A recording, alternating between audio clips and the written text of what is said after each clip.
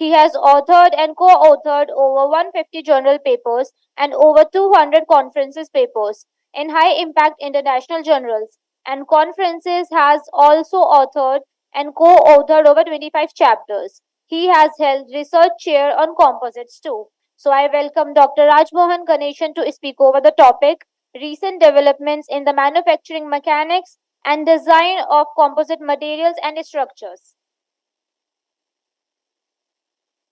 Good morning, and Round of applause for Dr. Ganesan.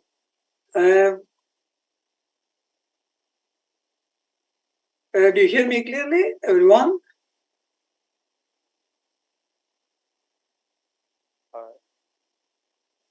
So you are audible. Yeah, you're hearing me. Good morning, and thank you, Madam Chair. And this is a very interesting conference, and I thank Dr. Sanjay Singh, who communicated with me, inviting me for this keynote talk, and Dr. Saluja for communicating to me all for the details about the conference. Thank you very much. Now I will share the screen.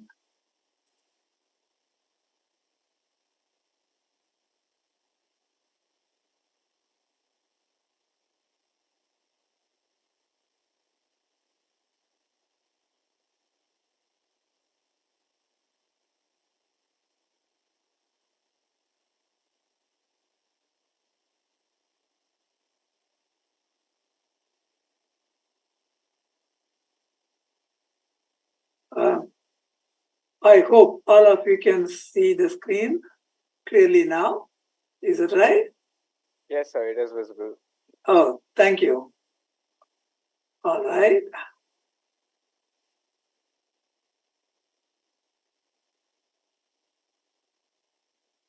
Sir, can you present your PPT in the slideshow mode? Yes, sir.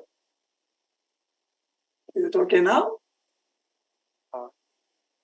Yes, sir, it is. Fine. Okay.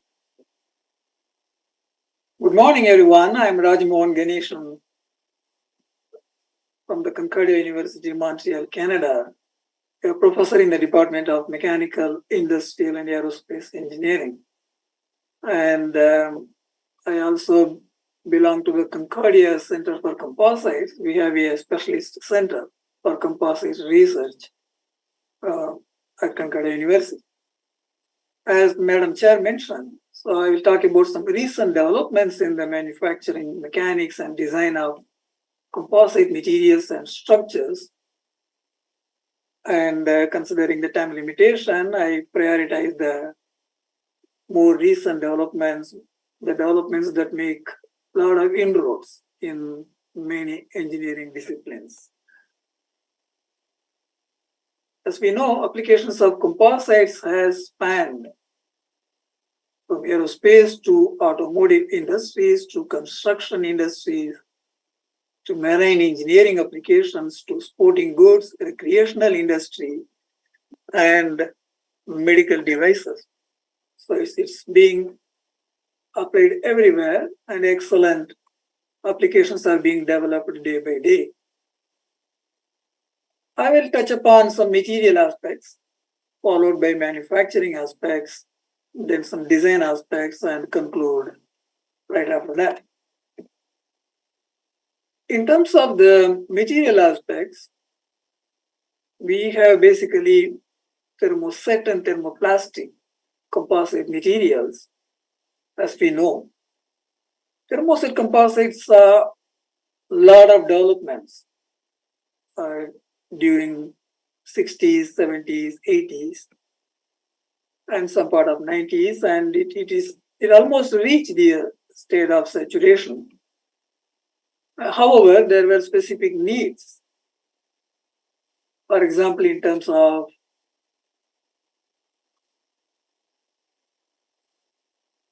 recyclability, that was a major concern in Americas, Europe, Asia, everywhere. Impact resistance, weldability, design flexibility, chemical resistance, and with the top priority of recyclability, because the sustainability is the key driver, considering the environment and cost and the life cycle cost of products. So in this regard, thermoplastic composites, the research on that has started around very vigorously around 80s and 90s. And then during the 2000s, in this 21st century, and it is finding more and more applications, a lot of developments have been developed. So the present day materials can be easily melted and reformed, and newer and newer materials focusing on environmentally friendly and cost-effective materials, and with a lot of ductility toughness, and going for all kinds of applications in various fields of engineering. And recent research has focused more on developing complex shapes and geometries, and with a longer processing window.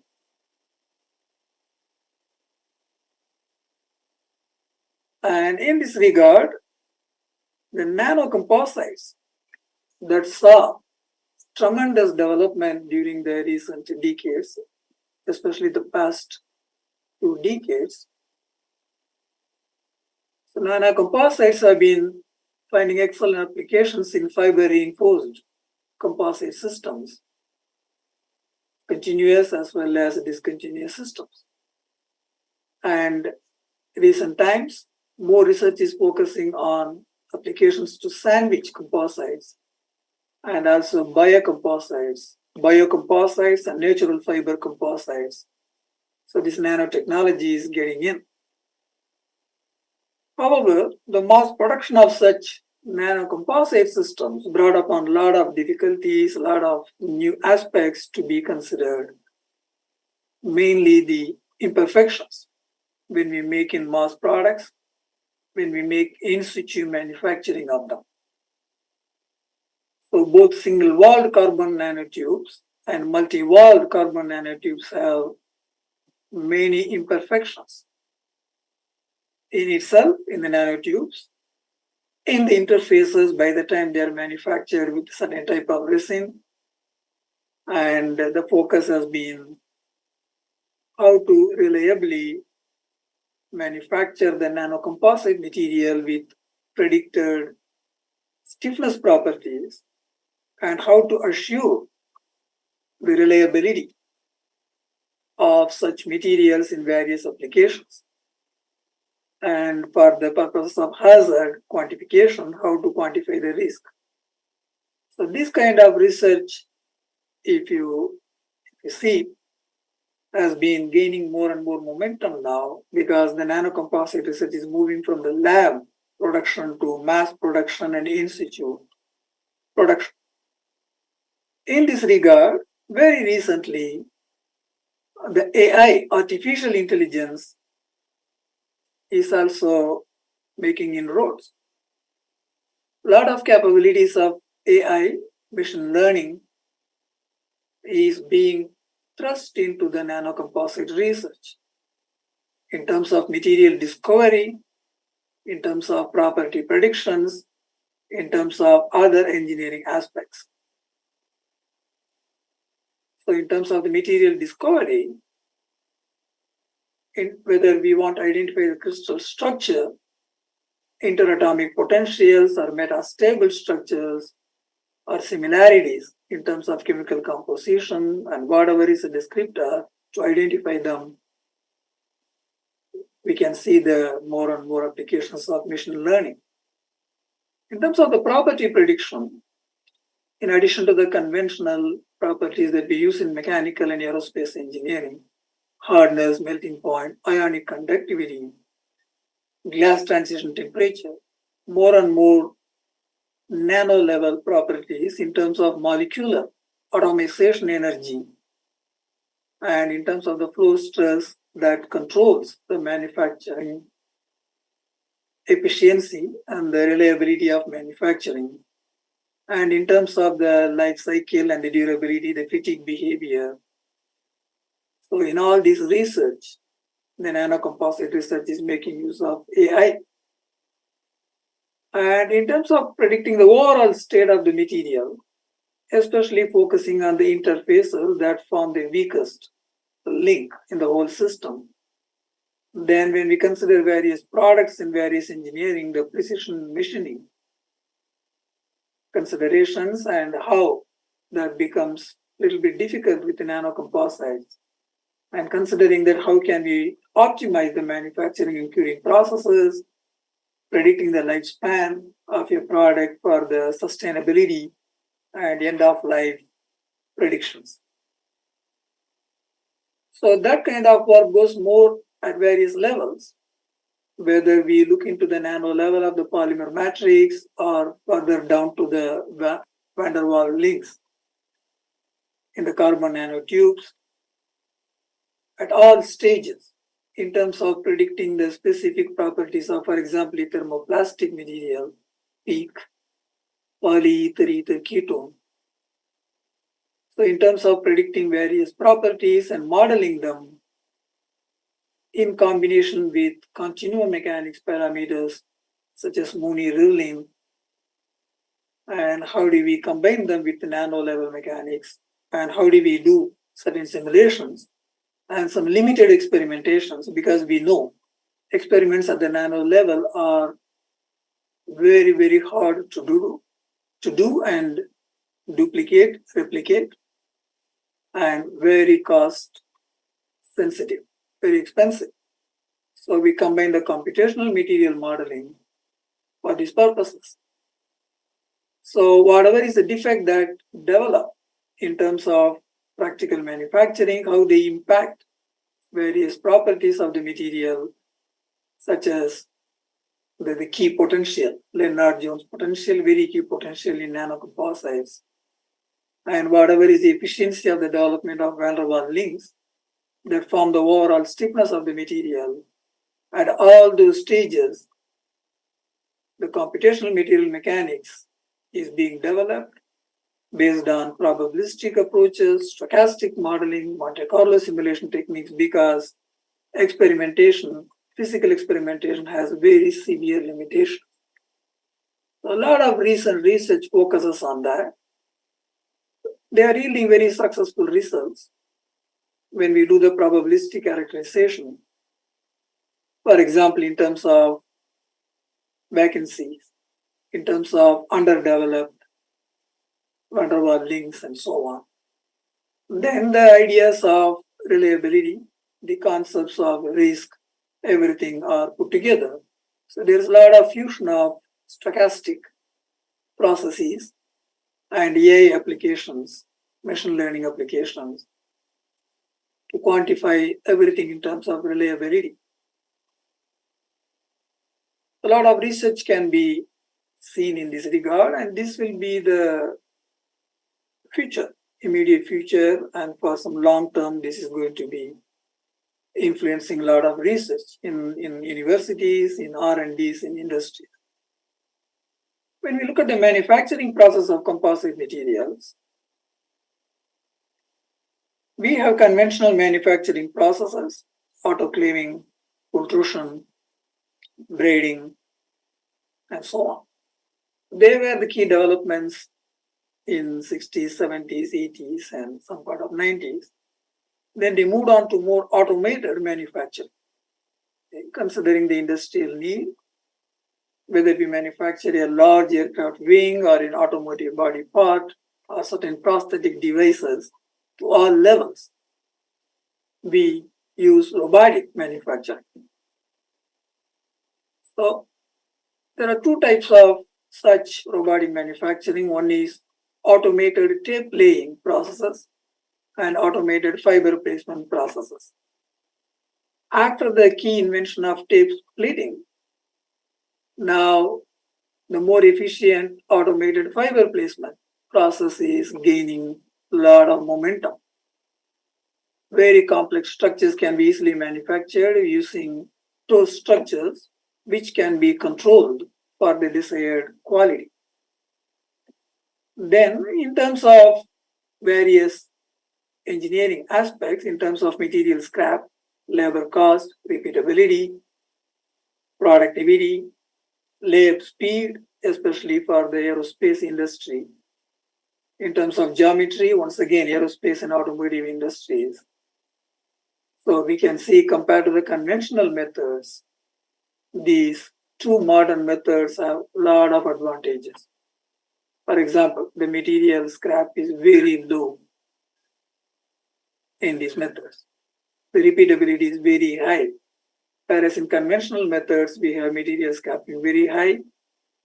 And in terms of different material types, narrow tools can be easily used. So we don't need wide tapes and associated costing in the aerospace industry.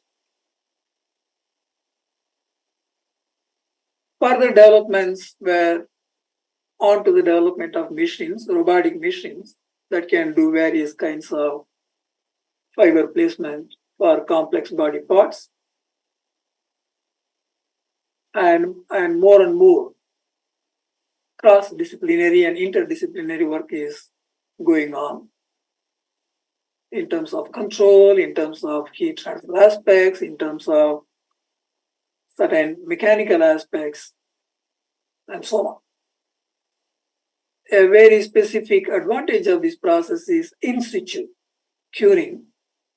So more recent research is focused on use of hot gas torch, like you see here, lasers that you see here. As you can see, they develop the curing as when the material is being laid and consolidated compared to conventional methods.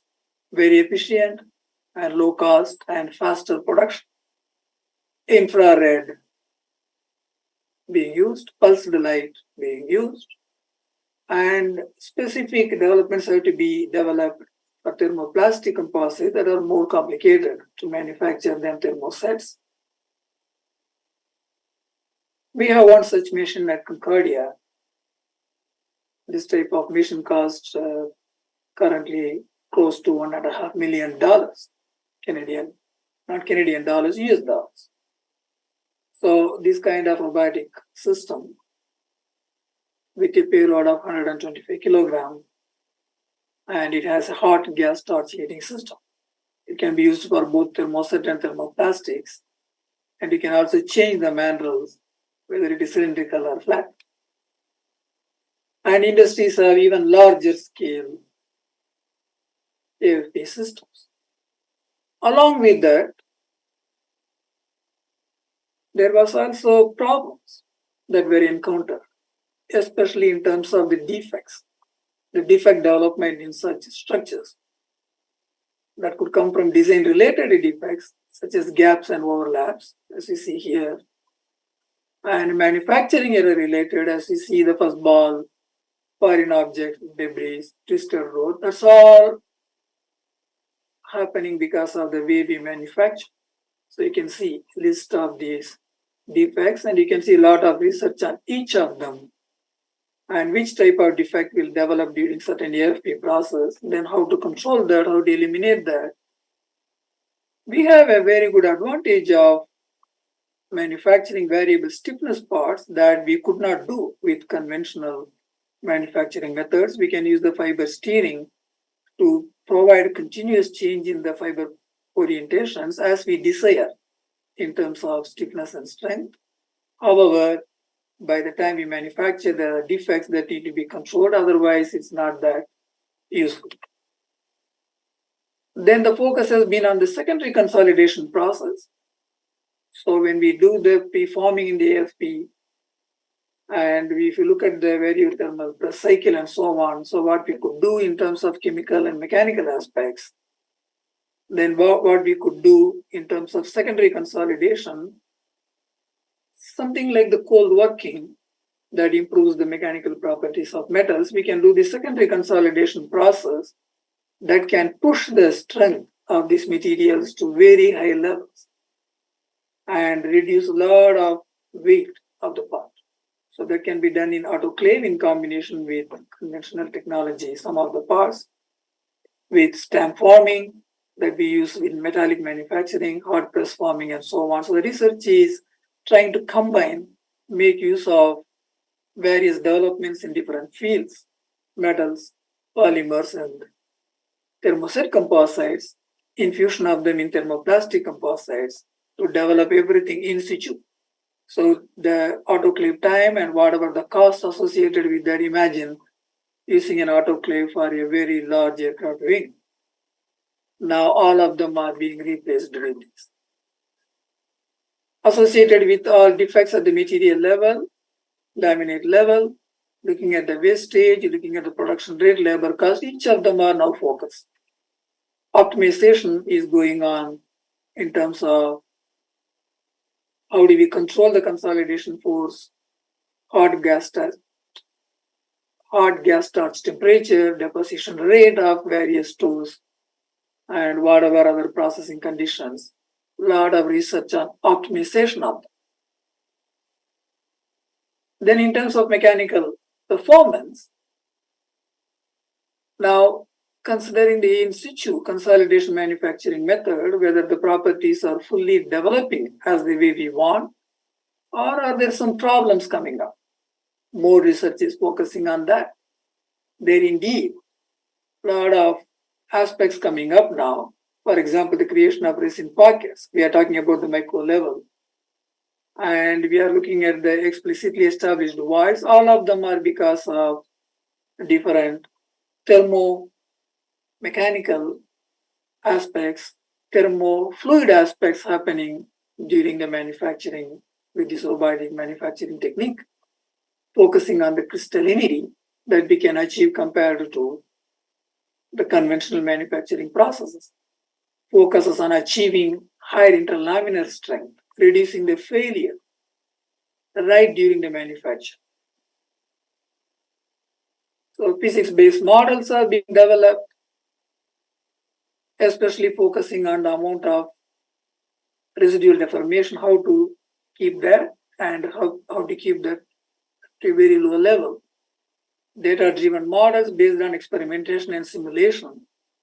Then at the point of data-driven models, a lot of AI is finding applications. Machine learning, different kind of neural network applications, all of them are finding excellent role in this.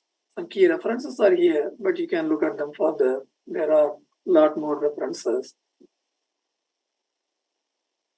I'll move on to the design stage, considering the time. So in terms of design of composite structures,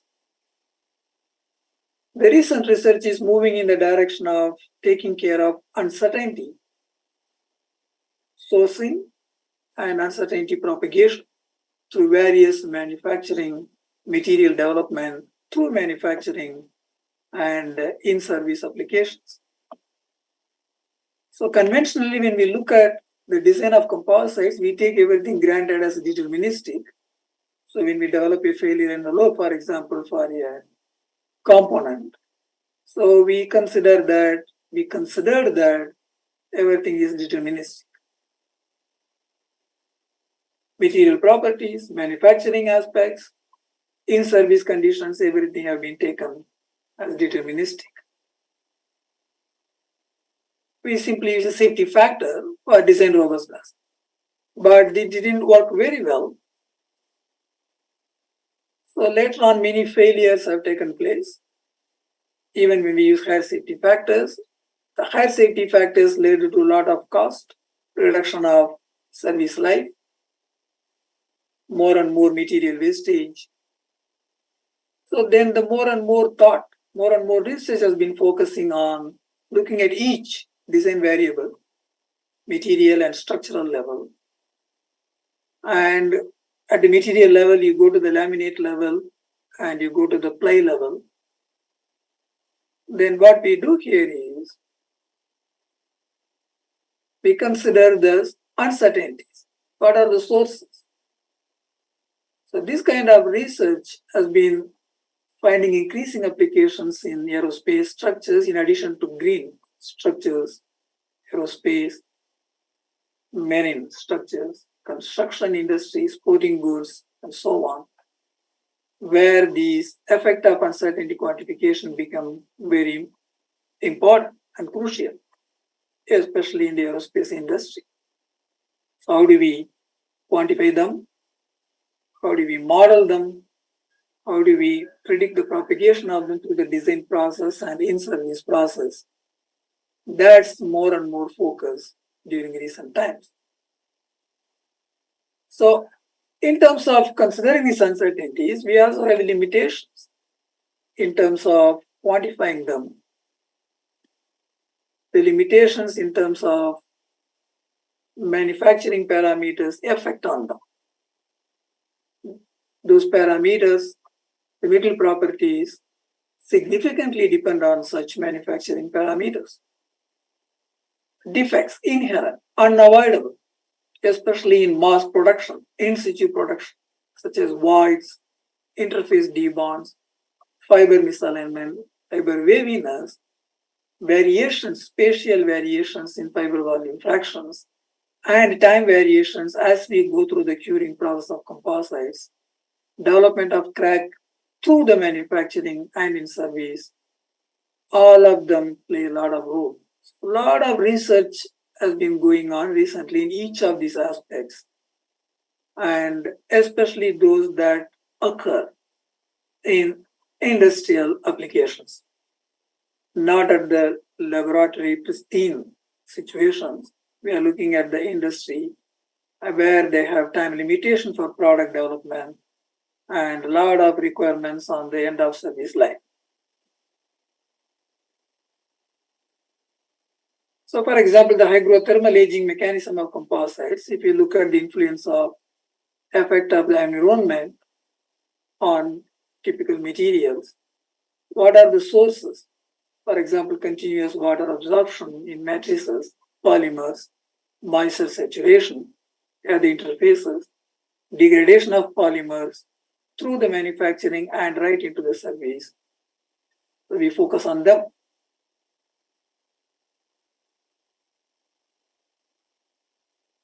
Then the effect of the environmental factors, which themselves are uncertain. One example is the hygrothermal aging. Another example, thermal fatigue that happens in aerospace applications significantly, mechanical shock, and cyclic loadings that are uncertain in aerospace engineering. All these contribute to the uncertainties. All of them affect the design significantly. So we need to understand the effects of these through appropriate mechanics, material testing, and some kind of prediction modeling. Recent research is focusing on representing all these in terms of stochastic variables, and machine learning comes very handy to handle these. And the research can go to the level of representative volume element uncertainty quantification. So before we have been going to a structural level, now we could go from the micromechanics level, and as the plates are put together to develop a laminate, what happens? So for example, using fuzzy logic or stochastic processes, we can characterize them. Then we can go to the structural level. All these multi-scale mechanics work, material modeling work, starting from RVE level to the level of unit cell to all the way to, for example, an engine, fan blade component or containment component or the wings. So we could now go with the use of modern computational techniques and machine learning.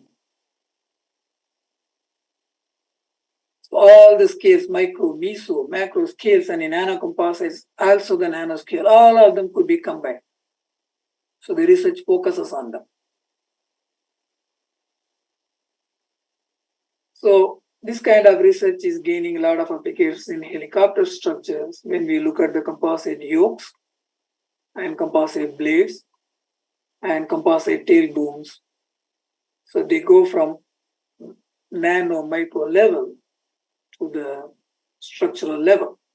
So this uncertainty propagation through all these levels of mechanics and material behavior is focused in recent research.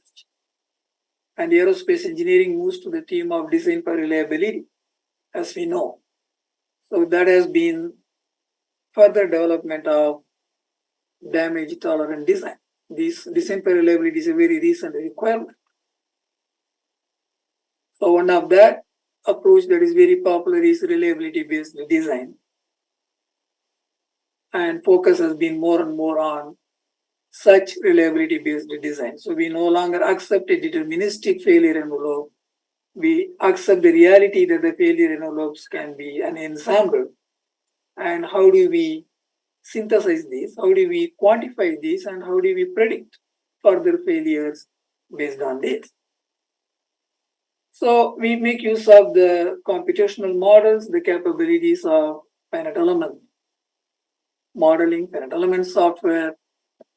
We make use of different tools of machine learning, research focusing on hypercube simulation or directional simulation or different type of sampling methods, and Monte Carlo simulation technique, which has been suffering before because of its limitations in terms of computational cost and time, now finding more and more help from AI and machine learning, so that now we could do all these together from a micro level to macro level. Let me just look at that time. I think I would finish in about 5 minutes or so. So a lot of meta models are being developed, different kind of meta models and relative advantages and disadvantages that can handle stochastic parameters, that can provide the PDF of the response very accurately. So you will see a lot of applications in meta modeling techniques during recent times. A sample of such models I have shown here, and sample of sampling techniques I have shown here. So you could see, for example, let's in hypercube model, you can see the IA optimal designs, Taguchi combined surrogate modeling methods. All of them are now focusing more and more on to the application to composite systems. A lot of challenges that are being addressed, especially training and testing, especially when we want to use the AI models, you are dealing with big data. So further research focus on dimensionality reduction, sensitivity, analysis methods to overcome these limitations. Different machine learning methods, different machine learning models are being developed.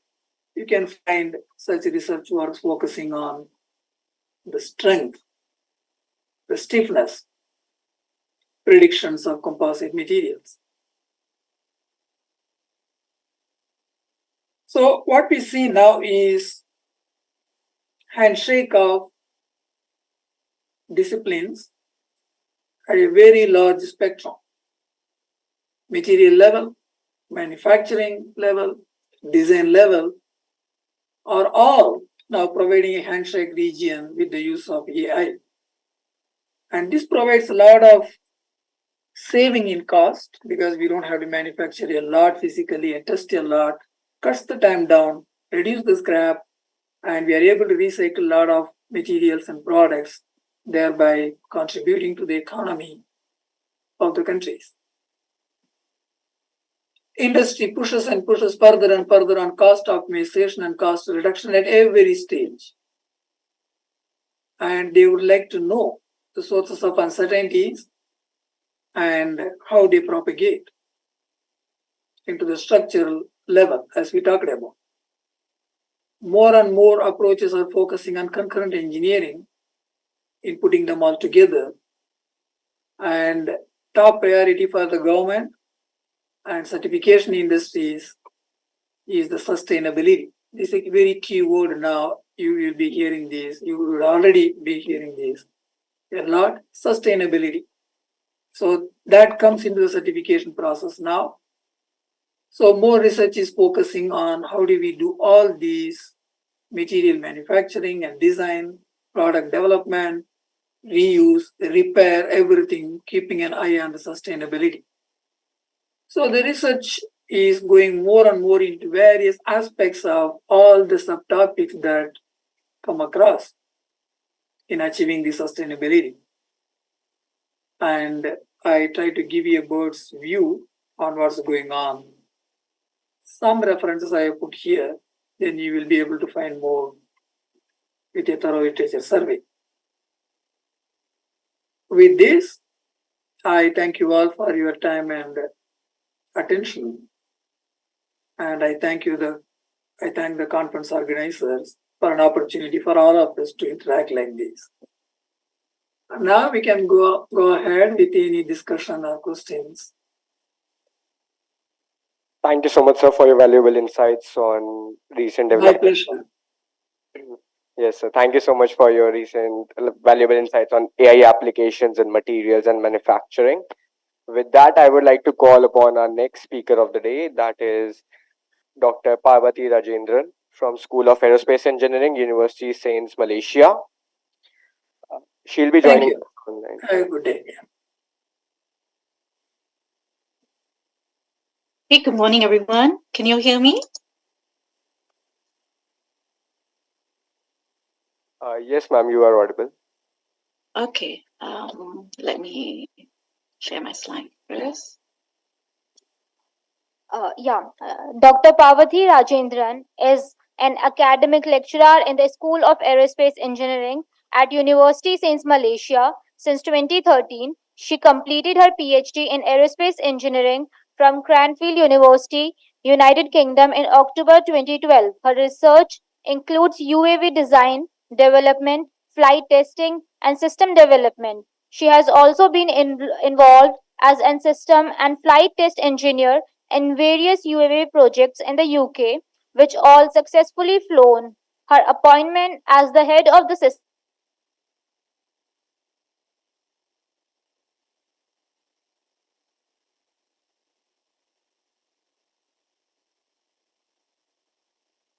she received awards for excellence in work and excellence in high impact publications from USM. Besides, she has attained the title of the Professor Engineer from the Board of Engineers Malaysia and currently serves as EAC Engineering Program Auditor. I would like ma'am to please tell us about her presentation. Okay. Thank you. Thank you for your intro. As you all know, I'm Dr. Parvati. I'm from University of Science Malaysia. So I will start my presentation today regarding flying non-stop around the world as a global outreach.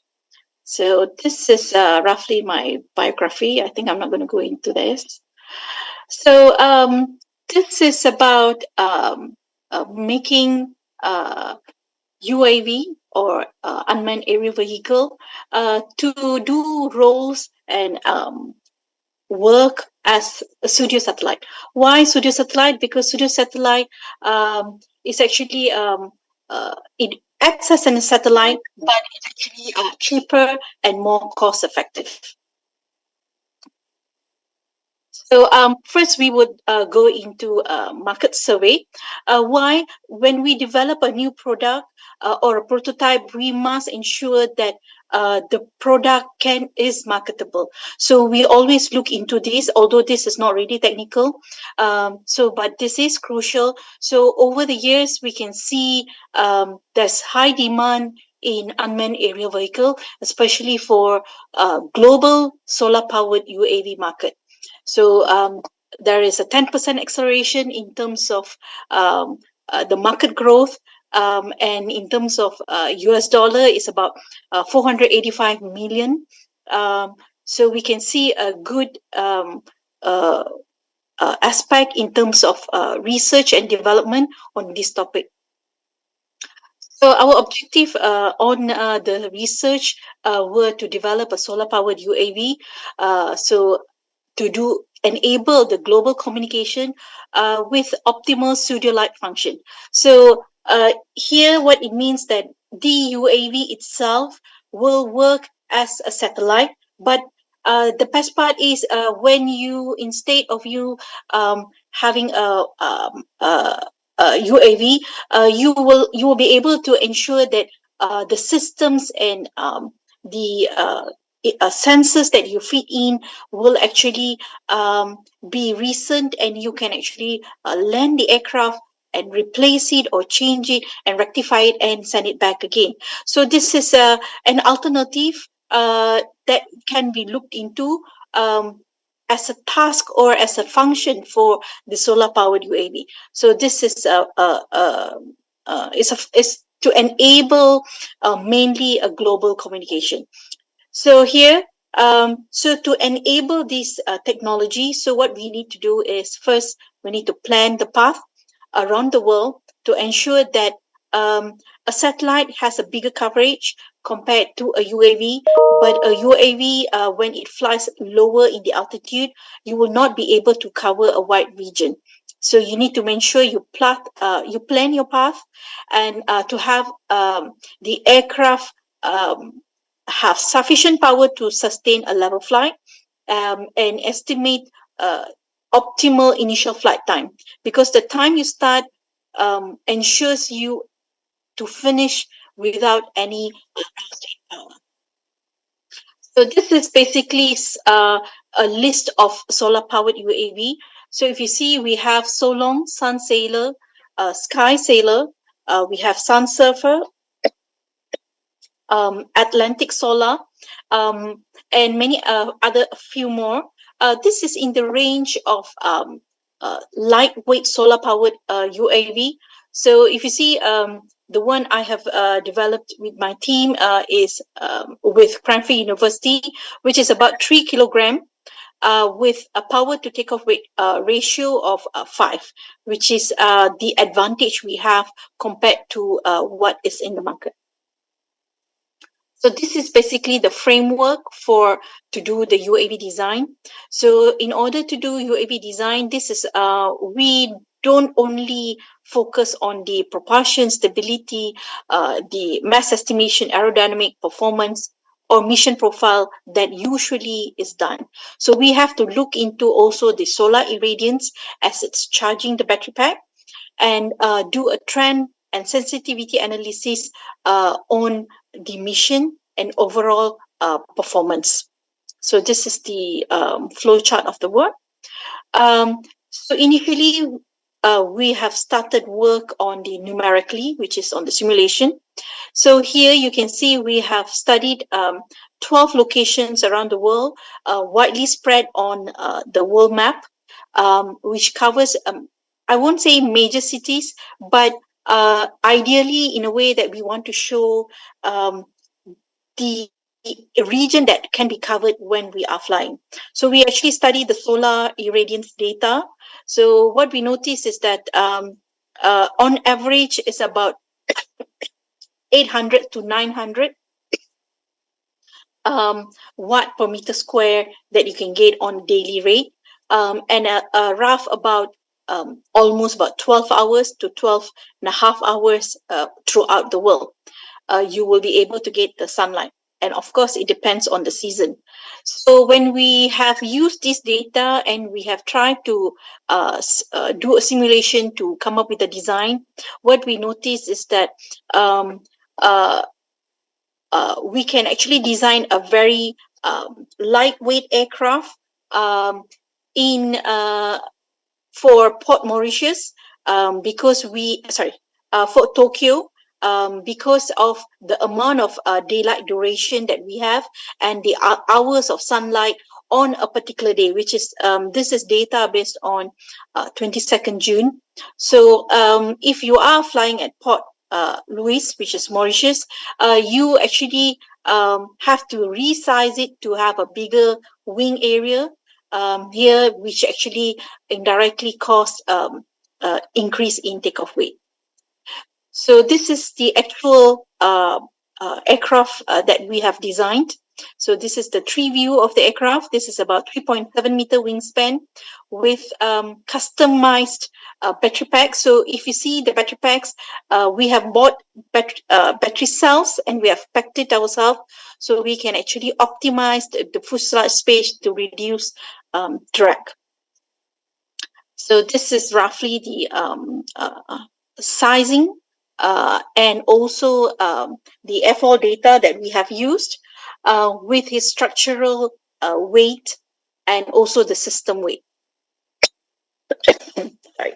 So this is my solar UAV. So this is a researcher. This is Professor Howard in Cranfield, UK. This is the other person on my right is actually another co-researcher who were helping us to fly the aircraft because I didn't know how to fly the aircraft. So this is schematic of my design, which is on this onboard system and also the ground control system. And I have shown separately the battery power system, which is in light green, which includes the PCB, which I have integrated into it to ensure the battery is protected. And also the solar power system comes with MPPT and a diode and fuse to ensure there is no reverse power back in to the solar module from the battery pack. And it is an electric propulsion. So if you see, we have an electric motor with propeller, and we of course have the data logging system, which we used was the Eagle Tree system. Yeah, so this is how samples of data on our experimental work. So as you can see, I've packed my own battery packs. So this is how the cells look like with the MPPT, and you can see that we do not get the theoretical value, of course, but we can estimate when we are actually flying at different temperature. Why we have done temperature testing here? This is because when you're flying very high up and across the world, temperature changes rapidly, and also there is wide range in seasons, and we are targeting to cover the whole Earth in 3 to 4 days. So this is roughly how it we have to ensure the temperature.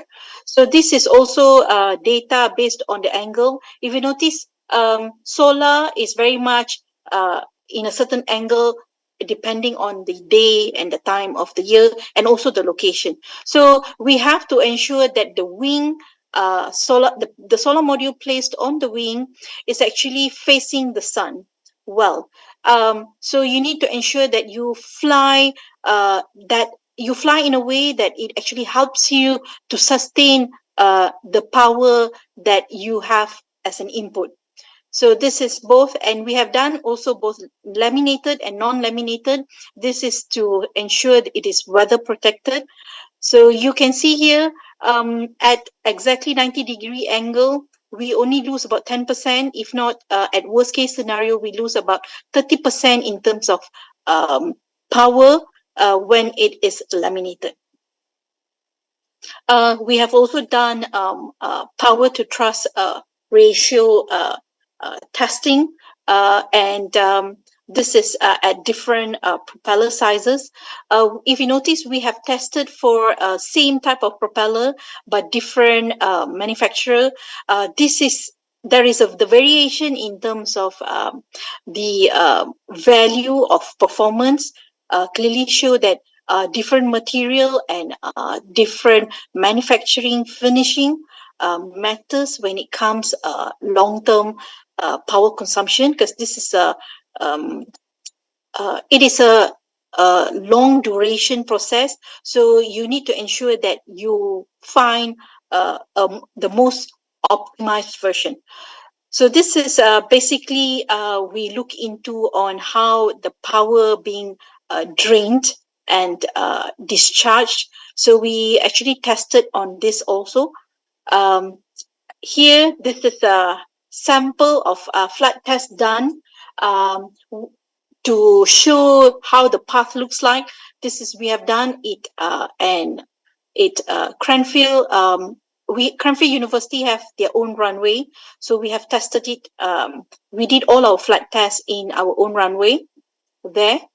And here it is how the flight test data were analyzed. So if you can see, we can see the launch point and the landing point based on the acceleration. And This is the how the voltage started and how the voltage ended. So if you notice, for a 14 minutes flight, the discharge rate is barely. So from 12.31 volt, it has dropped only to 12.09 volt. The lowest the battery can go for this 3-cell battery pack is 9. So we have clearly have shown that from this data, it can achieve almost 24-hour non-stop flight. This is based on the power consumption, and the maximum speed that we have flown here for this particular flight test was about 83 kilometer per hour, and we flew about 117 at max meter in altitude. So this is our data for flight test. What we did is that if you see this data, this is actually to usually when we do any design, we will do CFD analysis to understand the drag and lift coefficient values. Then we predict with wind tunnel testing. This data is actually to see how you can do or extract lift and drag ratio from an actual flight test. So this is how an actual aircraft flight test will be done. So we have done exactly the same way, but we have done it for a UAV.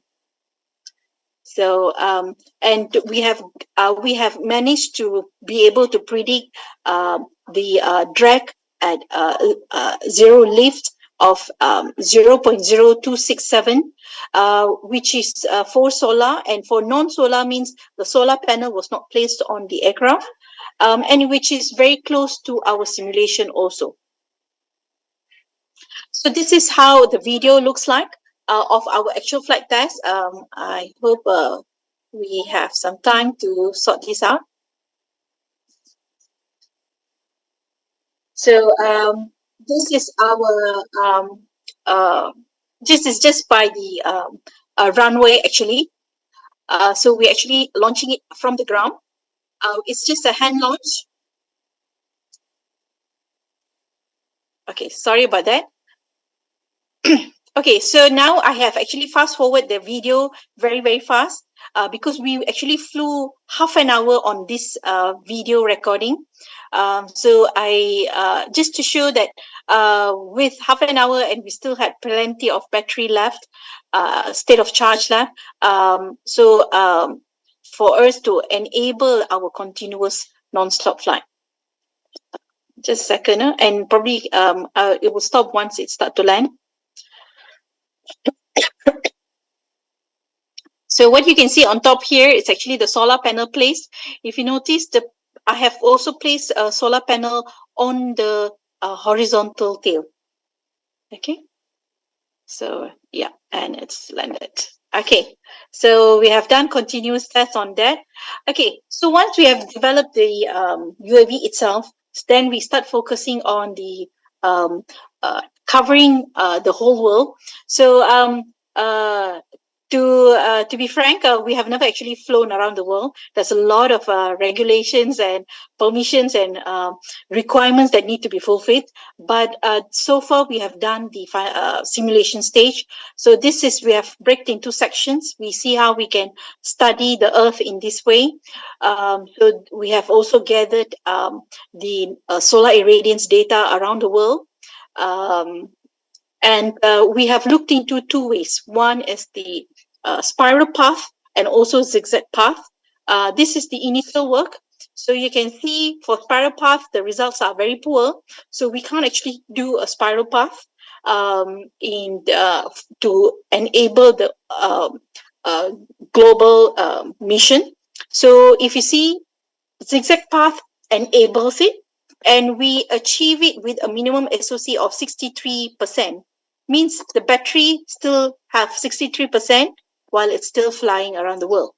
So this can be done when we break the whole world into 7 sections, imaginary sections, and you ask it to move around in that way. Okay. So this is data based on starting time, as I mentioned. the time you start matters, how the whole thing ends. So there is a variation. So if you can see from 58% to 63%. So basically, we just want to ensure that we start at the right time, because to ensure that we derive the most sunlight um, from the position we are. So here, we also have looked into based on the efficiency of solar cell. If you noticed why we looked into as 10%, I'm sorry. The aircraft that you saw just now actually employs flexible solar cells. It is not the normal monocrystalline solar cell. So due to that, we actually the efficiency that you get from a flexible is about 6 to 10%, depends on the manufacturer. So this is basically hoping that in future we will improve the performance, and this is on different battery packs. So even if you use a 3.1 amp hour battery pack, you will still be able to sustain a level flight at 29% roughly. So this is another way to do the world coverage, and we found that this is a more efficient way. Maybe young researchers like you all can look into. So this is on the hexagonal grids. This is dividing the Earth equally. So if you see here in the center, the globe, actually you can uh, split the hexagonal size in different sizes. So what we have tested is at level 9. Okay, so level 9, so you will have about 2,591 kilometers square, one particular cell. So in one particular cell, we have also see how we can start the region we cover within a cell. So whether you start from top right, top left, bottom right, bottom left, or diagonal way. Okay, so this is how we have tested each cell, and the performance wise, if you can see here, the here, okay, I think this is better. So if you see the diagonal top right, the distance you cover is quite high. So you want ideally you cover less distance, so you use less power and you arrive faster. Okay, so this is the concept. And if you see, then you will have to look into within a one cell how you're going to fly around. Okay, so this is about moving out of the cell. So if you have one cell here, say the yellow point is the starting point. So how do you decide where to move next to ensure you cover within a bigger region? So this is how the expansion looks like. So basically, I think uh, it will expand and cover the whole Earth later. So now I would like to conclude that here I have covered, we have found that we have enabled a global solar powered UAV, first by defining the mathematical model with the 9 design properties I've shown earlier in the flowchart framework. And we have also included the 3 new design aspects with 3 improvement in design properties. Then the implication of solar irradiance and daylight duration in designing a small solar UAV can actually operate perpetually, means non-stop, in various cities around the world. So once we have done in cities, then we looked into perpetual flight throughout, and that also, so far, the data has been promising. So here I would like to end. Thank you. Thank you so much, ma'am, for your valuable insights.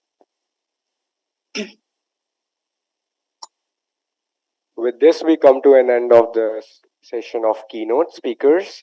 And after that, we'll be having a technical session 6, 7, and 8 in the respective venues. Technical session 6 will be in F2 Seminar Hall.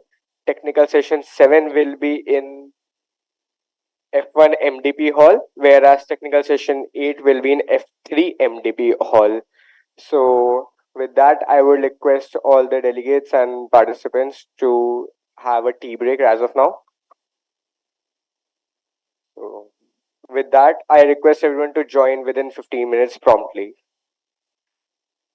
So, I would like to thank all the online speakers for joining us, and thank you so much for your valuable insights on your topics. Thank you.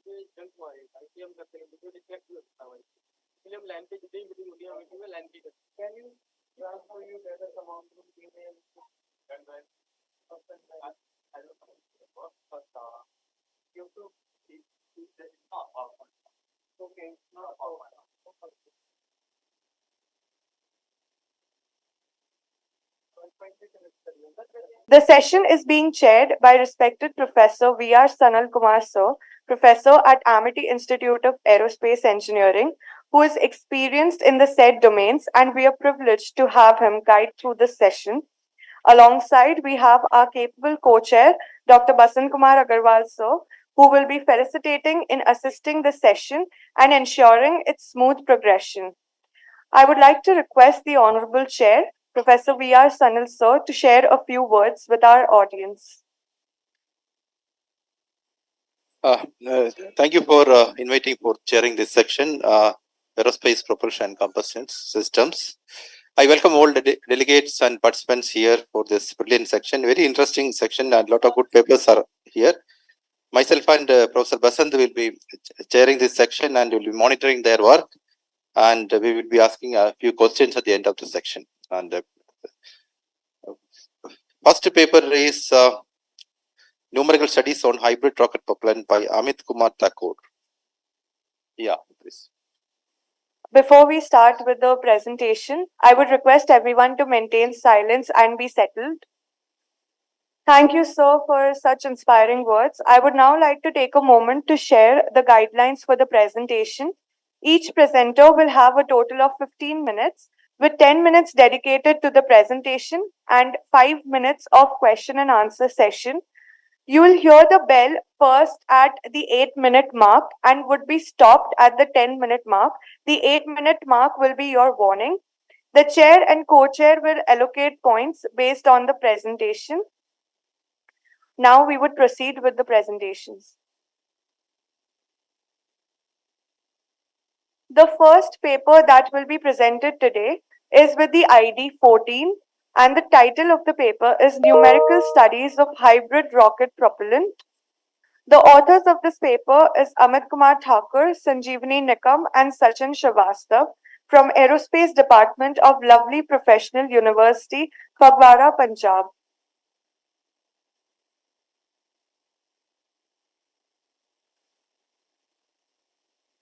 Sanjeevani, have you joined? Yes, ma'am. Just a minute. Please, can you turn on your camera? Yeah, sure.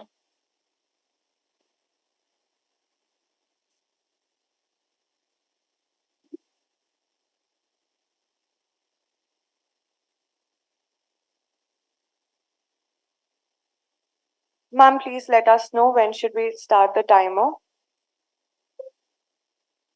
Am I audible and is it visible, my presentation? Yes, you are audible and visible, and so is your presentation. Okay. Thank you. First I of all, request you to please let us know when should we start the timer. yes, ma'am. Okay, your timer has started. Okay. Good morning, all of you. My name is Sanjeevani Nikam. I am MTech student from Lovely Professional University. Today, I am going to present PPT on a numerical studies of hybrid rocket propellant. Here is the outline of the PPT. First of all, we can see the introduction of this paper. We can see that hybrid rocket propellant. What is hybrid rocket propellant? After that, we'll see literature review of this paper. For this paper, I have gone through the 30 plus papers, and I have mentioned 3-4 papers here.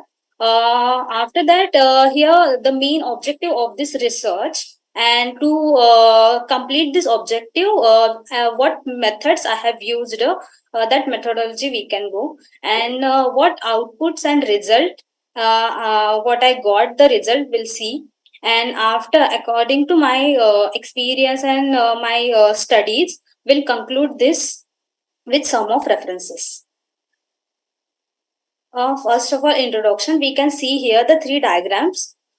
In the first diagram, we can see that the solid rocket motor is there. In the solid rocket motor, both the propellants are in the solid state. Fuel and oxidizer both are in the solid state. In second diagram, we can see the oxidizer and fuel both are in the liquid phase, and because of that we need fuel separate fuel tanks, and for because of this we want mechanism, separate mechanism for, so it is a complicated design. And at the last, it is the hybrid rocket engine, and it is the intermediate of solid and as well as liquid rocket engine.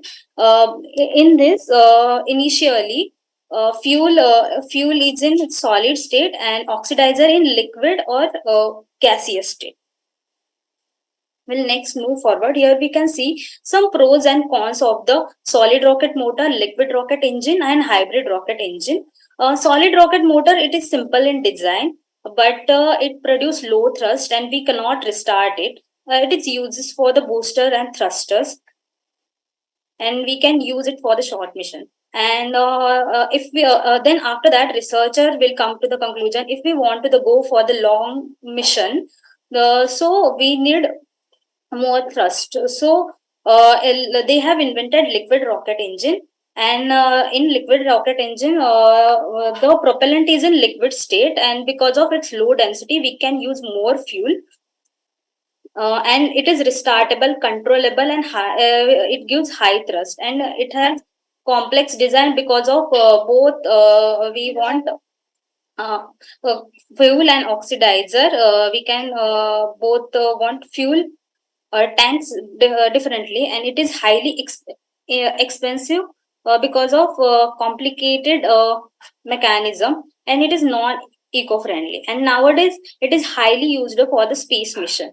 And at the last, hybrid rocket engine we are using for the low earth orbit mission. It has some advantages and some of disadvantages, because of it has both properties of solid rocket motor as well as liquid rocket engine. and we can restart it. It is restartable and controllable because we can control the oxidizer. If we give more oxidizer, then we get more thrust, and if we give the more and more oxidizer, we can change the oxidizer and fuel ratio. So that is uncertainty. So that is the main disadvantage of hybrid rocket engine, and it is used for only low earth orbit mission, and now it is applicable in the army and rockets for the missiles. Next, we'll go through the literature review. Here I'm mentioning some of the papers with the journals year and their SCI Scopus index and with their findings. As per the time being, we'll move forward. For this paper, I have gone through the 30 plus 30 plus papers. Now we come to the main objective of this research. From the literature review, from the literature, researcher have mentioned that they have preferred that HTPB and paraffin. It is more reliable, and the reliable uh, oxidizers are liquid oxygen and nitrous oxide and hydrogen peroxide. So after that, my second objective is to investigate the combination of better fuel and oxidizer combination. And after getting this combination, I have added some metallic additives, aluminum and boron with the separate. And after this combination, will analyze the combustion characteristics and validate the result. Combustion characteristics like specific impulse, etc. And at the last, we'll conclude the percentage of additives, at what percentage of additives will get the fuel and oxidizer better combination and will get better result. To complete this objective, what method I have used and what methodology I have used, that we'll see. For the fuel and oxidizer combination and fuel additives oxidizer combination, I have used the NASA CEA application code, that is chemical equilibrium application code. So for this chemical equilibrium application code, how is this work, and what parameters we want? So I am using propellant.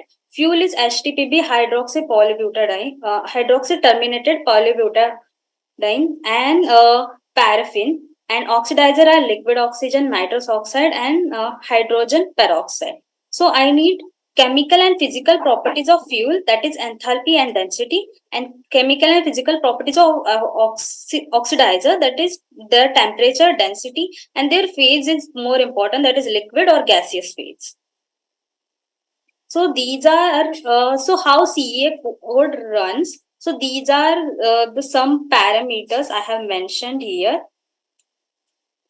That boundary condition I have mentioned here. I am using rocket equilibrium, and at the temperature of, I initialize temperature 3000 Kelvin, but for the better result 2500 and 3500, I am both I am taking for the to get more results. Paraffin is the alkene member, and paraffin divided into two terms, that is H2 and C2H4. So for the here I am giving the percentage of fuel that I have given here, and for the oxidizer, I would like you to wind up the presentation within 2 minutes. yes, ma'am. So when we got the output, we can get the exit and throat. We can get the specific impulse. Here I have plotted some graph after the CEA code. We can get the result, and I have plotted the graph specific impulse versus fuel and oxidizer, specific characteristic velocity versus oxidizer and fuel ratio, and combustion chamber temperature versus oxidizer and fuel ratio.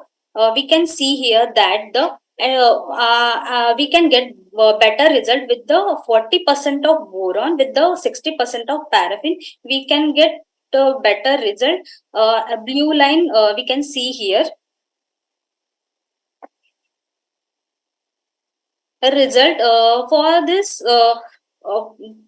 this graph we can see here are the values of result for the pure paraffin and liquid oxygen cost of. I have tested it on the CA application code. So maximum specific impulse 285.17 second and characteristic velocity 1711.6 and combustion chamber is 3095 respectively. At the 40% of boron we can get the better result as compared to aluminium. And we can see here at the third result, fourth point, at the 40% of aluminium, we can get specific impulse 303.34 second, 1793.5 meter per second characteristic velocity, and 344 5.65 combustion chamber temperature, and 40% of boron. We can see here that we can get better result than the 40%. Your time's up. Now we can begin with the Q&A session. Okay, thank you, ma'am.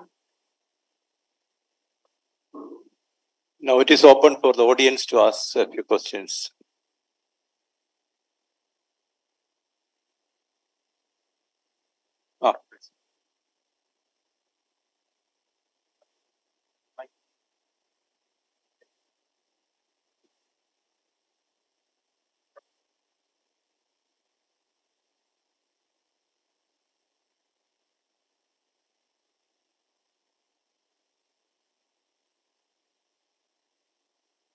Hello. Yes, sir. Yes, my question is, what is the desired thrust that your hybrid rocket can get?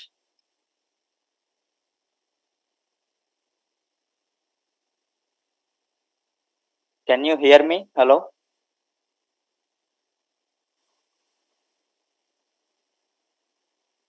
Ma'am, Is it the audible? question audible? Hello.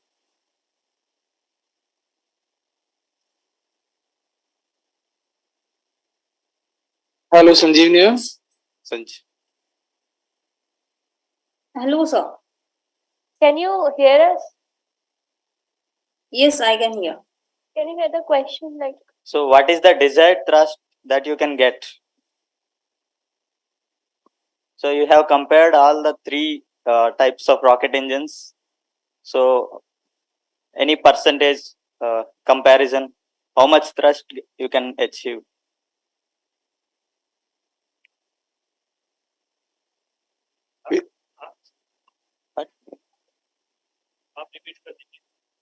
okay.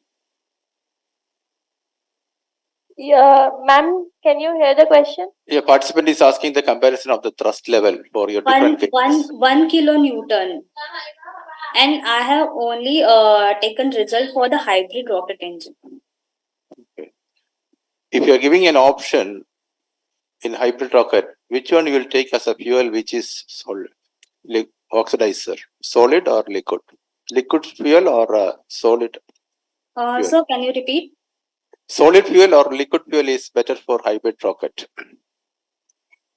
Hybrid. Solid fuel is better for the hybrid.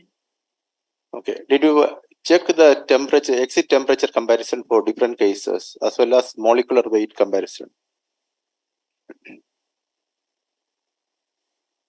Average molecular weight at the exit of the nozzle for the different cases.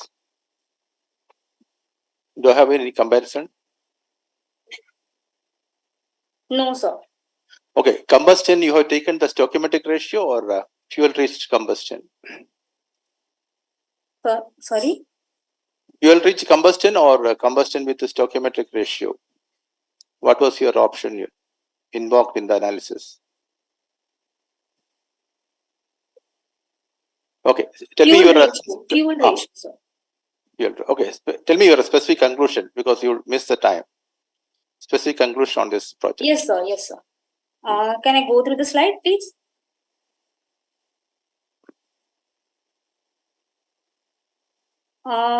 Is it visible, my slide? So, No, ma'am, please hear. No, it is one not per visible. minute. Yes, I'm sharing it again. Yes. Here is the conclusion. First of all, I have investigated both combustion properties with adding some metallic additives, and we initialize the fuel and oxidizer combination with additives. And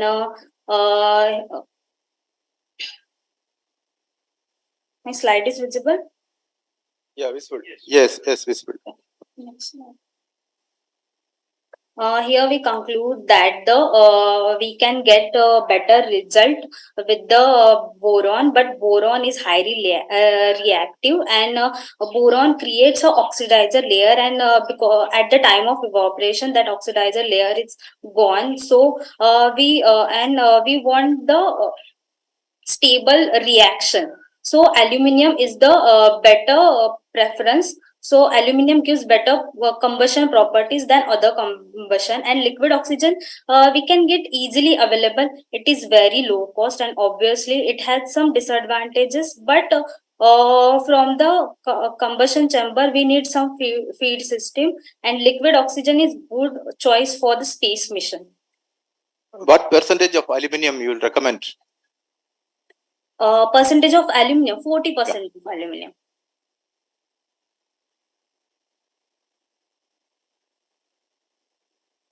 Do you think that HTPB is a better option for your solid propellant? HTPB is better option, but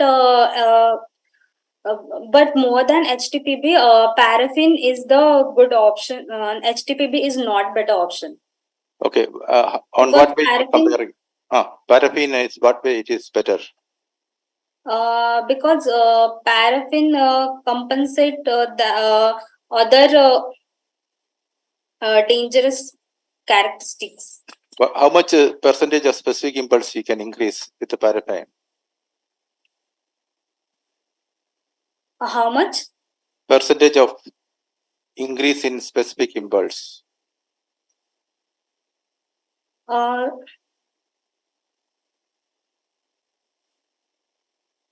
Okay, you can carry out your studies further. It's a good work.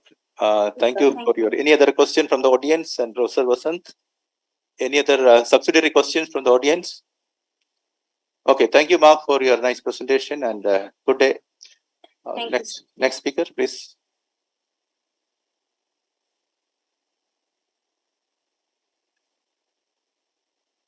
Moving on to the next paper ID 35. Paper title: Aging and Atomization Characteristics of Aluminium Loaded and Unloaded Ethanol Gel, which will be presented by Dr. Rajiv Kumar. He will be joining us online. I would like to request the audience to please maintain the decorum of the auditorium. Good morning to all. Is it audible? Good morning, sir. Yes, sir, you're audible. Okay, I will share the PPT. Sure. Okay, my PPT is visible? Yes, sir, it's visible.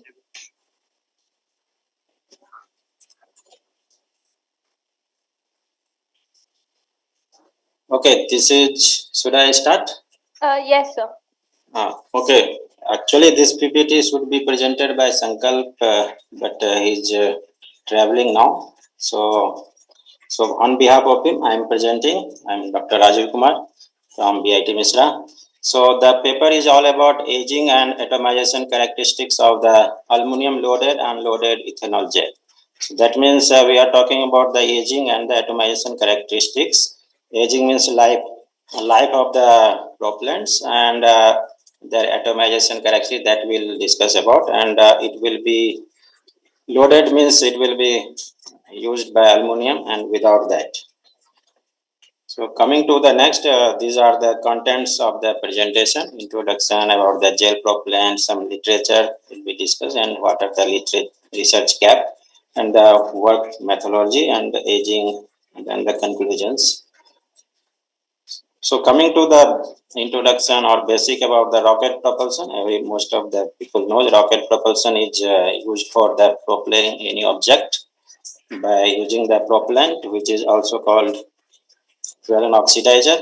And in rocket, we do not require any oxidizer, and it carries its own oxidizer. Doesn't depends on the atmospheric condition. So it classified into, if we just see about the chemical propulsion, into solid rocket, liquid rocket, and the hybrid rocket. So already people are aware just a few minutes ago about the hybrid rocket. So solid rocket where fuel and oxygen are in the solid phase. In liquid rocket, we have both liquid in phase, both fuel and oxidizer. Whereas the hybrid rocket, we take the combination of this solid fuel and oxidizer will be in the liquid phase. Here we are more talking about the only liquid propulsion system, because in liquid only we are using this gel propulsion.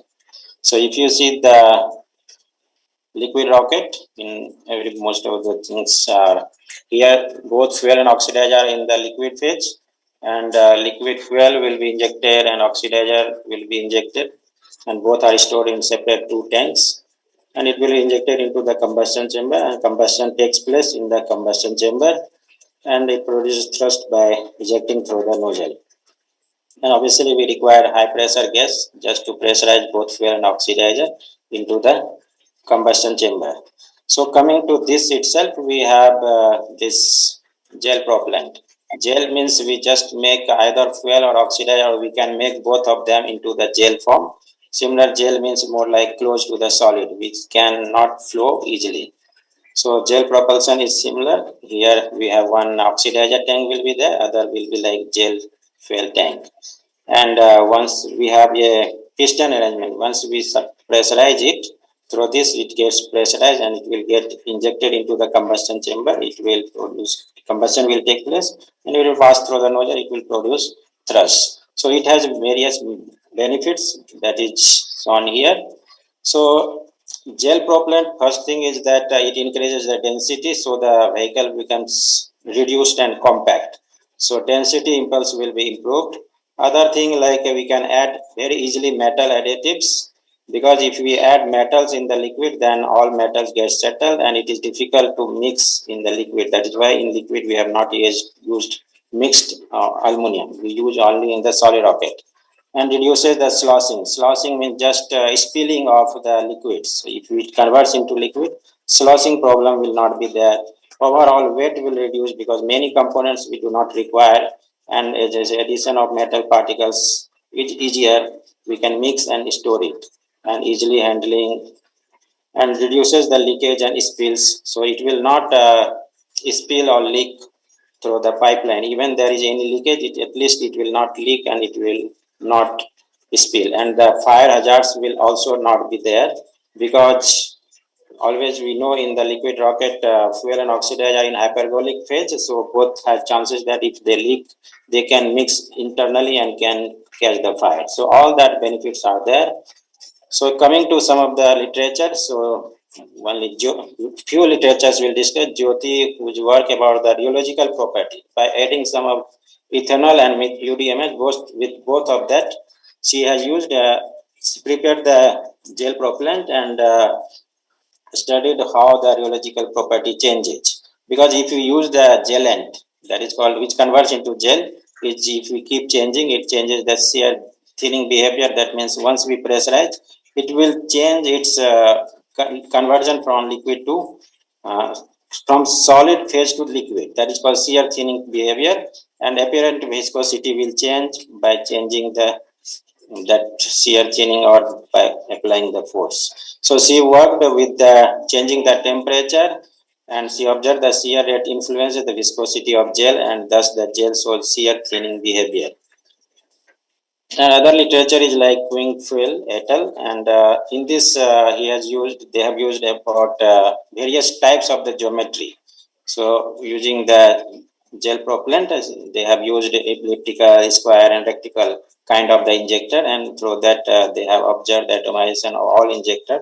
So similar behavior with increasing the pressure drop. So by increasing the pressure drop, they did observe much difference in the atomization. Other is Sai et al. Atomization of gel propellant. through the air blast triplet atomizer. This is also like using the kind of the atomizer or injector, and they have a small impingement angle. So if we see from this, they found a decrease with the increased air to liquid ratio, means SMD or atomized particle, and the relation between the rheological property and the atomized characteristic was performed by them. Now coming to the literature gap, or what is the gap in the current scenario, gel processing is not yet fully established, and preparation is also not well established. Gel stability, how much stable it will be, life of that and shelf life of that, and rheological characteristics of metallized and the non-metallized. The comparison with metallized and non-metallized, still it is pending and it's still going on. And atomization of loaded and loaded gel, means loaded with metallized and unmetallized. Now, this is the methodology. Initially, we have used ethanol based, and in this we have used constant percentage of 80% ethanol, and we have changed that. This is methyl cellulose. This methyl cellulose is called gelent, which converts this ethanol into the gel form. So various percentage has been added in this, and we have to see which concentration gives the best or optimized in the form of gel. Some will be in the liquid form, some will become a little harder. So in this form, we have seen that 80% and 13.5% water and distilled water and 6.5% gives the best. And similar experiment was done with the metallized. Metallized means we have added aluminum particles in that, and in that once we have added this is the combination it was used. 75% was fixed, and then 10% aluminum was fixed, Till and then 8 minutes are over. okay, methanol cellulose is changed, and in this actually best was this 4.7%. Simpler process was adopted there also. And observation was same, I said 6.5% combination gave best, 4.75 gave the best for the metallized one. And this is the experimental setup. This is simple. We have the nitrogen cylinder, it passes through this, and to control it, and there is a piston arrangement. We have this gel, and then it will pressurized and it will get atomized. We have stroboscope and camera to capture the images for that. This is the aging characteristics. To know the aging, what is the life, we have taken the rheology study at different one first reading, second reading, third and fourth hour, and it is observed that as the time increases, viscosity changes. That means the life of this keeps on changing. Similarly, we have seen for the metallized. So the metallized shows very less change between first hour to the fourth hour. So that means it has more stability than non-metallized. Similarly, this is about the summarization. I will not go for that. This is atomization characterization. Atomization characteristic almost we have used this like all 45%, 45-degree impingement angle. And if we do only with the single atomizer, it was not showing any atomization. So it was done with 45-degree and it was showing the atomization. But it is difficult to just differentiate here with 200, 400, 600 psi. Similar studies done for the metallized one. And for this, we have done, this is called through image software, what is the particle size, the count of droplets, and their average area, and their number of droplets. If we see the Sir, droplet your time size is over. keeps on reducing as we keep on increasing the pressure. So these are outcome of that, and conclusion of this is that metallized aging characteristic were poor in comparison with the metallized ethanol gel. At the ambient condition, trend line observed for the metallized gel was found to be similar to that of non-metallized gel. Trend of average area of droplet and mean droplet were found to be decreased with increase in pressure exerted, and number of particles were found to be increasing with the increasing in the pressure. So these are things. Thank you so much, sir. We would like to start with your question and answer. Now, floor is open for discussion. Any specific questions to this topic?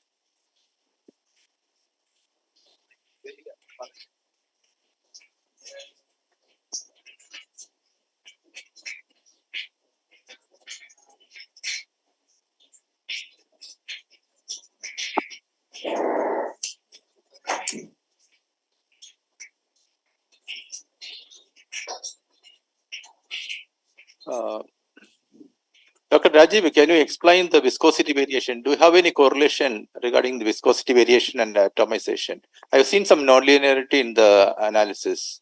What would have been the reason for that?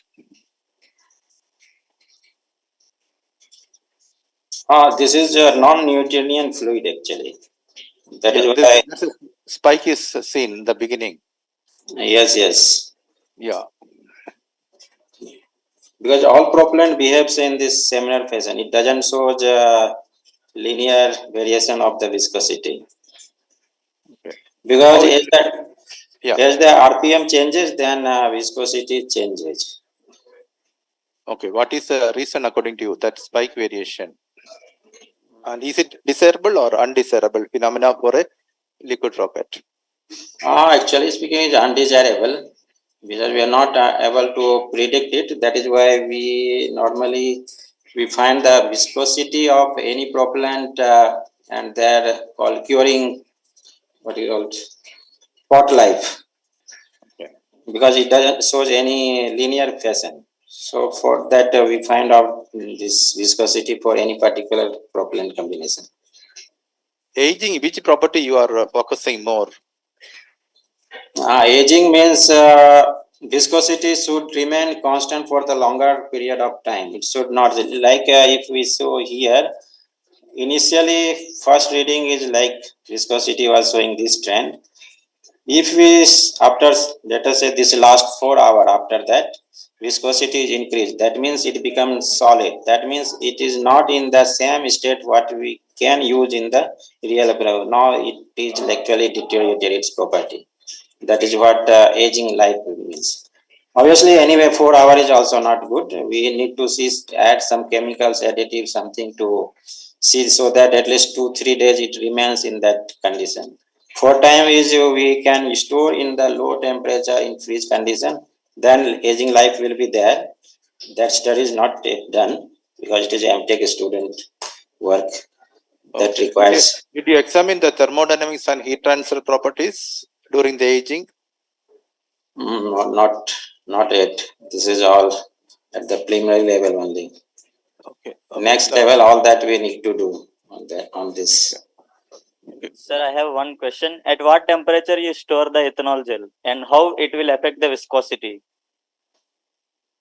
What temperature? It is actually, it was stored at ambient condition. Let us say 25 degree. At 25 degree, all this, or we can say it was in AC, 20 degree AC condition where it was stored. Because in liquid rocket, we store in very less temperatures. So is it sufficient, 25 degrees? What do you think? What temperature you say? So in liquid rockets, we store the fuel and oxidizer in very less temperature. So you are saying that 25 degrees that you are going to store. So how it will affect? No, will it be it depends. sufficient? Liquid rocket also depends what kind of the propellant it is. If it is a cryogenic, it will be stored in cryogenic condition. If it is a storable propellant, it will be stored like this 25 normal condition. Okay. Yes, Mr. Raju, what are your assumptions in this analysis? What are the assumptions? Yes. So I didn't get a question. Thermodynamic assumptions. Thermodynamic assumptions. That side, I didn't do anything on that. So have you done any validation studies? Validation in the sense we have just characterized whatever gel we have prepared and we have seen the viscosity. We have compared this viscosity with some of the literature. Initially, whatever gel we prepared, that viscosity trends like we have on Jyoti and others, they have done. So whatever viscosity we are getting, whether it is close to that, then we have proceeded with that. That is only validation we did. Okay. Any attempt for a Reynolds sample estimation in the real flight case? All that we need to do the next we have to do combustion study. During that time we have to do all this. Okay, thank you, Dr. Rajiv. Any further questions from the floor? Yeah, please.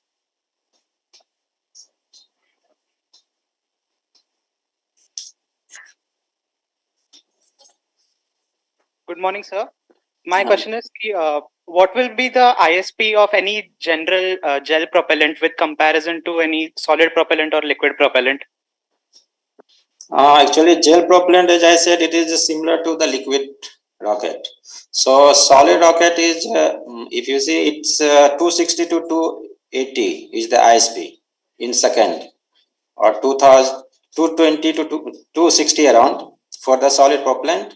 And since it is a liquid rocket and fuel are same, so its ISP will be around 340 around. Okay, sir. Thank you. Okay, thank you, Dr. Rajiv. Now we'll invite for the next section. Thank you. Okay, thank you, sir. Thank you. Thank you, sir. Before moving on to the next paper ID, I would like to reiterate that the presentation would be of 10 minutes only. So please adhere to the timelines. The next paper ID coming up is paper 41, which is titled as Prediction of Thermal Conductivity of Binder Systems of High Energy Propellant using Reverse Non-Equilibrium Molecular Dynamics Simulation Method. The presenters are Alphan M, Dr. Manish Kumar Chauhan, and Dr. Srinivas Rao Gorepati.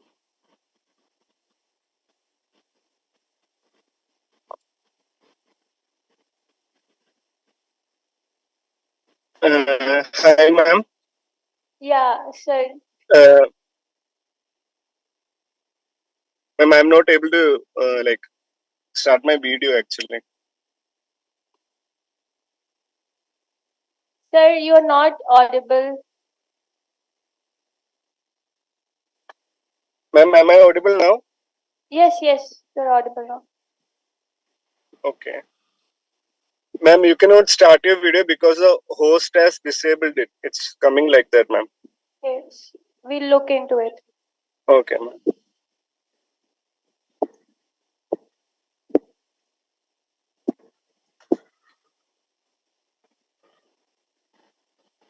Hi. Hello, Ma'am, sir. share my screen 1 second, ma'am.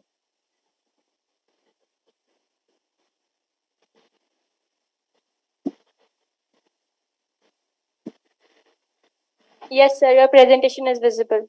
Please inform when you start. Okay.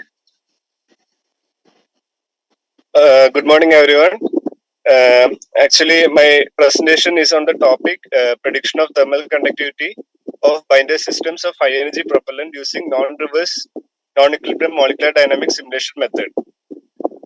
So, in this topic, actually, I have used one software that is Binders Material Studio to calculate the thermal conductivity of calculate the thermal conductivity and compare this thermal conductivity of two binders of propellants. The two binders used for the for calculating this is HTPB and PDU-ER. And I have some experimental methods for PDU-ER, but it's not for thermal conductivity for some other studies. So this is the outline, that is introduction, problem statement and objectives, simulation, results, everything, conclusion and references.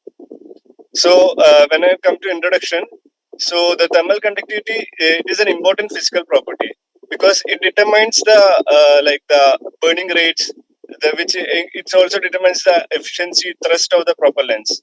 So I have calculated this can influence the rate of combustion and which can affect the thrust and efficiency also. So I have used reverse non-equilibrium molecular dynamics simulation method in Binders Material Studio software to calculate the thermal conductivity of tetrazole HTPB and polydiene urethane epoxy rubber. So, and this property I have compared with the literature value of the HTPB, which is currently used in the rockets HTPB binder system.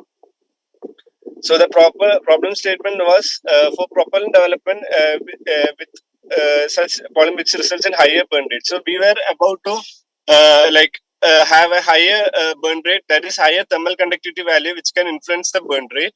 So then the HTPB, which is the presently used in system. So this RNMED, that is reverse non-equilibrium molecular dynamic simulation, were used in thermal conductivity, used to calculate the thermal conductivity, which can help in design the new propellants with improved thermal conductivities. So the objective was, as I mentioned, to calculate the thermal conductivity and compare the thermal conductivity of the binder systems. So the simulation details. The thermal conductivity was calculated using the non-reverse equilibrium MD method. So we created a model, that is created the model of this thing, that is the structure of the tetrasol HTPB and the structure of the this PDUR separately. And and the thermal conductivity is calculated using the Fourier law only. And this in this case we are creating this molecules are created in a supercell. So we are creating the thousands of these molecules and keeping inside a supercell, and we are considering it, this is the simulation technique I am saying about. So in this in this we are created this supercell, and we are considering it as hot and cold slab. That is, the temperature gradient is established based on this hot and cold slab, and the heat flux is measured calculating the rate of energy transfer between the two slabs. The steady state temperature profile. Sorry, sir. Okay. So there is a one equation where we are using to calculate the steady state temperature profile. Actually, I am not able to see that. It's mentioned below. So the simulation results. So as we have calculated, you can see the supercell, and we have these molecules inside this. That is, first one is PDUR, polydinurethane epoxy rubber. Second one is tetrazole HTPB. And this structured this in this we are calculating in this using the Foresight tool. We are calculating the thermal conductivity. So we got the thermal conductivity results as PDUR as 0.2424 watt per meter per Kelvin, and also tetrazole HTPB was 0.1880, and HTPB was about 0.174. And the tetrazole HTPB, as we have increasing the tetrazole is an energetic material. So as we are increasing the energetic material group, the thermal conductivity value is getting increased also. So these were the graphical results. So the first one graph was showing about temperature vs distance. That is for HTPB, not for sorry, for PDUR, polydinurethane, epoxy rubber, and also tetrazole HTPB. The first in the first row, it is showing temperature vs distance graph. That is during the each slab. During the each slab, that is based on the distance. We know that Fourier's law heat equation. So as the distance is increasing, the temperature is getting decreased, and also in the middle point, that is the cold slab, the temperature is getting to the minimal value. So the gradient was well established in the case of temperature vs distance graph. And in the case of second graph, we have plotted thermal conductivity vs time step. This was obtained from the simulation only.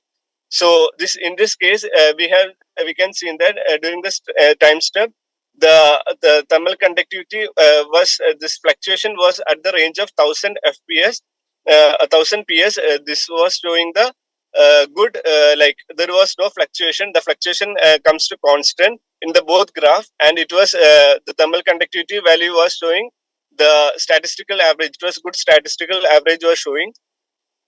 So the my like future work is to like to study the like to conduct the experimental value for both PDUR.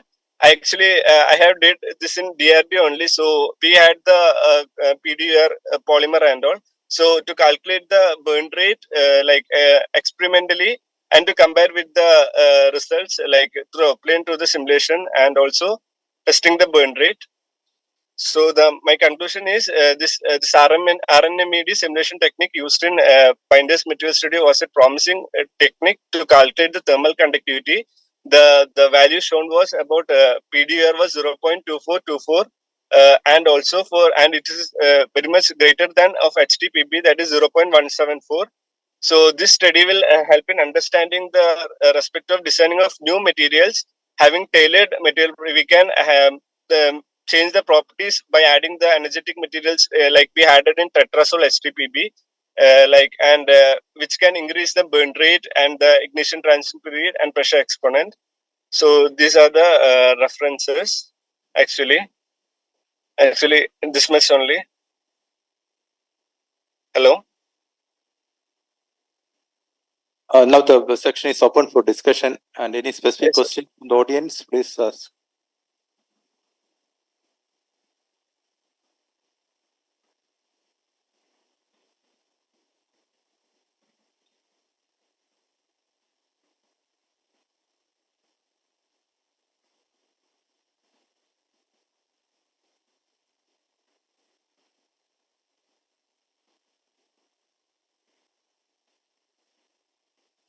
Hello. Hello. Yes. Can you Hello. hear me? Yeah. Yes, sir. Yes, sir. So you said high burn rate. So will it cause erosive burning? Actually, sir, I don't exactly know about that. I just wanted to I studied about the binders properties only. It will increase the burn rate. That only I know, sir. Actually. So any physical model that you have done simulation, right? Any Yes, sir. physical Yes, sir. model? Physical model, yes, sir. I have created these models using these molecules, these atoms. I have created using the binders material study only, and we have created the model like this, thousands of atoms together. We have joined it, and we have put it in an amorphous cell and created these models like this, sir. For both the PD polydiene, this epoxy rubber, and also tetrazole HTPB, sir. You said while increasing the thermal conductivity, you could increase the bending rate index, pressure index. How much percentage increased, and what is the value of it? Sir, I think it's about 5%, sir. What is the value of the index? How much you got it? Sir, I don't know. I don't exactly remember. Why did you choose the molecular dynamics simulation method, non-equilibrium? Sir, reverse non-equilibrium method, it was shown in that because we are calculating because it is not showing the correct equilibrium. So we use reverse non-equilibrium because the thermal conductivity will be established easily with we can change the temperature gradient, and we can easily calculate the thermal conductivity value. So and it was also in that simulation, that is by software. It was available to do that. So I have done that, sir. Okay. How did you estimate the correct equilibrium condition? Sir, we have done 4-5 this simulation steps, dynamics steps using the Newton's law of motion and everything, and also yes, sir, like that. Okay. Thank you, Professor Basant. Any question?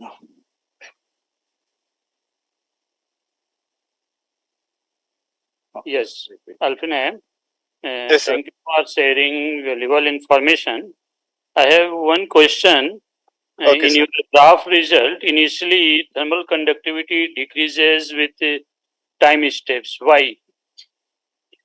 Thermal conductivity. In third graph. Sir. Yes, sir. I understood, sir. Sir, actually, I think it was showing some. It was showing high fluctuations that time and low, and we have just given the temperature that time. So there is no little temperature only there. So the thermal conductivity won't be high.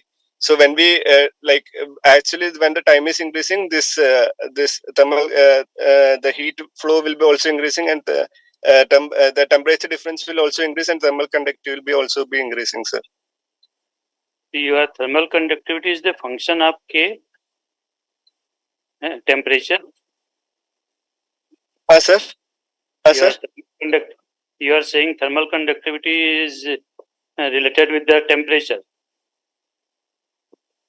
Yes, sir. Thermal conductivity is related with temperature, sir. Yes, sir.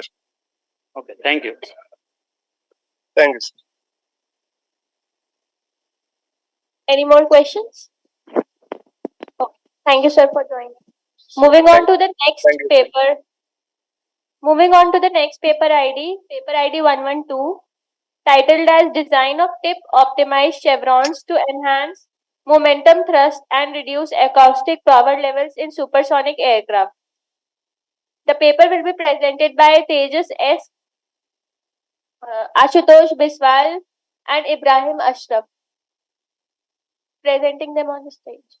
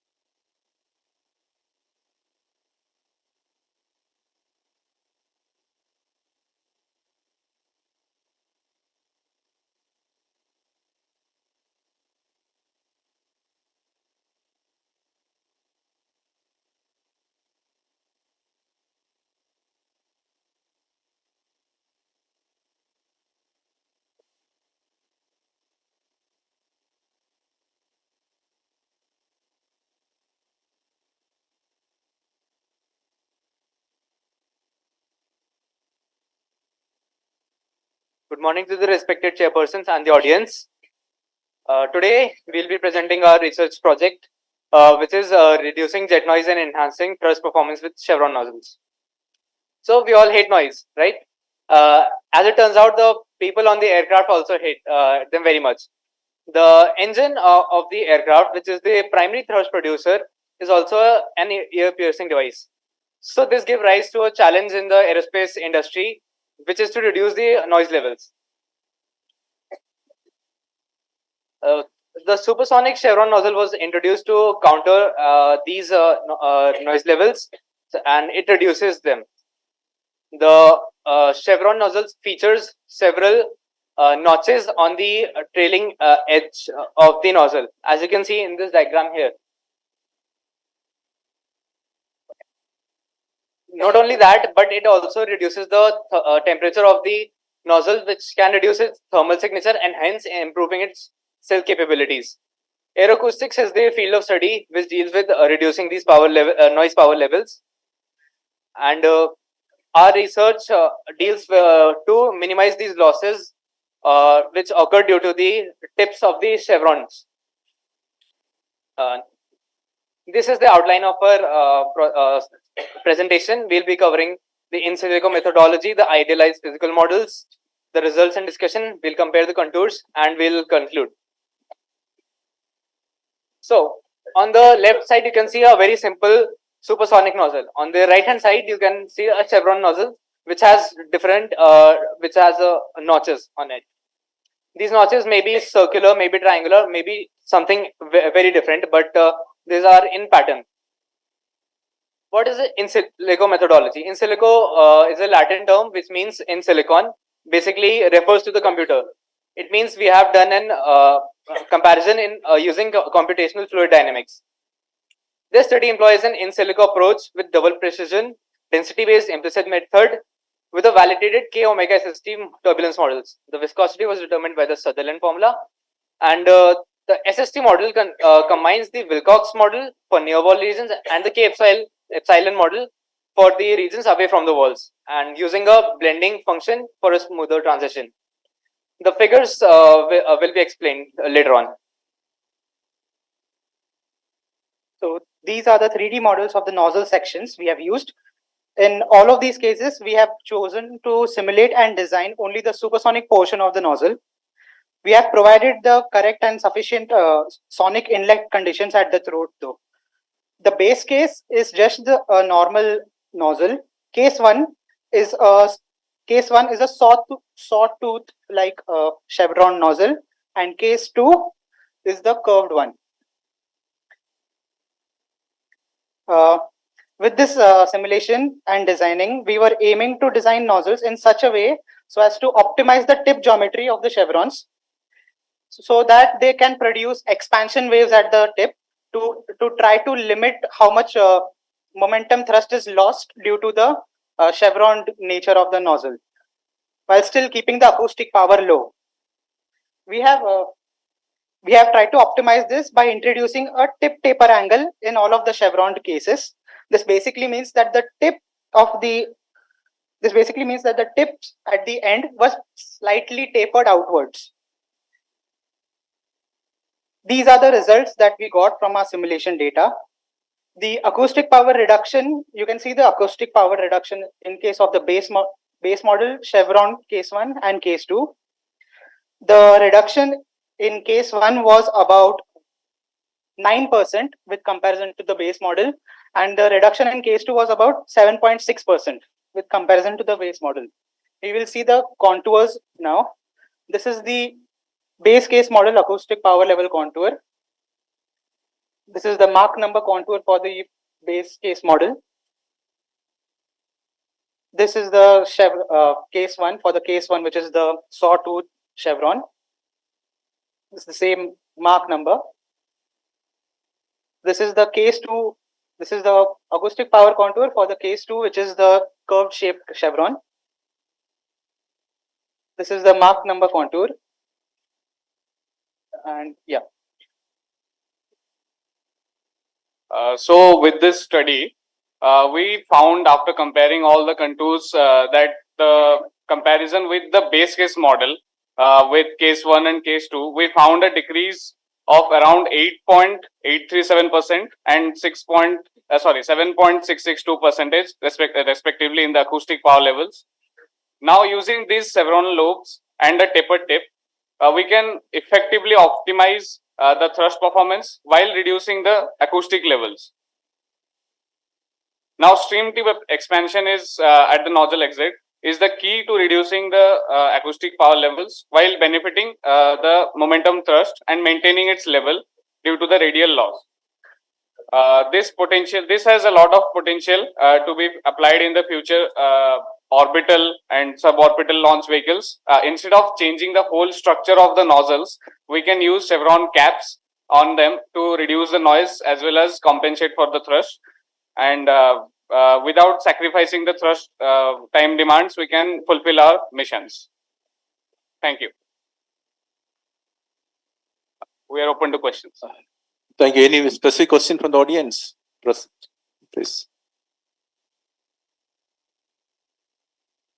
Yes, Tejas. Can you tell me how the acoustic power and thrust are related? Acoustic power and thrust are not related, sir. These are two different parameters. A chevron nozzle, the main concept of the chevron nozzle is to reduce the sound noise. Sound noise can be subjectively measured using a term called acoustic power. So what happens in the chevron nozzle, since it is curved and some sections of the nozzle are cut out, you lose the momentum thrust.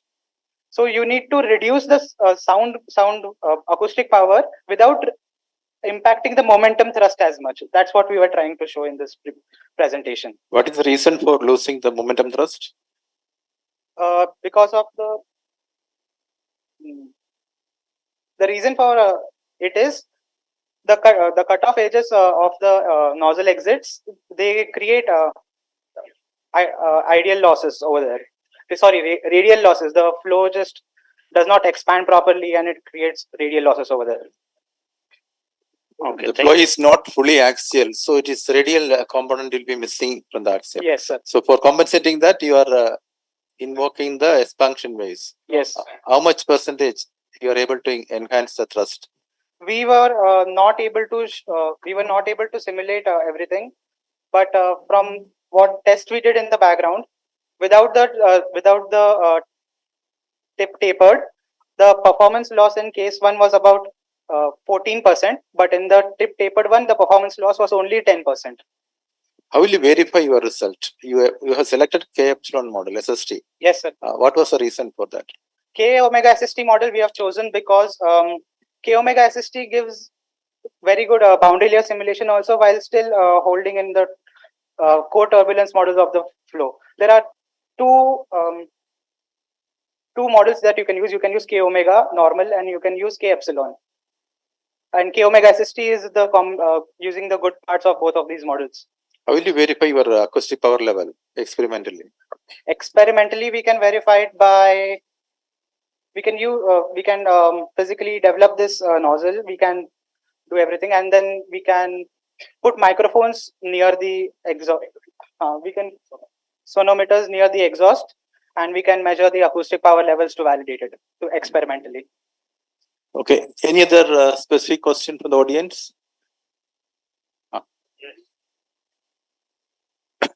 Last resulting discussion slide.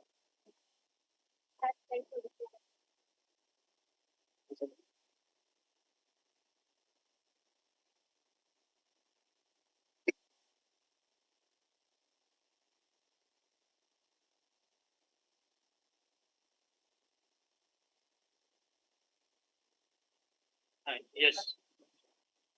Yes, ma'am.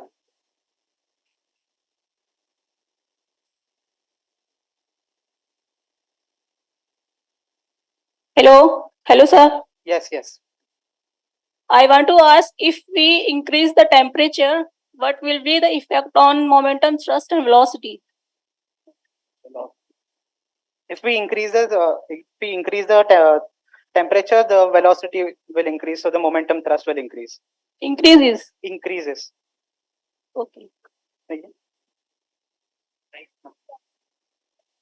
Any The other question is that since like you have written that this has the potential to be applied to the future orbital and suborbital launch vehicles, but we know that sound doesn't travel in space. So how will it benefit? This will only benefit for suborbital and first stage rocket components, where the engines are being fired near people and near cities. So we can use chevron caps for the first stage, or we can use ablative chevron caps also, so that once it's fired and it goes a certain altitude upwards, it can ablate away the chevron nozzle, and it can be an ideally expanded nozzle. Okay, thank you Thank you, for sir. your presentation. Okay, Thank you. please. Next speaker, please. Moving on to the next speaker, the next paper ID is paper 67, titled as Effect of Different Injectors on Performance of Hybrid Rocket Motor by Varying the L by D Ratio. The authors are Arpit Dubey, Rajiv Kumar, and they would be joining us online.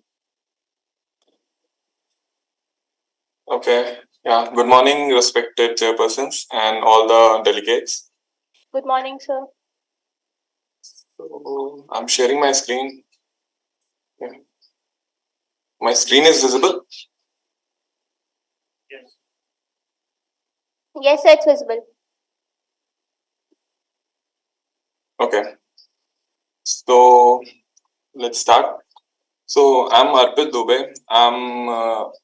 I'm in the Department of Space Engineering and Rocketry, BIT Misra, and today I'm presenting my work on effects of different injectors on the performance of hybrid rocket by varying the L by D ratio. Here L by D ratio means I'm changing the length of the rocket engine.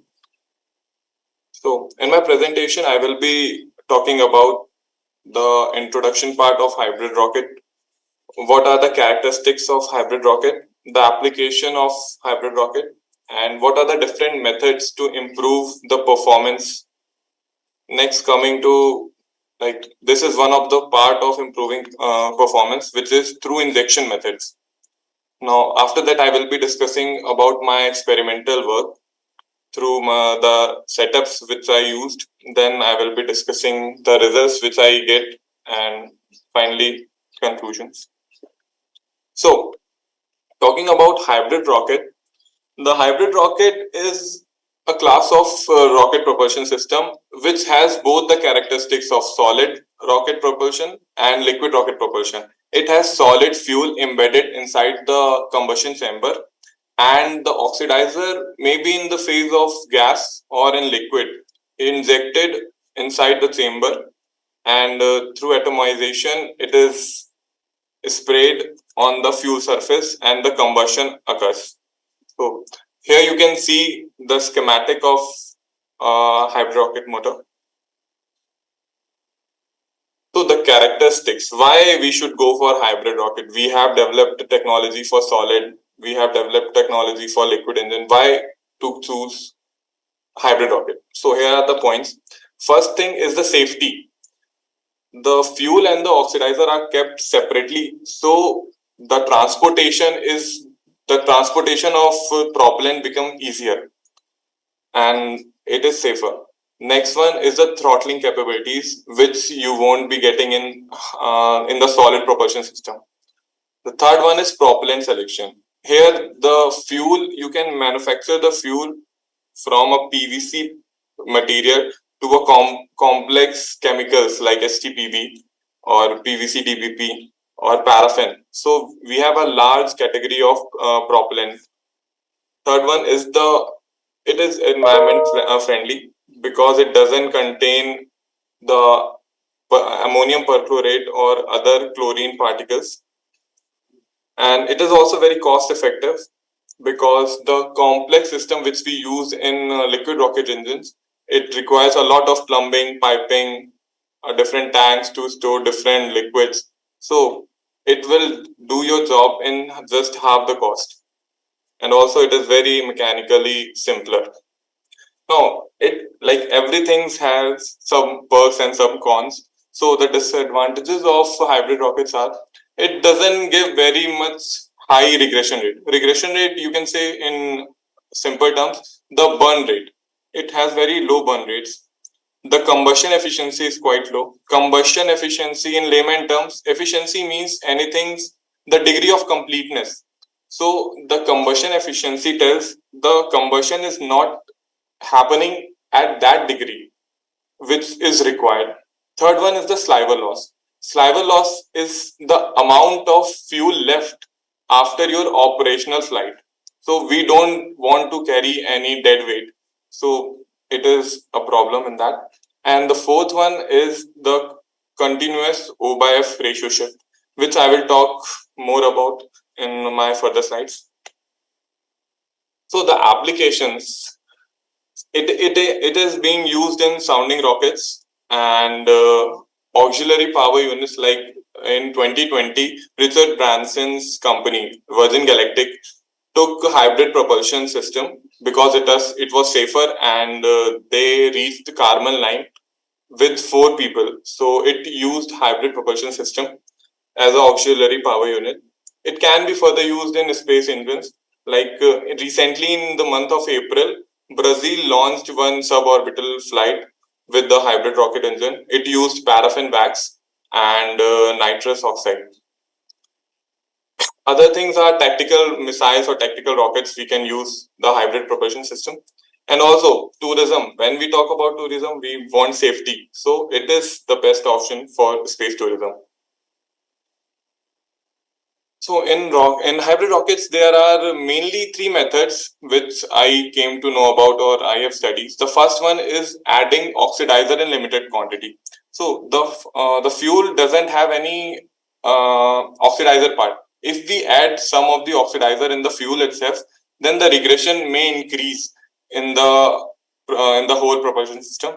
Second one is adding energetic particles, as in the earlier presentations, Ms. Sanjeevani has discussed about this, adding energetic particles, aluminium, boron, magnesium. And the third one is regulating oxidizer mass flow. So the manner in which the oxidizer is being injected inside the chamber, we can change the thrust and regression rate through that process. So I will be discussing this third point in my whole presentation, which is through injector, different types of injector. So the first one is the shower head injector. This is the conventional type. It is being used. It is a very simpler injector, and it provides only the axial flow to the oxidizer. The next one is the swirl injector, which I will be discussing in my further slides. Here, the holes which you can see, these holes are tangential hole, which provide tangential as well as axial direction to the flow velocity. And the next one is the pintle injector. This is a throttable injector, and the others are the coaxial injector. So in my whole presentation, I will be discussing about the shower head injector. I have made a comparison between the shower head injector and a swirl injector. So the swirl injector, as I told you, it will add a tangential component to the motion of oxidizer, which will helpful in providing better mixing with the fuel, with the pyrolyzed fuel, and it will provide a stable operation for hybrid rocket engines.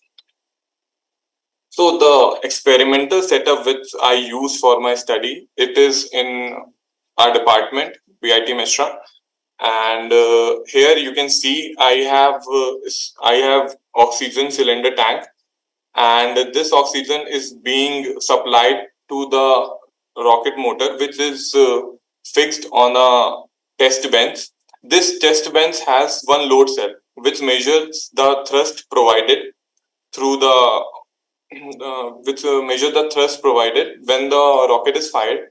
Also, we have connected one pressure transducer to the combustion chamber, which will tell me the how much pressure is being developed when the combustion occurs. Now, this is the schematic of my rocket motor.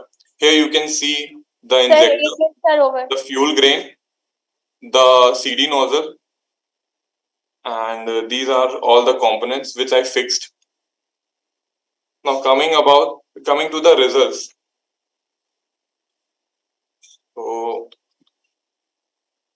the first graph which is visible is between the comparison of swirl injector and shower head injector for the length of 190 mm, or you can say the L by D ratio is kept 9.5, or you can say the smaller motor.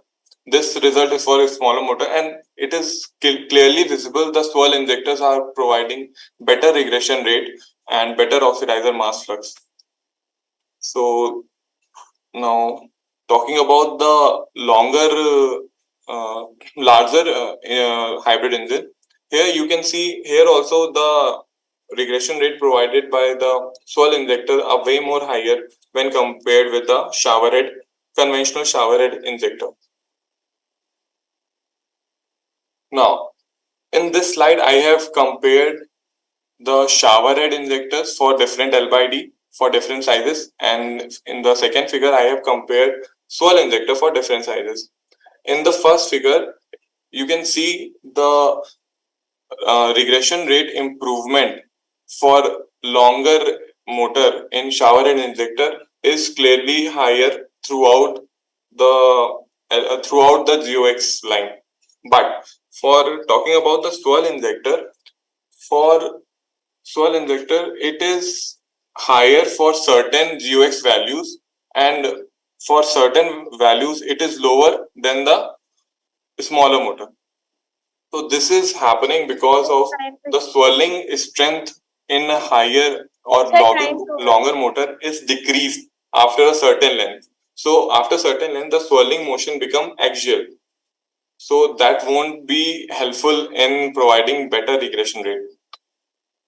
Now, the second study is about combustion efficiency. So as I told you earlier, the efficiency is the amount of completeness. So through this formula, I have calculated the combustion efficiency, and these are the combustion efficiency for different length of motors. For shorter motor, I found the combustion efficiency to be around 11% increment when I switched from shower head injector to swirl injector. But in the case of 17 L by D motor, the increment was less, only 6%. You can see. So the reason for this like less increment in longer motor is due to the fact that the swirling motion cannot be maintained along that axial length in a higher motor, which could provide better regression rate. Now, again, one more study has been done about the swirl decay. So this is the X-ray image of a shorter motor grain. In the first figure, you can see it is through shower head, and the second one you can see a swirling pattern. This is for swirl injector. And coming to the second figure, this is for 17 L by D ratio motor.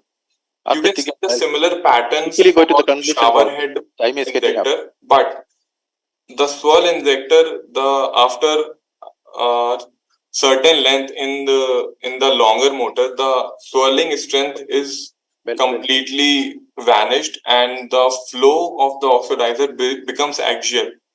So in my studies, I found out that after Sorry 210 to interrupt you, sir, but your time's up. because my motor length for the longer one is So can you hear 340 us? mm. So the swirling manner could only be observed until 210 mm. After that, the motion become axial. Sir, can you hear us?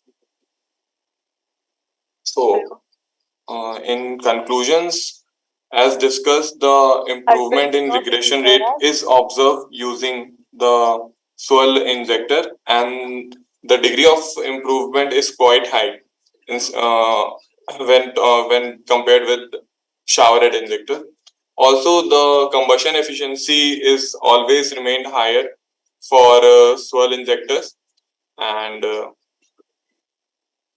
both the L by D ratio motor, they have showed improvements in regression rate and combustion efficiency, and also the sliver losses. One more thing I will discuss here. See, the sliver losses will also be less in swirl case, because here you can see the pattern is very uneven for shower head injector, but in when swirl is employed, you can see the fuel grain burnt in very linear manner. So let's say if the whole grain is finished throughout the firing, then the remaining fuel will be very less. So we can predict that the sliver losses will also be minimum in the case of swirl injectors. So that's all in my presentation.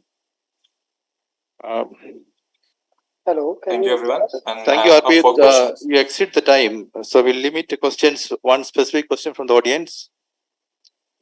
Yeah, one. Can you hear us, Arpit? Hello, Arpit. It seems you are in the mute mode. Can you hear us? Hello, am I audible? You are audible. We are audible to you or not?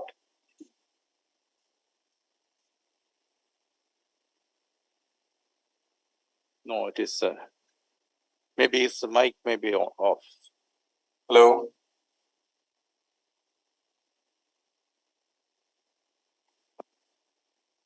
Is it audible? I'm not getting any voice. Hello.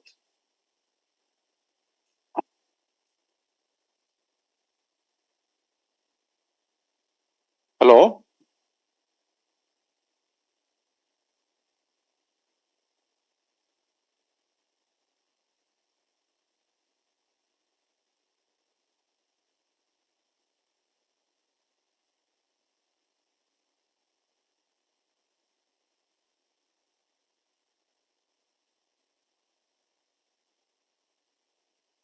Hello. Hello, can you hear us? Arpit? Hello? Okay, we'll go for the next person.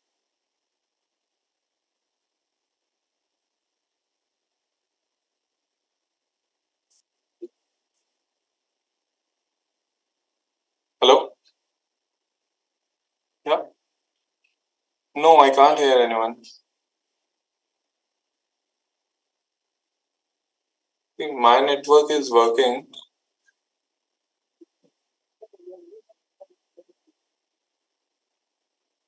No, I'm not getting your voice. But am I audible? Like, Yeah, we can hear you. you can hear me. Yeah.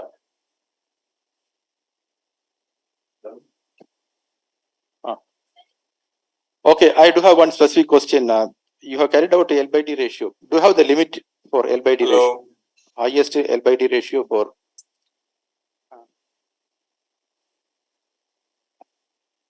Hello? Sir, are we audible now? Hello, Arpit. Hello. Can you hear me? I think we can go for next section. I think we can go for next section. Yeah.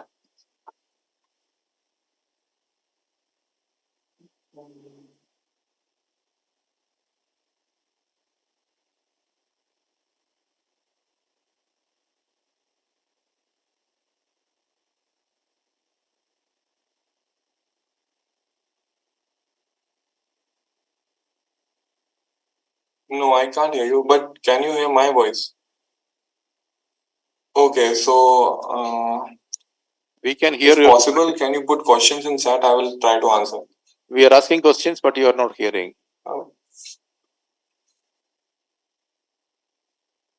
So, okay.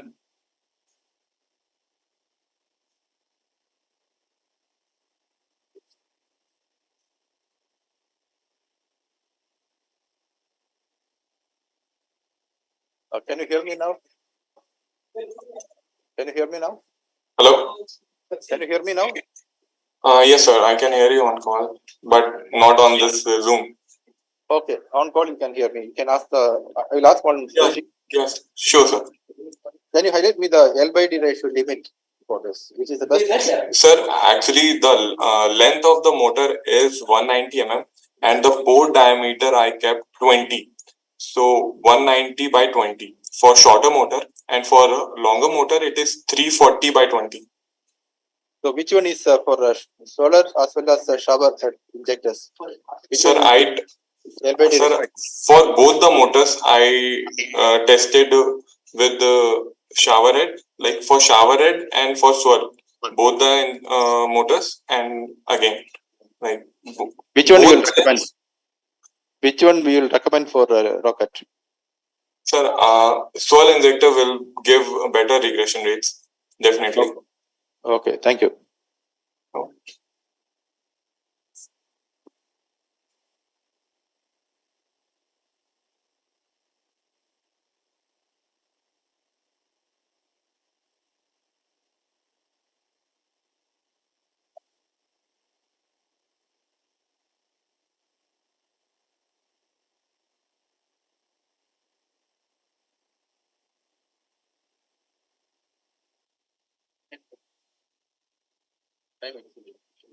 I'd like to reiterate to all the speakers that we only have 10 minutes for the presentation. The allotted time is 10 minutes.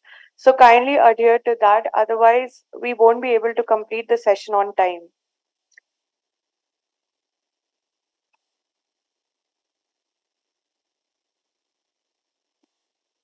The next speaker coming up is paper ID 68, titled as Effect of Change in Alignment of the Multiport Grain on the Performance of Hybrid Rocket Motor.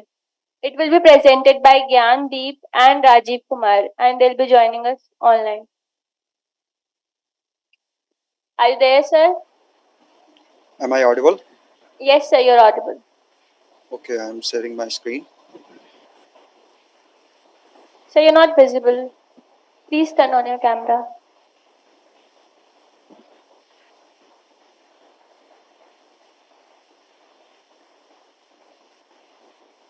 Can you see me? So you're not visible. Yes, sir, you're visible now.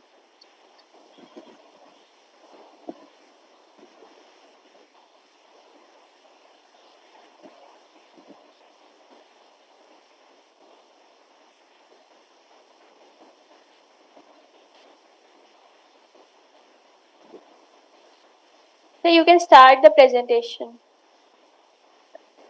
Wait a minute. So please present your screen. Present your screen.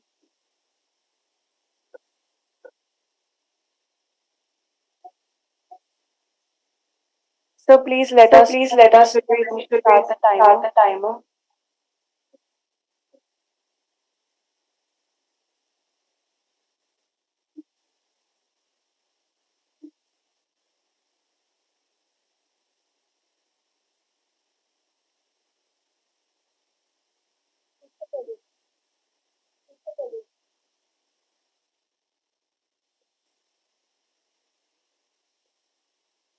Hello. So should we start the Hello. timer? So should we start? Like I am if I'm starting my presentation, the audio is getting switched off. Sorry, sir. Sir, please share your PPT. If I am starting presentation, um, can you see my PPT? Hello. Yes, sir. Yes, sir. It's visible. Okay. Am I audible? Yes, sir. You're audible. Please inform us when you begin the presentation. So okay, thank you. Okay, I'm starting my presentation. Okay, sir. Good afternoon, everyone. I'm Gyandeep. I have done my master's from Birla Institute of Technology, Ranchi, and this one is this paper is all about my master's project. The paper's title is Effect of Change in Alignment of the Multiport Drain on the Performance of a Hybrid Rocket Motor. So these are the contents through which I am going to elaborate throughout the presentation. My project was on the hybrid rocket propulsion, so it will be good if I briefly elaborate what is a hybrid rocket motor. Basically, a hybrid rocket motor is a part of chemical rocket propulsion in which in which the motor uses the propellants in different physical states. The specific impulse we can get through this motor is is between 280 to 320 seconds. And these are the propellants which we basically use in the hybrid rocket motors. In fuels, we have liquefying fuels and non-liquefying fuels. In which in liquefying fuels we have paraffin wax, non-liquefying fuels we have STPV, PVC, polyethylene, PMMA, plexiglass. And for oxidizer, we basically use liquid oxygen, gaseous oxygen, red fuming nitric acid, hydrogen peroxide, and nitrogen oxide. So the advantage and disadvantage associated with the hybrid rocket motors are given below here. In which advantages we have safer system, we can start, stop, and restart the motor whenever we want. There, as the propellants are stored in the different physical states and the different chambers, so there is no chance of chemical deterioration. And this one is a cheaper system in with respect to the liquid or the cryogenic engines. And the disadvantage is also associated with this type of motor is low density in specific impulse respect to the solid rocket with respect to the solid rocket motor. This is an unproven this is an unproven system for large scale propulsion, and we have sliver losses in this type of system. And even as the oxidizer flow rate is high, so the nozzle erosion chances was there. The most methods used for the enhance the performance of a hybrid rocket motor is changing the fuel characteristics and innovative techniques. In changing fuel characteristics, we can use adding energetic materials and even metal additives. And for innovative techniques, we have protrusion, soil injector, glove body, and pre and post combustion chamber. Um, these are the literatures what I reviewed for my paper, in which first of one was the Tian and the others, in which he studied the numerical and experimental studies of the hybrid rocket motor with multi-port fuel grain. He basically created a computational model to look into the turbulence and chemical process and fuel pyrolysis and interaction with the solid gas boundary layer. He stated that the increase in axial position, the average regression rate subsequently risen up. The second paper was the Kim and others, in which he studied the regression rate characteristics of cylindrical multiport grain in hybrid rocket, in which he stated that the increase the number of ports will give different oxidizer mass flux, and even his oxidizer to fuel ratio reached to ideal value, which gave the rise in regression rate. But after if he increase the number of ports, the regression rate decrease. Even he stated about the radiation effects also there. Um, so basically, the objectives for my project was to obtain the performance parameters such as regression rate, combustion efficiency, and thrust by varying the port alignment of the hybrid grain. And to second one is the to compare these performance parameter obtained with the conventional circular port gain of a hybrid rocket motor. So in coming to the methodology part, the total number of 5 grains were used for this experiment. The base case was the normal conventional tubular port grain of 15 diameter, and the three other 4 grains were like 5 offset gain, 10 offset gain, and 10 offset multi-port gain, and 30 dia conventional tubular port gain. 30 dia conventional tubular port gain was made up of PVC, DVP, and chalk powder, which was basically used to prevent the impact of hot gases on the motor casing. And other 4 grains were made of PVC, DVP, polyvinyl chloride, and dibutyl phthalate. These are the lengths of the grains used in the motor in the combustion chamber of the hybrid rocket motor. The base case was the conventional tubular port grain, in which we have the length of 188 of grain. Second part was not there. Third part was not there, as the whole grain was in total length of the combustion chamber. First case was the 5 offset port grain with 10 offset multi-port grain, in which the Sir, first your part PPT was is not visible. sorry. Can you see this one, this page? Yes, and now it's visible. And is this one visible? Sir, like it's visible, but it's not that bright. It's dark. Okay. Let me explain. I can explain the on. Sir, please, can you click on that hide option? Okay. Is it okay? Yes, sir. Okay. Thank you. So case one is the 5 offset multi-port grain, in which the first part is 5 offset of 5 offset port grain of 75 length. Second part was the 30 diameter tubular port grain, which was made up of PVC, DVP, chalk powder. And third part was 10 offset multi-port grain of 2 ports in a grain, and the length was the 75 For the second case, we have the 10 offset 10 offset single port grain. Second part was the tubular port grain of 30 dia, and third part was the again 10 offset multi port grain. I will explain in the schematic. You can understand there in much better. This one is the first case, in which we have the first part as 5 offset, and second part is the more dia with the more dia, the which will be saving the which would be saving the motor casing, and the last part is the with the 2 ports of 10 offset multi-port gain. And second case was we can see that here is the 10 offset.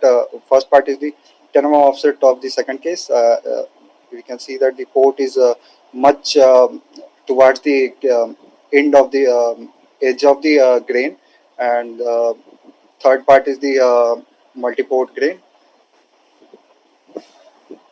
These are the motor specification.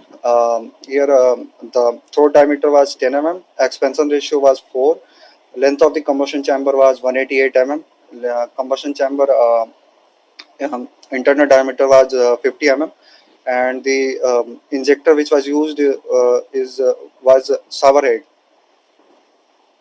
This is the schematic diagram of the whole setup, in which we can see that gaseous oxygen cylinder, the pressure regulator, and the valves to control the flow of the oxidizer throughout the feed line, and DAQ system, which is a data acquisition system to read the voltage fluctuations through the pressure transducers and the load cell.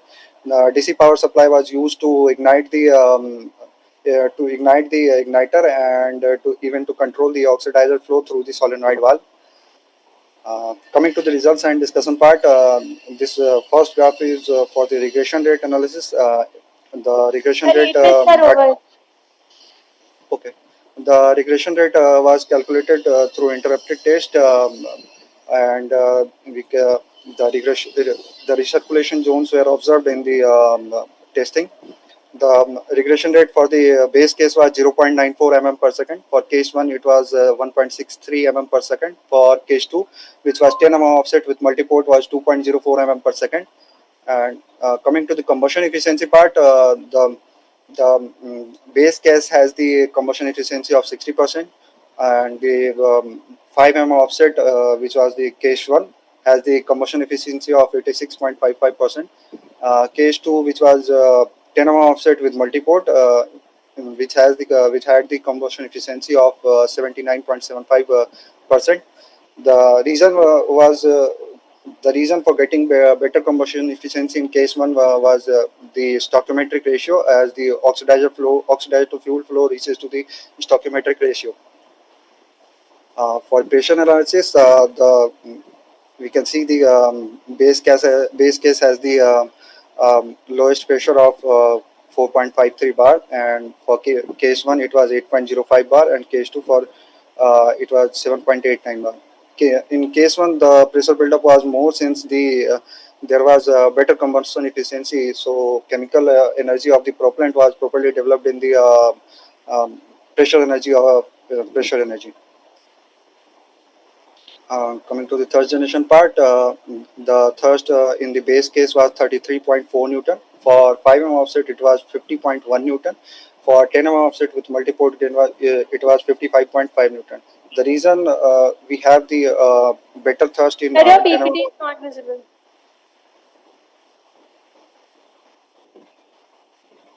Can you see it right Yes, now? it's visible now. So, for calculation of thrust, a load cell was used in S-type load cell, which basically works on the VT stone base. So in base case, we got 33.4 Newton. In 5 mm offset case, we got 50.1 Newton. And for case 2, that was 10 mm offset grain, in which we got the 55.5 Newton thrust. The thrust in 10 mm offset multiport grain was better, since the mass flow rate enhanced due to the regression rate was better in the 10 mm offset multiport grain. So these are the conclusions, in which you can see that the regression rate of 10 mm offset with multiport grain was uh, most in comparison of the normal conventional port grain or the 5 mm offset port grain, which was 2.043 mm per second at the 0x of 9 gram per centimeter square second. The average combustion efficiency for 5 mm offset was okay. I'm just ending it. 84%, and the average pressure buildup for was 8 bar for the 5 mm offset gain and 7.89 bar for 10 mm offset port gain. The third generation, due to the combustion of propellant for the 5 mm offset with multiport gain, was 50.1 Newton, and for the 10 mm offset multiport gain was 55.5 Newton. These are the references whatever I used in this PPT. Thank you. I'm open to Thank you, questions. Gyandeep. Now it is open for discussion. Specific questions from the audience.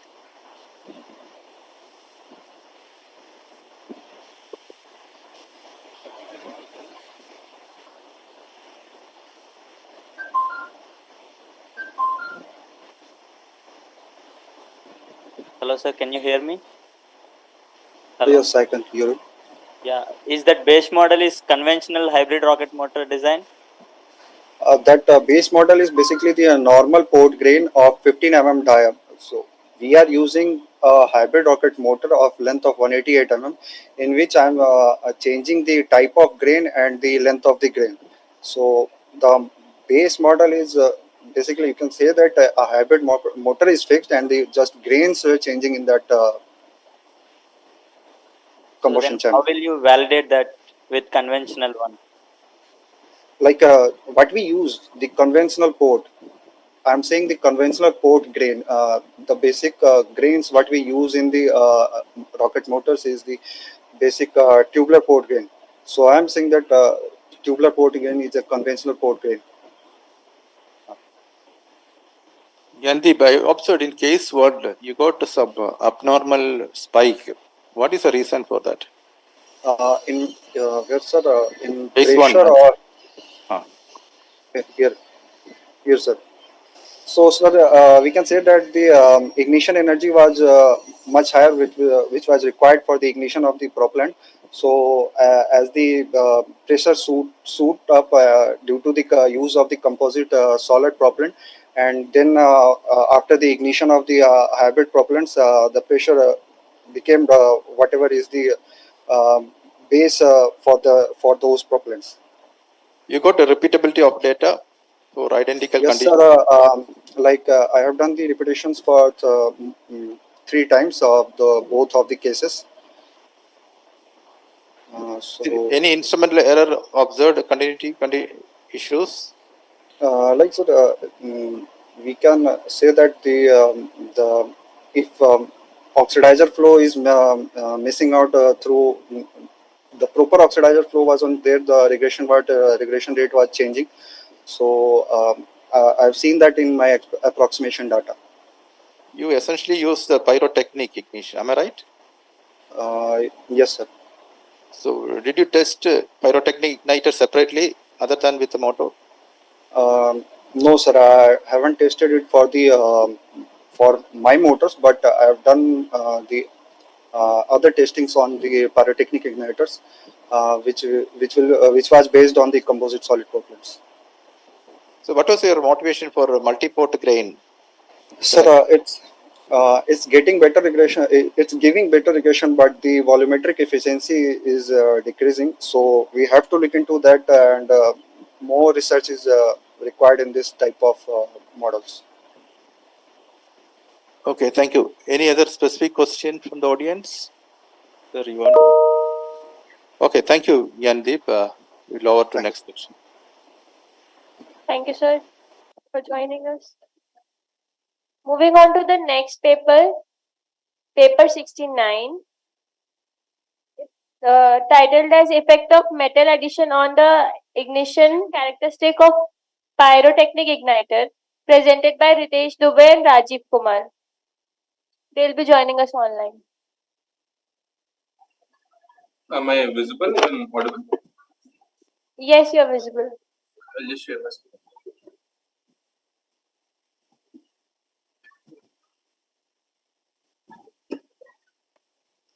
Is screen visible to you all? Yes, your screen is visible.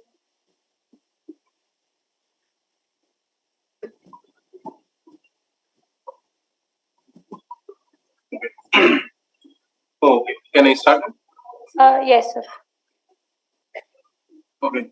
Good afternoon to everyone present in this conference. I am Ritesh Dubey. I did my master's from Birla Institute of Technology, Ranchi. This is the part of my master's thesis. In this, I will be talking about the effect of metal addition on the ignition characteristics of pyrotechnic igniter used for ignition of the solid propellants.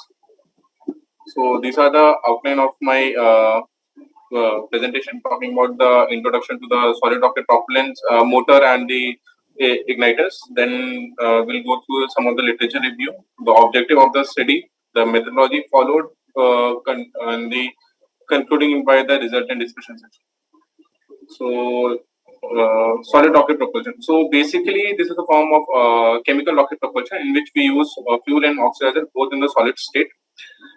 These a solid grain is formed out of adding the fuel and oxygen in appropriate ratios and fitted in the combustion chamber of the motor. Once the combustion starts, it produces the hot combustion gases which expand to the nozzle and the thrust is generated.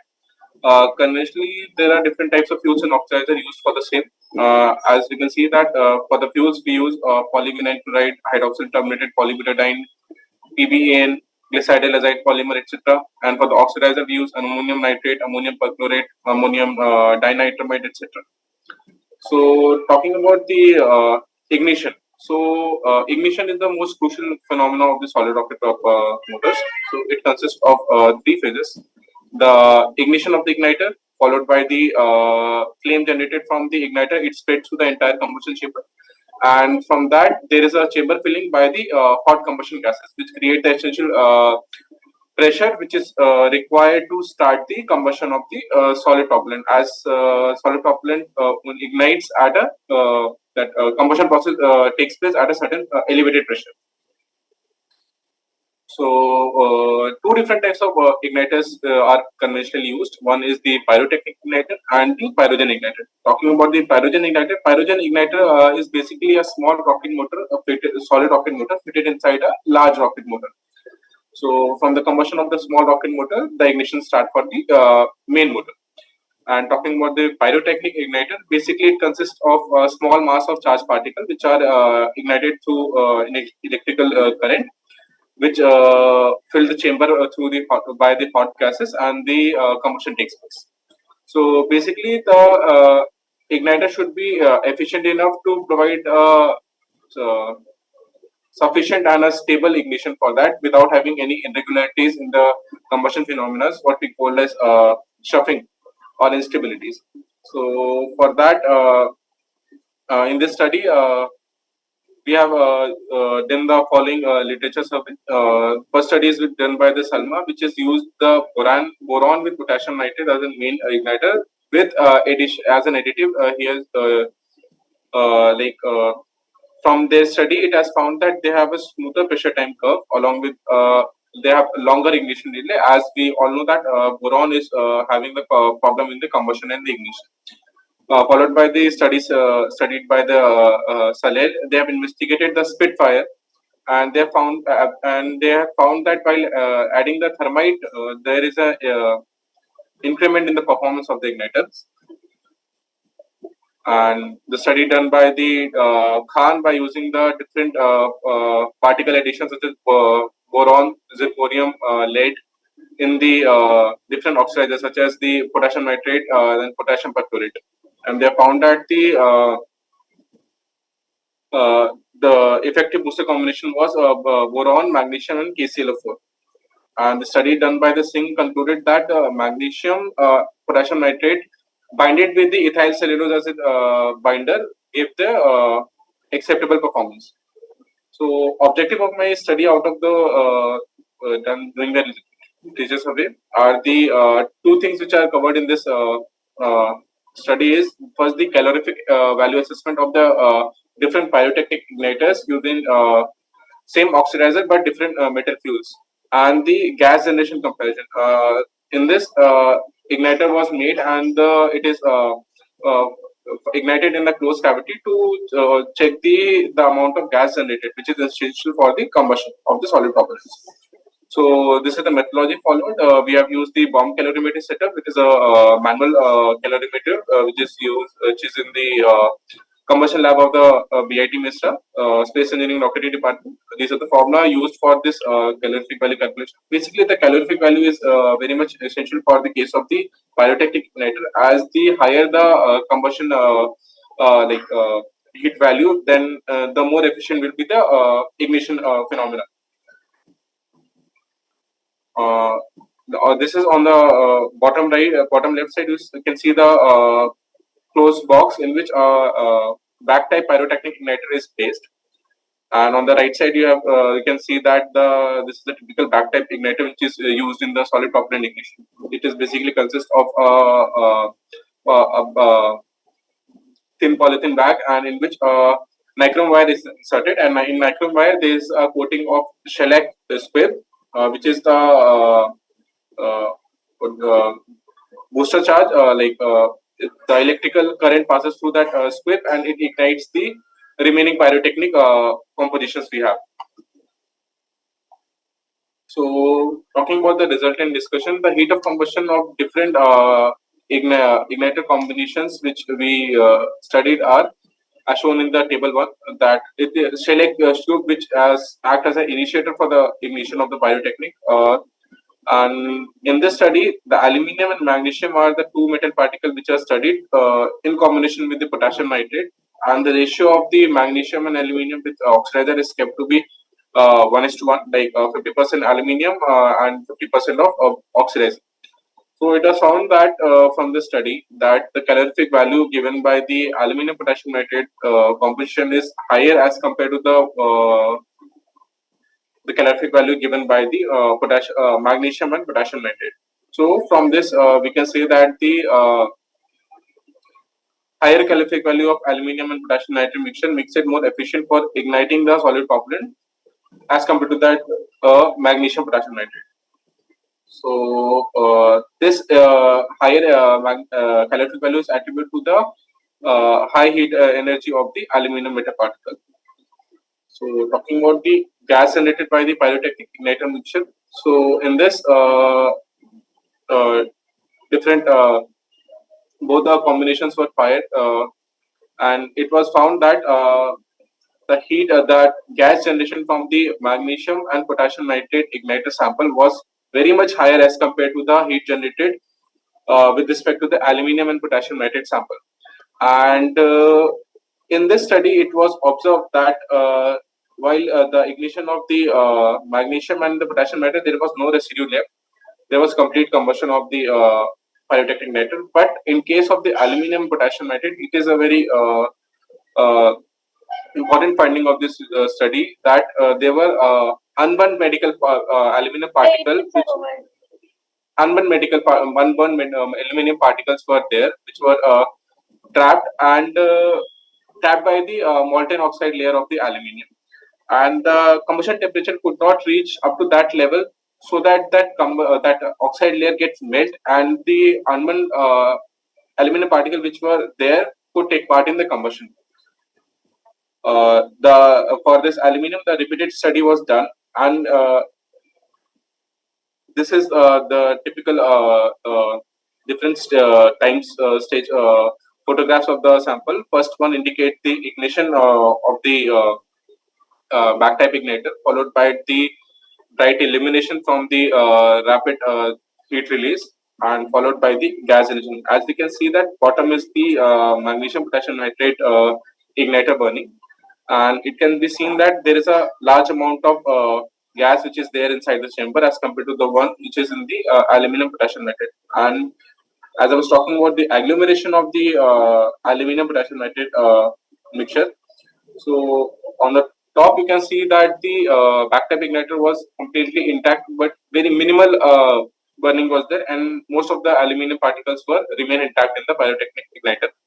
So it was one thing can be found out from this, that for this aluminum and potassium nitrate, 50-50 proportion of the oxygen and the metal particle is not providing the sufficient heat so that the all metal aluminum particle can take part in the combustion, and consequently that Al2O layer remained intact since the temperature did not reach that melting point, resulting in the unburnt of aluminum particle, and which could not take part in the combustion.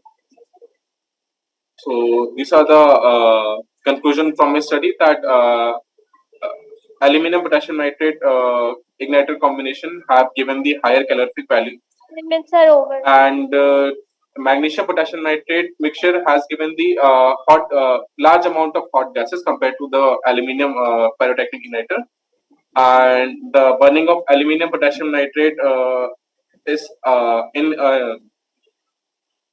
the category of incomplete combustion, as there were a lot of unburned aluminum particle there, which are agglomerated due to the formation of Al2O3 layer. These are the some of the literature which I refer. Could you please conclude Yes, your presentation? Yes, sir. It's over. We're running late. Okay. Yeah, yes. Okay. Thank you for your presentation. Any specific question from the audience?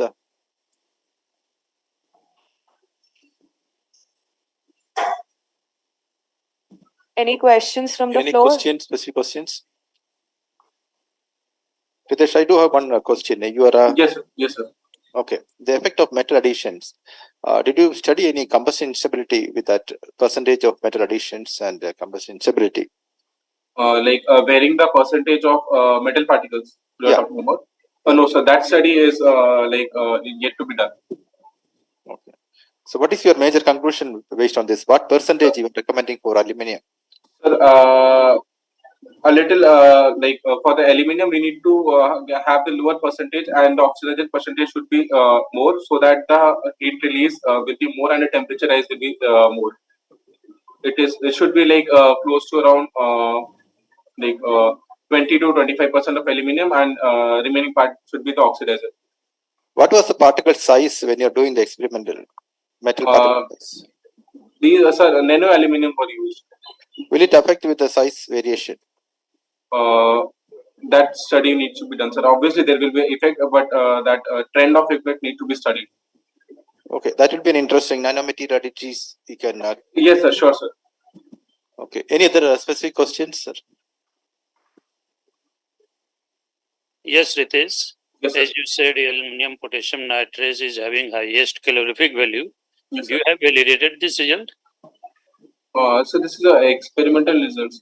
I have repeated sample 3 to 4 times. But you have to validate your experimental result. No? Okay, sir. I will do that. Okay, thank you. Okay, sir. Okay, thank you. Okay. Over to next presentation. Okay, thank you, sir. Moving on to the next paper ID. Paper ID 87, titled as Optimization of Temperature for Synthesis of Low Molecular Weight and Glycidyl Acide Polymer as Plasticizer. It will be presented by Nikhil K. and Shaili Biswas, Prabhu Prasad Sarangi. So they'll be joining us online. So am I audible? Yes, sir, you're audible. Okay, just a second. Is the screen visible? Yes, sir. All right. So good afternoon, everyone. Today I'll be presenting my paper on optimization of temperature for synthesis of low molecular weight glycerol azide polymer as plasticizer. So this is part of my project, MTech project from BIT Mesra. So let's go into the introduction part. So for the introduction part, let's first basically discuss about solid rocket motors. Have very high thrust, but which are compensated with the help of a low specific impulse. The main workhorse of propellant is the AP, ammonium perchlorate, which is an oxidizer. When used with the conventional form, which is HTPB AP, it actually causes hydrochloric acid. So which is very dangerous harmful for the environment. So for this reason, if we change AP, which has chlorine content in it, to KN or KDN or ADN or AN or any of the oxidizers, the energetics of the propellant is actually reducing, because AP is known to be one of the highly energetic oxidizers. In resultant to this, we have to change HTPB, which is a neutral binder in the fuel component, which has to be changed. So due to this reason, we are introducing GAP, glycerol azide polymer, which is an energetic fuel, which can be used as a plasticizer as well as a binder. Throughout its chain, GAP being energetic, the reason for that is because of the azide group, N3 group, which tends to break very easily with little amount of heat addition to it. So GAP can be used with ADN, AN, N, or which produce any kind of free chlorine-free exhaust, and which also equal to the performance of HTPB AP. So GAP synthesis of GAP, which is a long process, has been carried out using epichlorohydrin as the main base, with other materials such as ethylene glycol, which is an initiator, sodium azide, which is one of the main component which gives the azide group to the epichlorohydrin, and dimethyl formamide as one of the solvents. So this is done at for 90 degrees for 15 hours. That will be presented later in the methodology portion. The main part of this project, this paper is attempting on the lowering the time for synthesis of GAP as plasticizer. So for the motivation part, the major motivation is we have to move towards greener propulsion in solids. So GAP as a binder or as a plasticizer can be used, but removing AP, we need to use AN. So this is one of the major reasons why GAP comes into play. And the objectives of this paper is synthesis of GAP as plasticizer, optimization of yield from the GAP as plasticizer with change in temperature by lowering the time. So let's go into the materials required. Ethylene glycol, sodium azide, dichloromethane, magnesium sulfate, and epichlorohydrin have been taken from Sigma Aldrich. And we have instrumentations required is actually a magnetic stirrer, as well as we require a rotatory evaporator. So these are the two instruments which are required. Coming down to the methodology. So this is the base case which has been presented here. The thing is that we are going to add epichlorohydrin, ethylene glycol, and DMF into a beaker, which will be put into a magnetic stirrer as shown in the first one, as in the oil bath.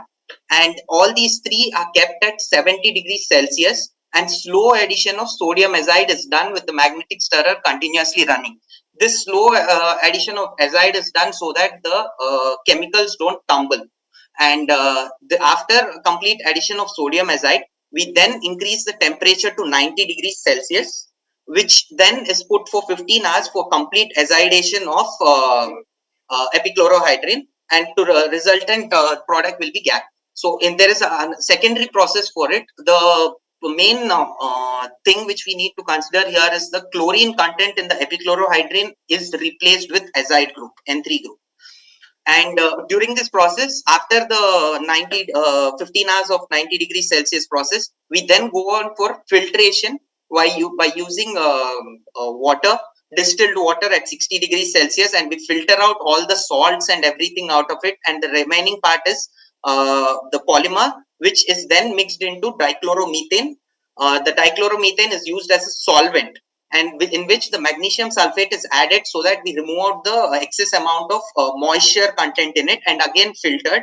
And after filtration, this polymer is passed through a thin column chromatography, which again results in removal of any kind of salts or any kind of these ones. The resultant, this one is then put onto a rotatory evaporator at 50 degrees Celsius to remove out the methylene chloride, and the resultant is GAP, which is a plasticizer, which is low molecular weight. So by optimization of temperature, what we have seen is that this is from one of the literature papers. We have seen that at 170 hours, at 70 degrees, 170 hours it takes for synthesis at 70 degrees, and at 80 it reduces to 48, and at 90 it reduces to 15 hours. So they were from extrapolating the graph from this, we have found out that for the rest of the higher temperatures which we are going to use, 100, 110, 120, and 130 degrees were used for the synthesis. We have kept 5 hours as an optimum time for the synthesis process. So during that process, we have found out that at 90 degrees, the yield was around 50%, and these results were repeated many times to find the actual this thing. Then at 110 degrees, the yield percentage increased to 62%, where increase of yield is around 12%.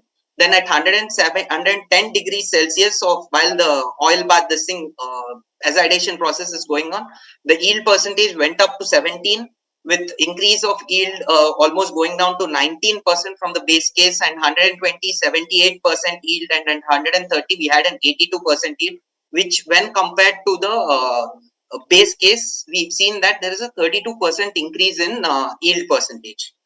And we didn't go above 130 degrees Celsius due to DMF being degradation starts off at 150. So we didn't want to touch 140. So that is one of the reasons why we went for only 130 degrees Celsius.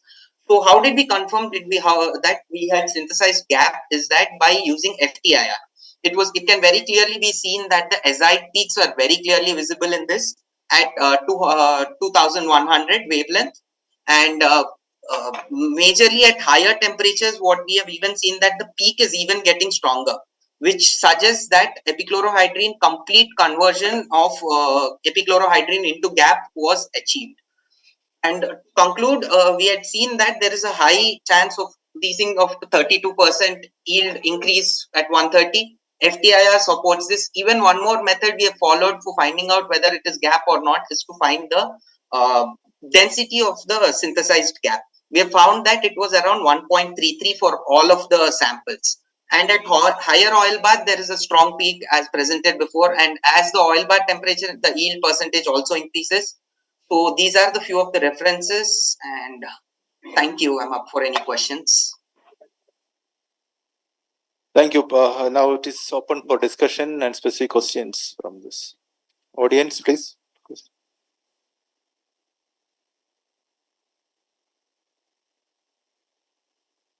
Any questions? Sir. What was your temperature range in the synthesis?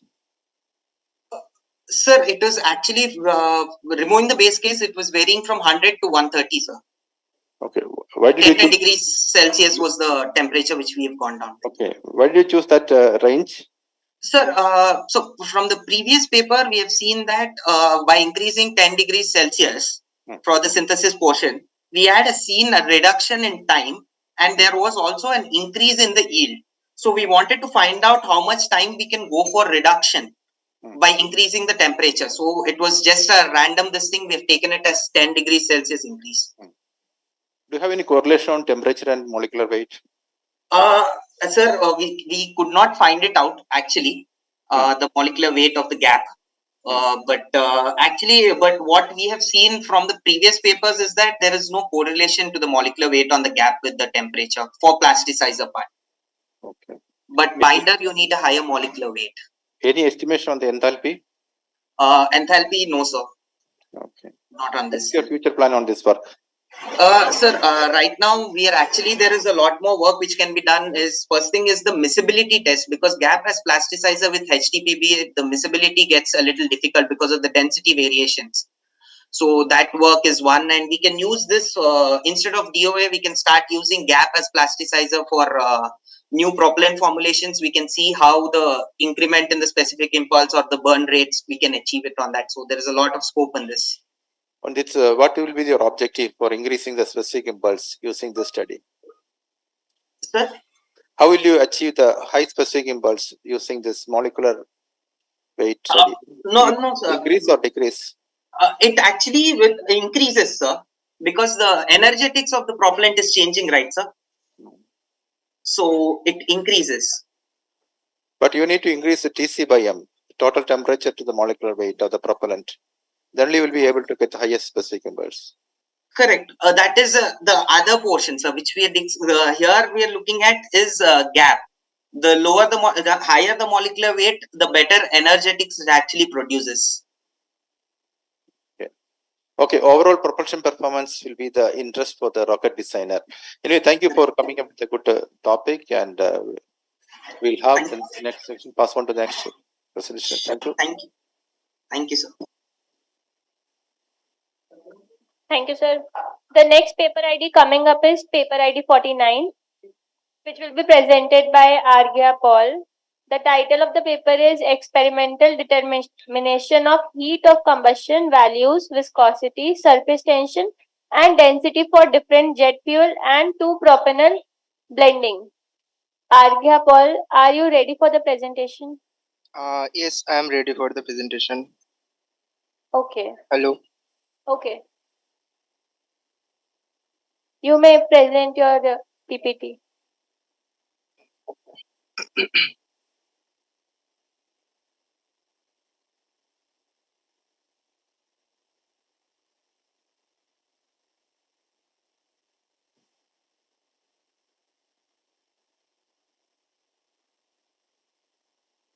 Please inform us when you start.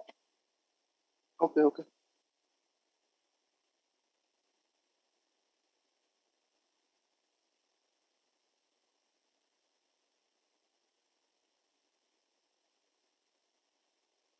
So, good afternoon, everyone, and thank you so much for providing me the opportunity to present my small work in this conference. So, right now, I'm going to present my conference paper. This is titled "Experimental Determination of Heat of Combustion Values and Viscosity is as tension and density for the different jet fuel and 2-propanol blending."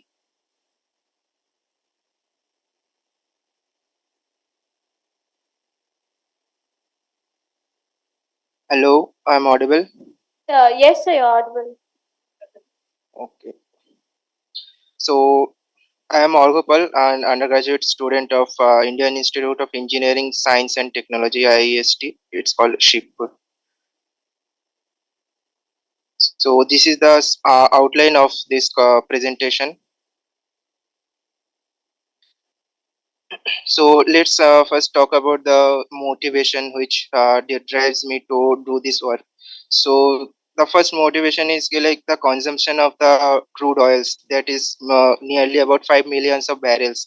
Also, it is smaller than the whole transport industry, which is nearly about the 5.8%.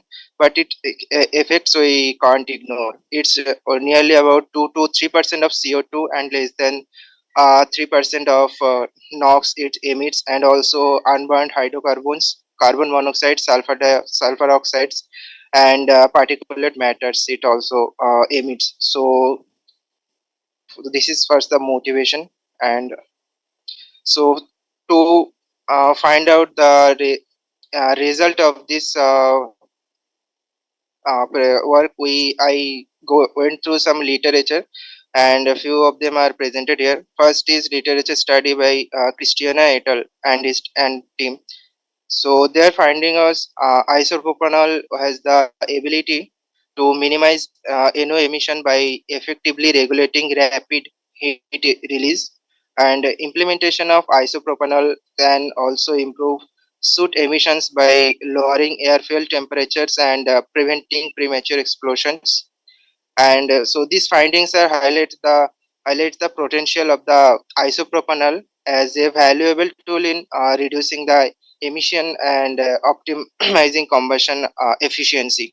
So this is one reason why I choose the uh, isopropanol, and that is 2 propanol. And another literature study did by Karmakar et al.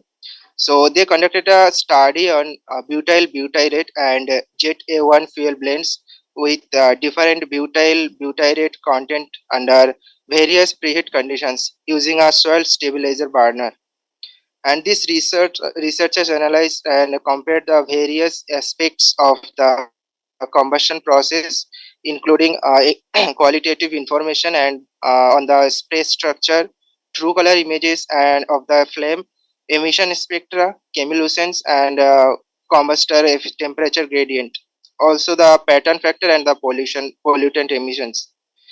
And so this study found that the butyrate's physical properties make it advantageous for the combustion compared to jet A1 fuel, and blending 15 to 20% of butyl butyrate may be possible without the engine modification. So this is another advantage of blending fuel, that no modification in engines are required. So the objective of our work is like to analyze the feasibility of uses of blending of isopropanol and jet fuel in commercial aircraft from the perspective of heat of combustion values, and also we measures the viscosity, surface tension and density. This is the physical properties of some fuel.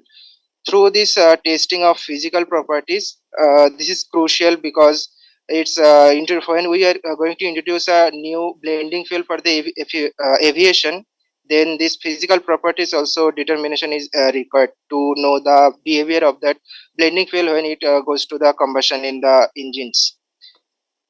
So the methodology comes. So the materials is represented here. So the materials, the jet fuel, which is jet A1 fuel, provided by IIT Kharagpur. This is also for the legitimate research purpose, and also 2 propanol And ethanol, we also took the ethanol for the reference purpose, and 2-propanol and ethanol were also used for the blending components, and some oxidizers we are used, that is copper chromate, ferric oxide, cobalt oxide, cupric oxide. All these components are there in our experiments. So these are the also these are the available in commercially.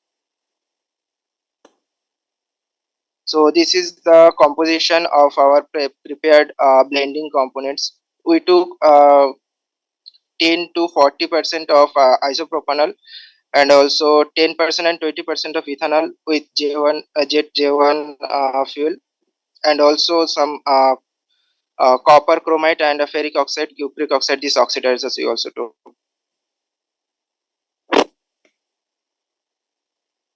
So this is the process of determination of determination of heat of combustion values using automatic bomb calorimeter. So first we took the fusor of 8 centimeter and first tensor thread of 14 centimeter. Then parallelly we measured the component and prepared the samples. Then we go to them both and immersed the thread in the sample, which is holded in the sample holder. After that, we give it to the bomb apparatus along with the oxygen, and after that we use water and stirrer and temperature probe and microprocessor. These all are give into the jacket, which will determine the combustion values. So it is automatic. So these all are controlled by microprocessor. So after that, the mathematical expression for the heating values is Q equals to W T minus E by M. So Q is the heat of combustion values, M is the mass of benzoic acid sample that is taken for the samples, and T is the temperature, and E is the correction for nichrome factor. So this is our microprocessor, and this is the setup arrangement for our automatic bomb calorimeter. Now comes the measurements of viscosity. For measurements of viscosity, we use the Anton per rotational viscometer. So there we prepare sample, then pour it in one cylinder, which is about 8 ml, and then fit into this in viscometer, and viscometer is automatically calculated the viscosity. So it is also automatically calculated. After that, we use the surface tension. So we use the stalagmometer and arrangement to measure the surface tension. First, we prepare the samples, then we pour it in the stalagmometer. Then we use the method of count drops. So we count the number of drops, then we calculate the surface tension. Statements are done. First, You can continue for 2 minutes. okay. So this is the formula for our surface tension calculation. So now we also measure the density, and also this is the conventional formula to measure the density. And now comes to the results and discussion. So this is the value which we got experimentally from our experiment. So here all are presented in a tabular form. Now for the better understanding purpose, I divided the results in 3 sets, that is set 1, set A, set B, and set C. Set A is the binary blending of isopropanol and jet fuel and ethanol jet fuel, and set B is the jet fuel and different catalyst mixtures, and set C is the jet 90 and 2-propanol and different catalyst mixtures. So this is the trend of the jet fuel value, so heat of combustion values of fuel composition, different fuel compositions. So it's obvious reason it is decreased because the number of carbon is decreased rather than the pure jet A1 fuel. So after that, viscosity is presented here. So the here also we see a trend that it is decreasing because of the isopropanol quantities increasing. This decrease can be attributed to the variation in viscosity and the ability of the components to wet the walls. The change in dynamic viscosity with isopropanol content is likely due to the molecular rearrangement and the reactions between components, particularly alkyl radicals resulting in reduced viscosity and enhanced sliding between the molecules. So this overall effects leads to improve the rheological properties for the blends. So after that, this is for the surface tension trend, and this is the density trend. Also, we didn't mention any reason for this experimental data. This is just we got. And now comes to the set B, which is the heat of combustion values of jet fuel and different catalyst states. Paul, you can conclude your presentation as soon as possible. Okay. So this is almost done. So this is set B, this is the results, and also this is set C, which is the result. So now combining set B and set C, here we see the decreasing trend because of this catalyst are not suitable. Or another one is surface tension and viscosity. We didn't measure for this. So the conclusion is here in the case of binary blending fuel for jet 90 and 2 propanol, which is produced heat of combustion values of 44.23 megajoules. I request you Yes. to hold on the presentation. Let's move to the Q&A session. Okay, no problem. Wait for one or two questions from the audience, please. Any specific question? Okay, I do have one question, Arge Paul. Do you have any correlation between the heat of combustion, viscosity, and density? Actually, there is not direct correlation between viscosity and, because that are the physical properties of any fuel, and also heat of combustion values are indirectly related to physical properties. So, what will happen to the heat of combustion when altering the density?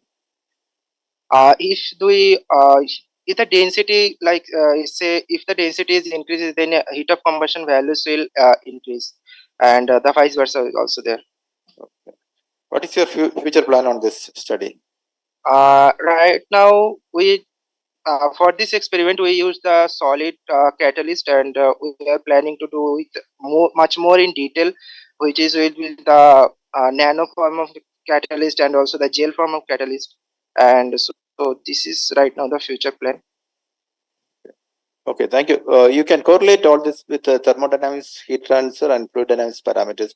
Essentially, the Reynolds number, that is density and viscosity, you can correlate. Then further, you can correlate with the heat of combustion. So that probably will be able to come with the better results. Okay, thank you, sir. You are having. Okay, thank you. Pass on to the next speaker.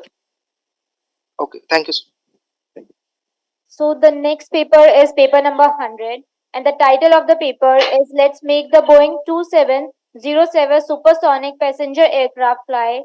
Higher standoff distance of sonic jacket reduces aerodynamic heating. And the presentation will be presented by Vinay Bhaiya. Please give them a warm welcome on the stage. The stage is yours.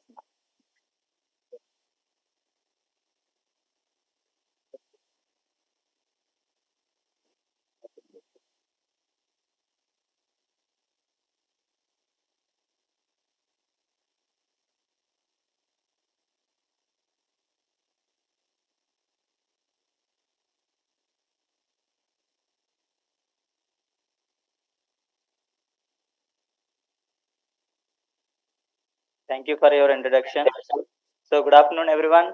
I came up with one more interesting topic that you can see here, which is on supersonic aircraft. So, this thing I will explain you in the upcoming slides. So, this is the quick outline of my research. So, basically, an aircraft which travels faster than the speed of sound, that is Mach number greater than 1, we call it as supersonic aircraft. As you all know about supersonic aircrafts like fighter aircrafts and passenger aircrafts as well. So the research on supersonic transport aircraft is promising since 1960s in the aerospace industry due to its advantages over the time, because supersonic, we can reach the destination faster by using supersonic passenger aircrafts. So one of the major operational issues is the aerodynamic heating that we are going to focus in this research. So, while supersonic flow decelerates to subsonic, it encounters a sonic point that is due to normal shock wave. Normal shock wave occurs when sudden disturbance occurs in supersonic or hypersonic flows. So due to this, entropy wave will generate and which leads to aerodynamic heating. So if you can see in this diagram, so that is supersonic aircraft where the supersonic flow is coming. At some point it decelerates to 1. So after that, inside the Mach number is less than 1. As you all know that the no slip condition, which is the velocity over the object, is 0. So the Mach number is somewhere, Mach number 1 is somewhere away from the object.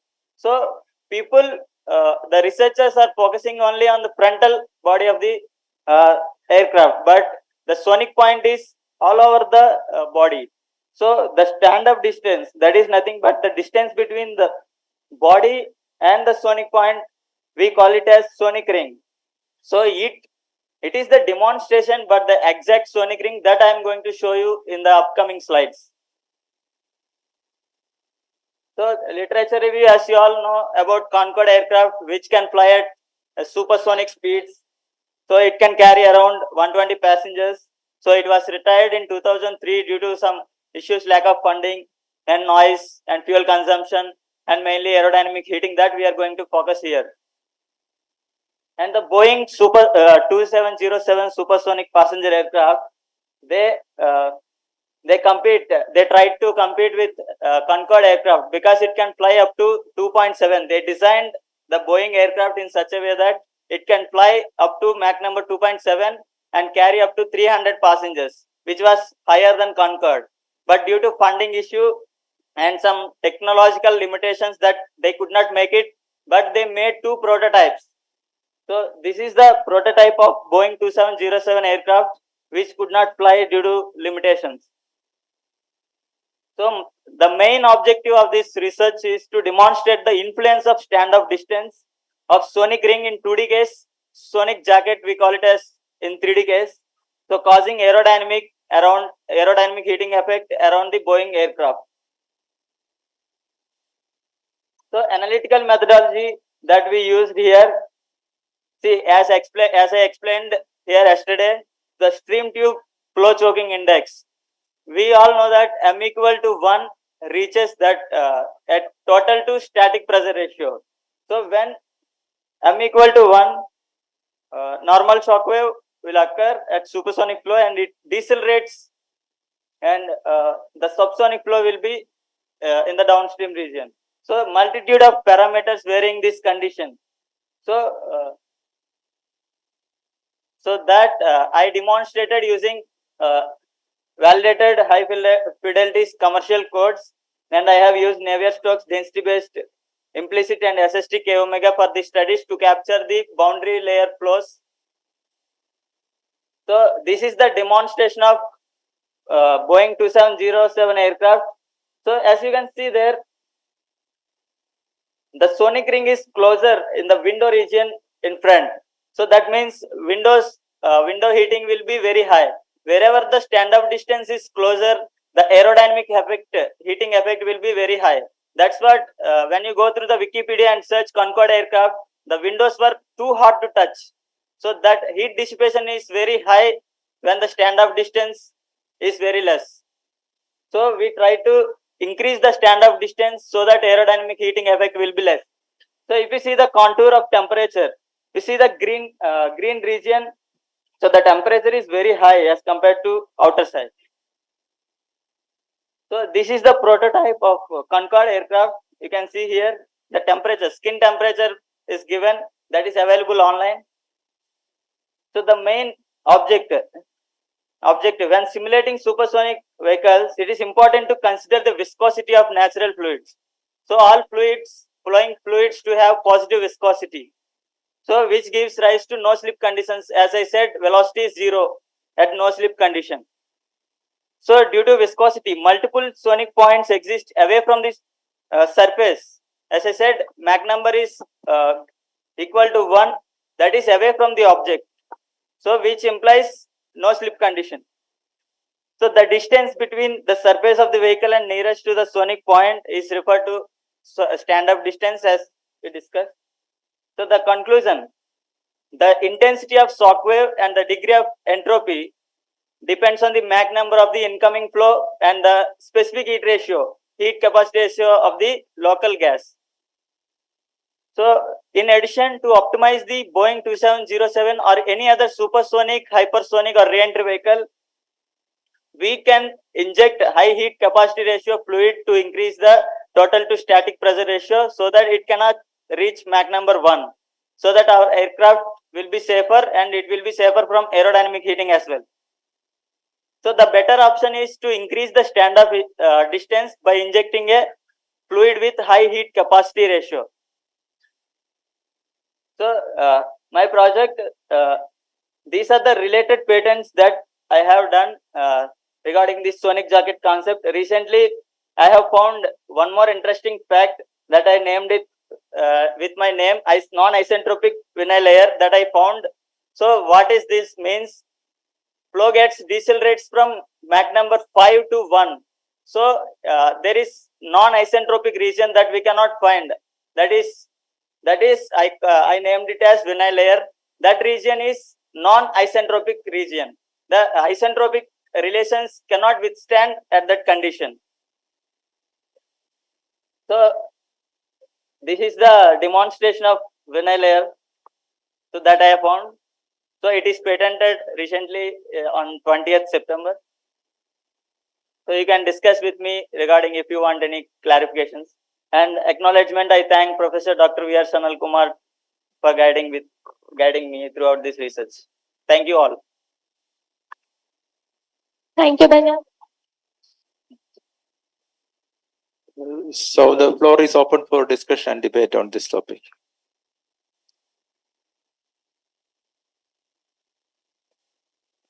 Hello, Vinay. Yes, yes, sir. All these are your theoretical or simulation study. Simulations, yes, sir. I will do experiments later. Do you have any validation of your outcome? Sir, this study has not been in the literature or anywhere. So I have found it, and no, whatever you have found out, but that should be validated. Without validation, how you can say this result is 100% correct, this vinyl layer is 100% correct? Yes, sir. I have gone through textbooks, John D. Anderson textbooks, and he also used only inviscid case, and also he focused on frontal body of the aircraft. So here I focused rear part of the aircraft as well, so that we can find out the aerodynamic effects throughout the body.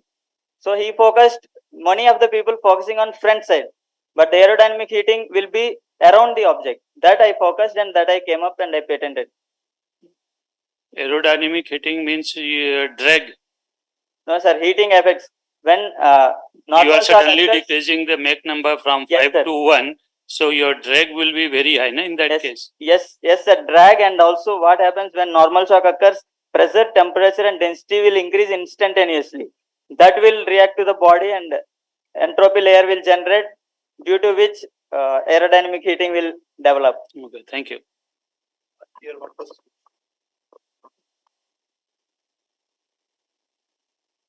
Hello, yes. You have patented this idea? Yes. You have patented this idea? Yeah, I patented. So exactly what part of this idea you have patented it?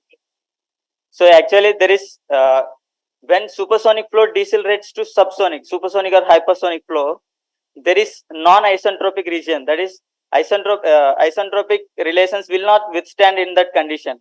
So isentropic is, entropy is point function. We can find out from point to point. But in these 2 points, there is a non-equilibrium region that no one has discovered. So I found it as my layer, non-isentropic vinyl. Which analysis you have discovered that region? Sir? Which kind of analysis you did to discover that region? I have done numerical analysis and also theoretical analysis. Because we cannot find isentropy throughout the process. We can find only point to point, S1 and S2. Which equation you try to solve? Which equation you try to solve while you're solving the numerical analysis? Isentropic relation, S2 minus S1, that you know. This is physics is an established once the Bohr shock is there. As we all know that a non-isentropic will be there. But here the concept is a sonic ring. Sonic ring will be little bit below the Bohr shock. That means between the bore shock and sonic ring, sonic layer, there is a gap. That gap he has declared as a vinyl layer. Obviously, there is no need of experimental or further studies. Theoretically, it is an established fact. So, patent will be qualified.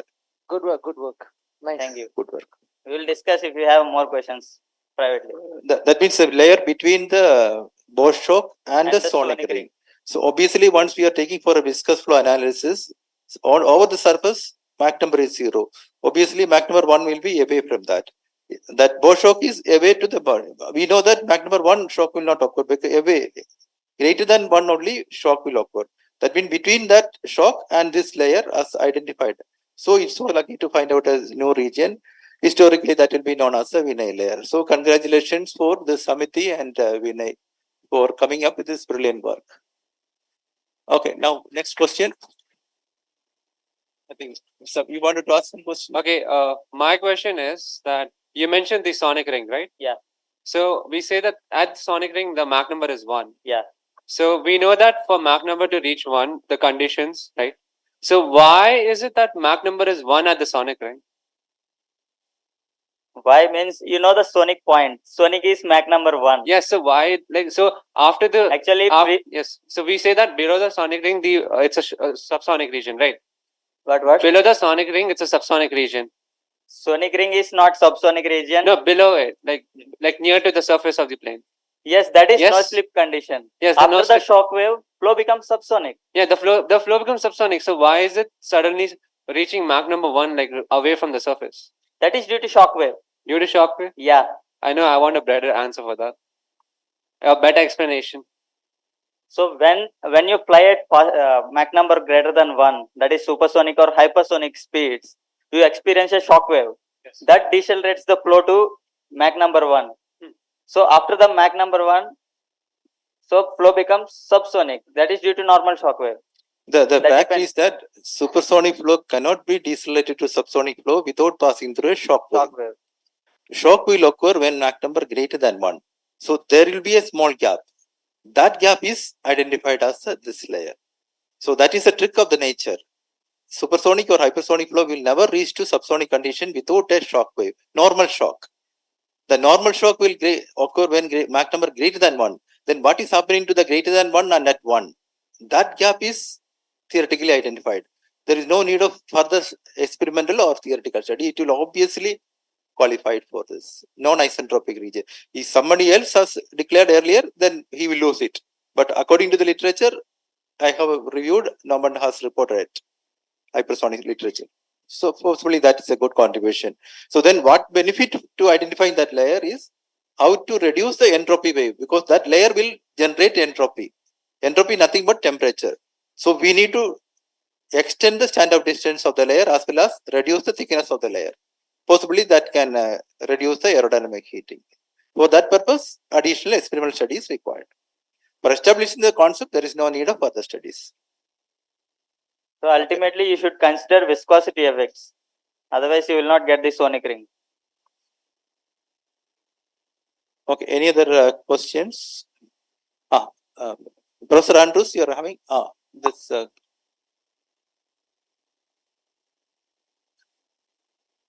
Hello, sir. What is the effect of viscosity on the surface of aircraft?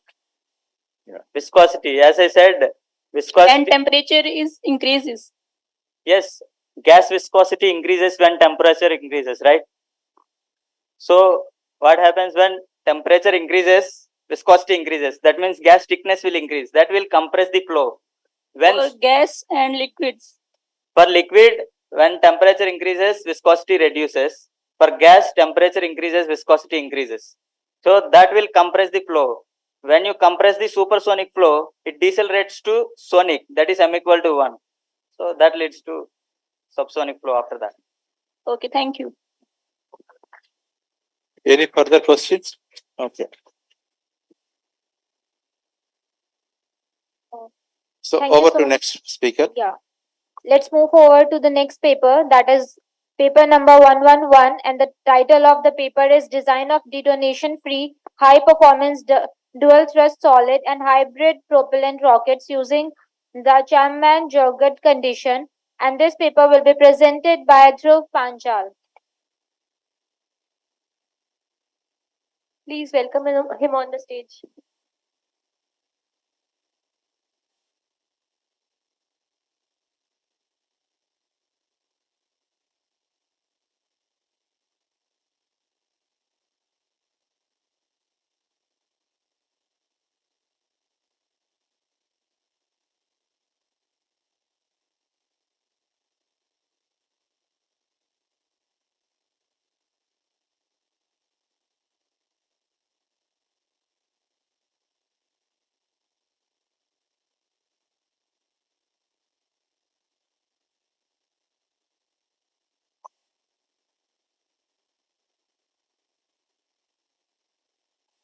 I think the speaker is Chief Executive Officer of Aerospace. I think we can give it. I think this is the last presentation.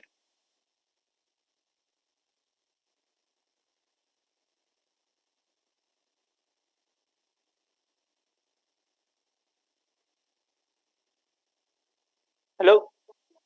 Okay. So good afternoon, everyone. So my topic is design of detonation-free, high-performance dual-thrust solid and hybrid propellant rocket using the Chapman-Jugat condition. Okay. So before going further, okay, we will understand what is the meaning of this title. Okay, very long title is there. So first we'll understand each and every word of this title. Okay. So the first word is the detonation. So what is the meaning of the detonation? Okay. So detonation is nothing but the fast burning. Okay. There are two words, deflagration and detonation. Detonation and means deflagration means a slow burning, and if we cross the speed of sound in the burning, then we can say the stage is detonation, which ends with the explosion. Okay, explosion nothing but the blast. Now another word is there, dual thrust solid and hybrid rocket engine. So as we know, rocket. Hello. Okay, as we know, rocket dual thrust means we will get the different speeds. Okay, different stage during the launching time. We need a high thrust. Okay, so at that time we'll get the higher thrust. As we can see here, that is here geometry is there. So in first stage we'll get the higher thrust, and the second stage the thrust will reduce. Okay, like that we are using the dual thrust mechanism. Another is the Chapman-Jugat condition. So we'll compare this example.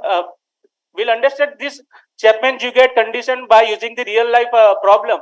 Okay, so suppose the road is empty and you are driving the car. Okay, so suppose 120 road is empty and you are driving at 120. You are getting means road is empty. That's why you will drive at the maximum speed.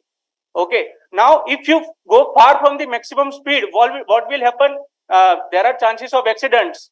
There are chances that friction will more increase, and there are many parameters. That means losses are going to occur. So Chapman-Jugat condition is same like that.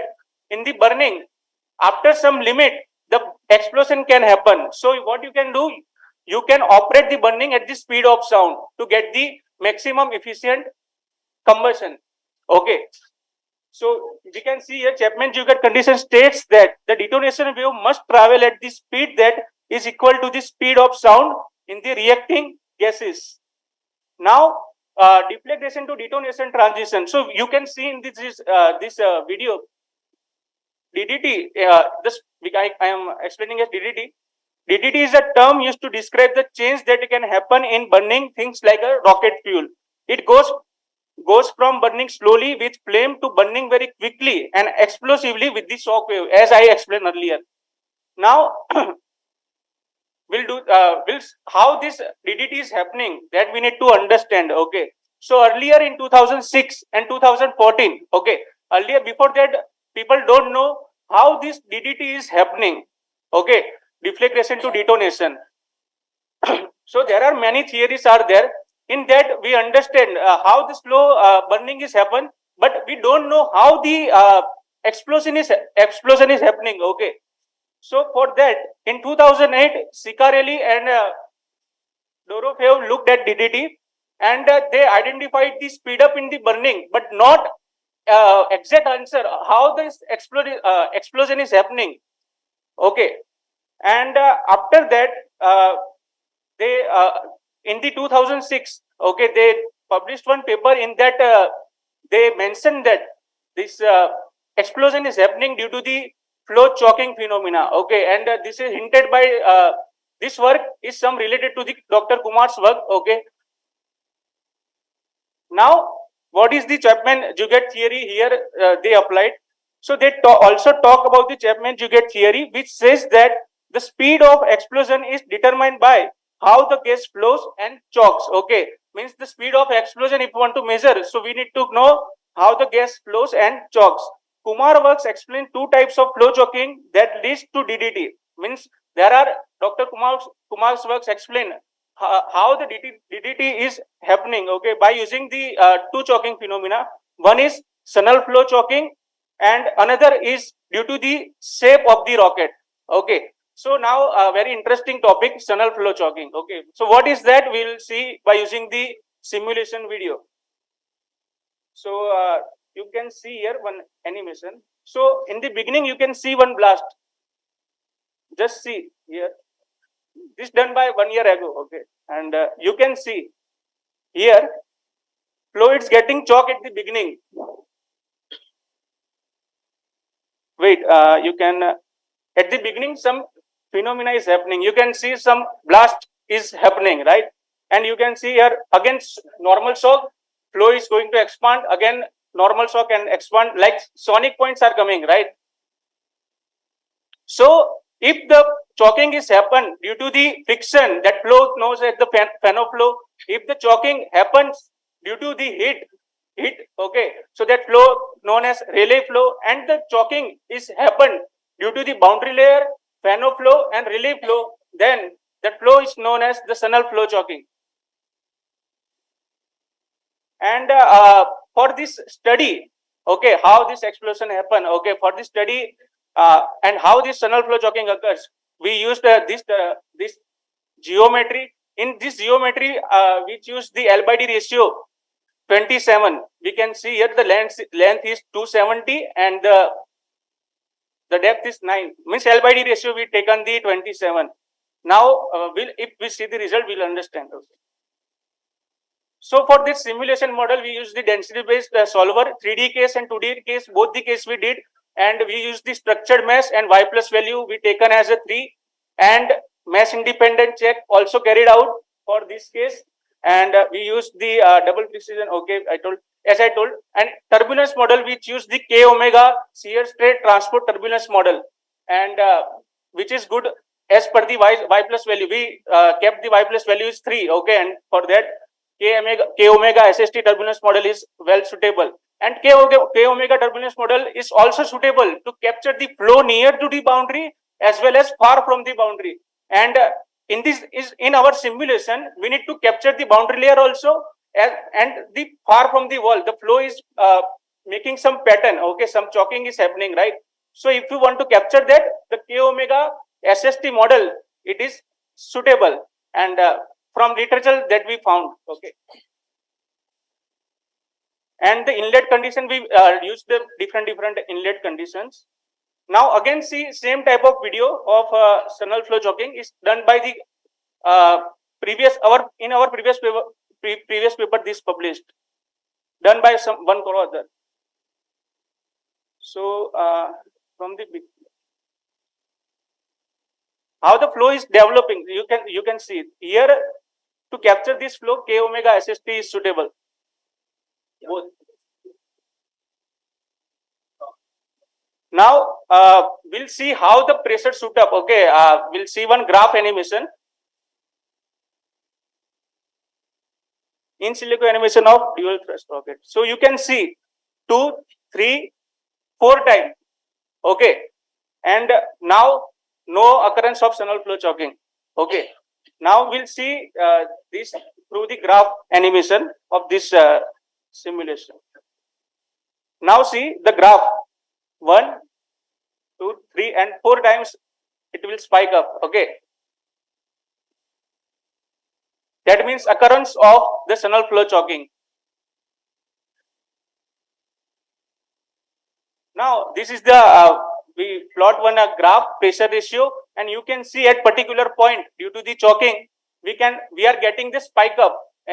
We are getting the one spike, okay, which indicate that the flow subsonic flows accelerate to the supersonic flow without the any convergent or section. And we did this 3D simulation. So this is a photo of a 3D simulation. And this is a non-occurrence of sonal flow choking. We are getting the choking, but after that we are not getting the stream tube compression. And conclusion is that as we now we can understand how the DDT, deflagration to detonation, okay, the explosion end up with the explosion is happening due to the sonal flow choking, which is a stream tube. Also, we can say stream tube choking is extending, okay, behind the wave.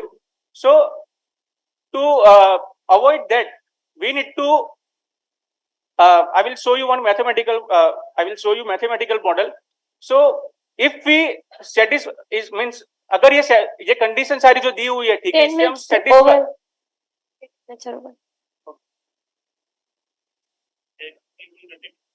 You can continue. Okay, if we satisfied with the condition, okay, we'll not get the choking effect. And as explained by the Vinay also, if we keep the high gamma ratio, okay, if we inject the fluid with the high gamma, high heat capacity ratio, will not get the choking effect, as we seen from first equation. And the future work is the experiment. So our company is doing all the research articles. Okay, means there are so many students who did the good research, but they are not able to convert their project into experiment. Okay, because the cost is high and many more factors are there. So what we'll do, we help them to convert their project into the industry projects. So thank you, and thank you, Sanal sir, and thank you all the authors and the co-authors of this paper. Thank you. Thank you, Bhaiya. We can move to the Q&A session. Now the topic is open for discussion and debate.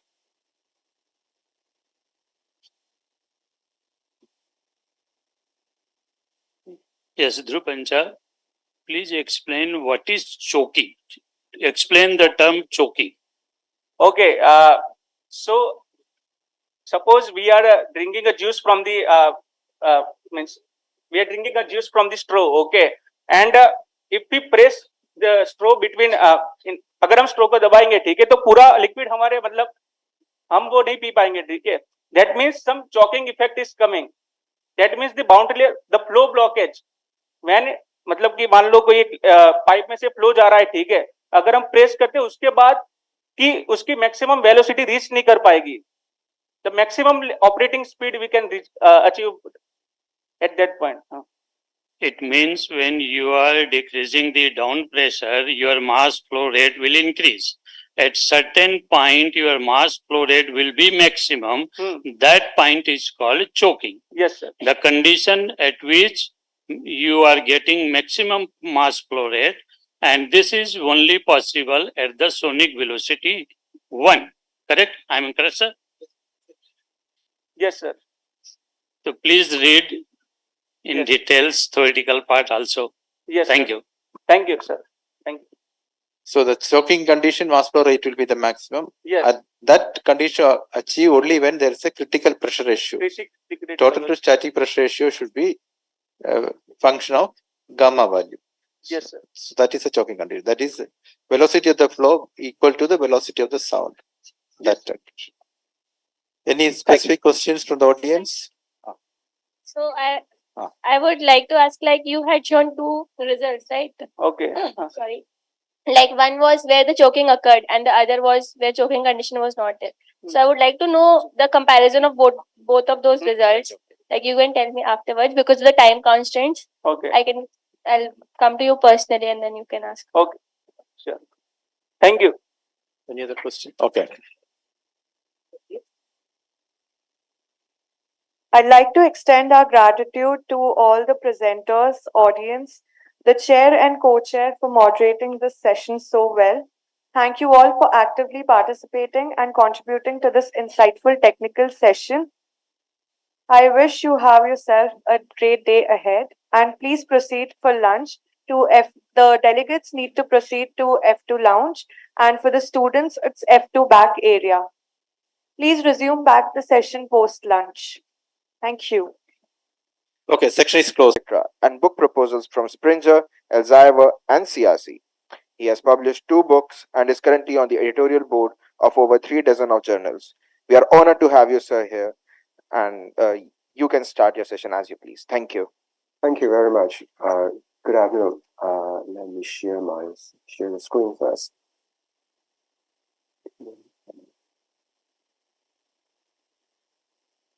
Okay. Can you see that? Yes, sir, I can see that. Sir, if possible, can you put that in the slideshow mode in full screen? Yeah, sure. I'll do it. I'm working on it. There we go. Yep. Yes, sir. Good to go. Thank you, sir. Okay, I have up to 20 minutes, right? Pardon, sir? I have up to 20 minutes for my Yes, sir. That's right. Okay. Okay. Very good afternoon, and thank you for your invitation. This is the topic of my this project about rapid manufacturing anywhere, anytime. So you can see there are a few keywords here. First, the manufacturing is in a high speed, not the kind of slow one, and it can be done anytime, anywhere. So those are the special features I'm going to touch about this my work. Okay, I'm sure that most of you have the well, sorry, I have a little bit of problem to show the videos. I'm not sure what's wrong with it. Why they are not showing over here properly? Only the words. So sorry, let me go back to share again in probably another mode. I'm very sorry for this. Okay, let me do it again. I tested it, everything looks fine since.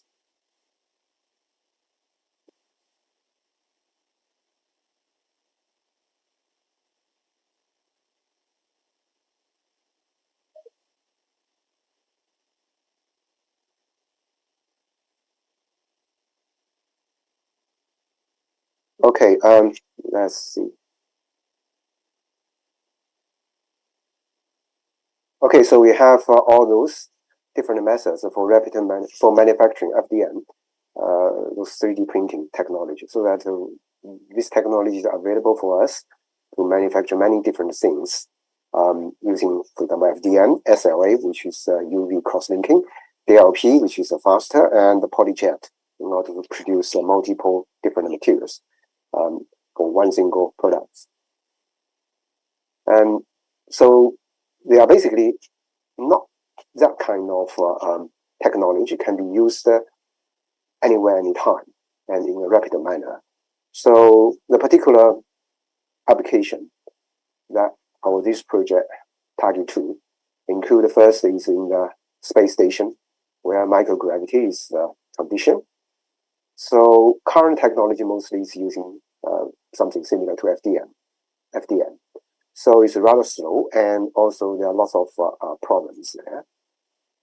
Utilize FDM in space station manufacturing starts from NASA, in fact, some years ago.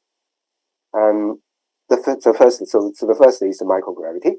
The second environment that we are working on in order to make it possible for rapid manufacturing is a strong random vibration. For example, the case like these two. Okay, so both are pretty much difficult nowadays for any kind of technology we are using for additive manufacturing. So here it comes to the scenario we are going to target. Okay, in terms of rapid additive manufacturing technologies, currently, probably you heard about this, or probably have seen this from Adidas. Rapidly manufacture shoes. That's basically kind of DLP. or continuous liquid interface production is liquid resin and use UV cross-linking. The other technology developed most recently is this volumetric additive manufacturing, in which the resin is liquid, and we use multiple laser beams to cross-link a certain part. You can apparently see the problem because it's utilizing liquid as the material for processing. So in the case of microgravitation or random vibration, we do have the problem to apply this kind of technology. So is there any solid state processing technology we can use? Yes, of course, laser engraving. Basically use laser to generate crack inside of glass. So here comes to our technology. The basic idea: solid state photo cross-linking, which means that we are going to use, for example, a particular type of material. It's a thermal gel. Upon cooling, it's going to melt. Okay, this is opposite to the physics we studied in the primary school, but it is possible. And so that we have this kind of material at room temperature is solid, but upon cooling in fridge, for example, below 10 degrees, it become liquid. So we have this kind of material over here.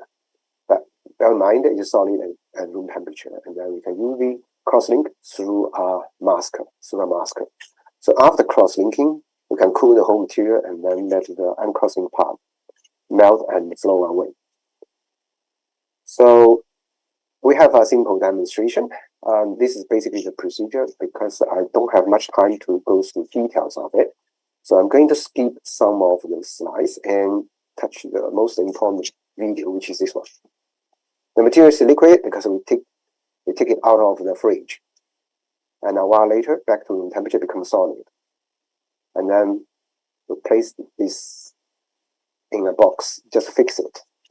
And then a mask placed on top, UV cross-linking from top one time. And then we can turn that by 90 degrees because it's solid. And then same mask, same UV cross-linking, second time. And then we can wash away the uncrossing part with ice water. So the remaining, here we go. We expect to see a kind of cross-link. Yes, here we go.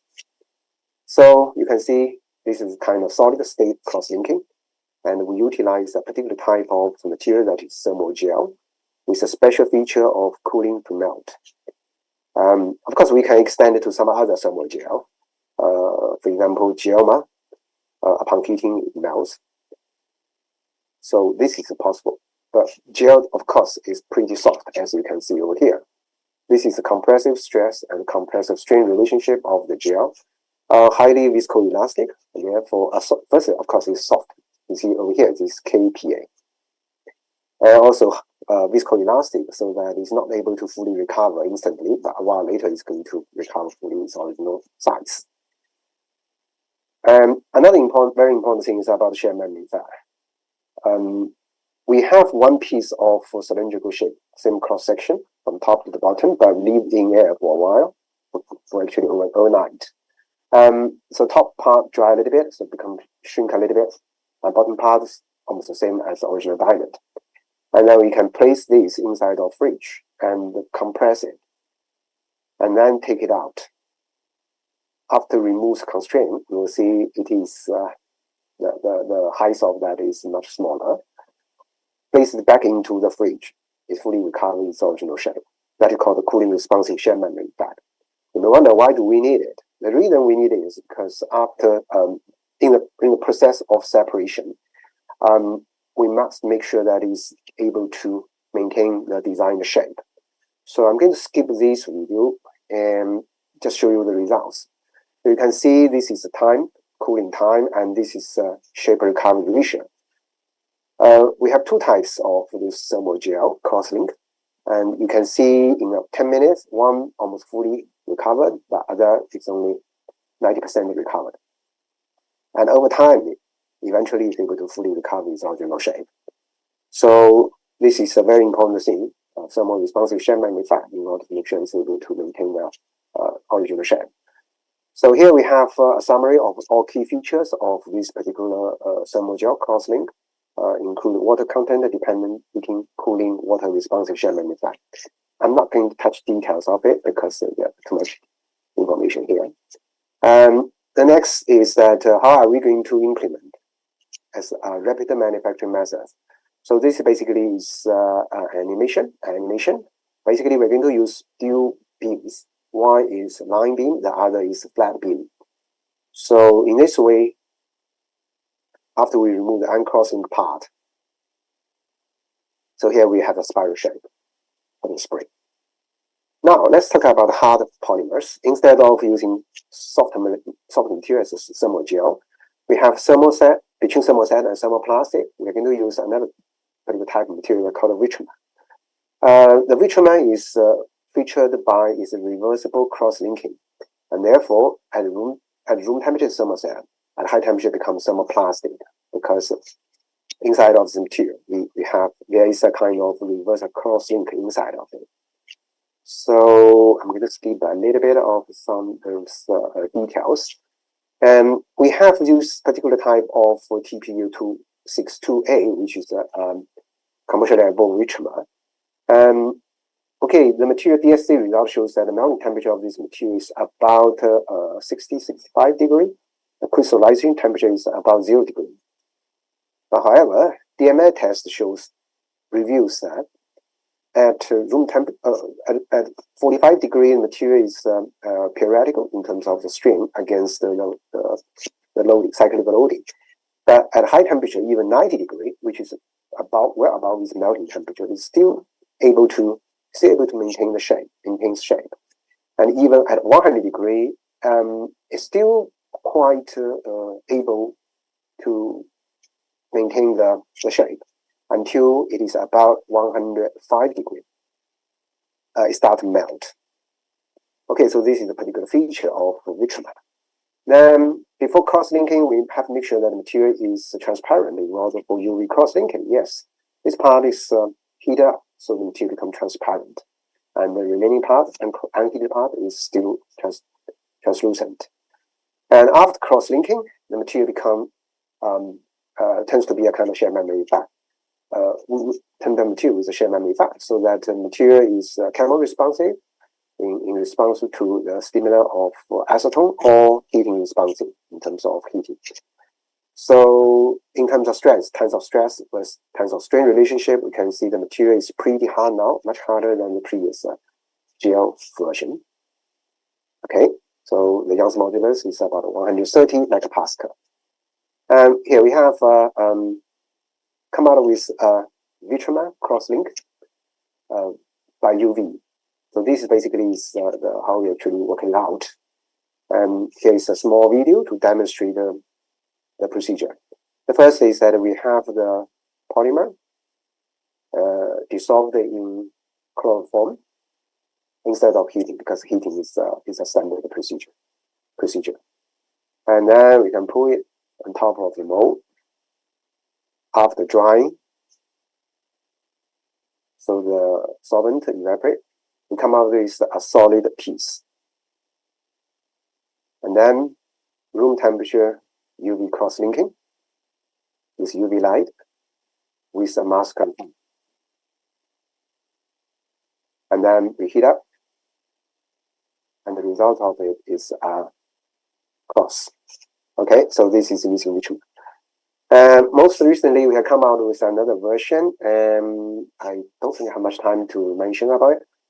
We have applied the same method to demonstrate that even under this kind of severe vibration, random vibration, is still able to cross-link in a proper way. And so, yes, I think it's about time. So I have to skip these two videos. Now, summary. We come out with an idea that is for rapid additive manufacturing.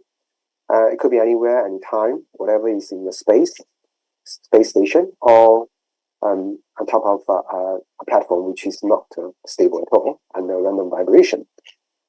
And so that we are going to implement this, try to come out with a system, including the development material, not only the material, but also the system, a machine, the 3D printing machine. So that's all about my work. Thank you very much.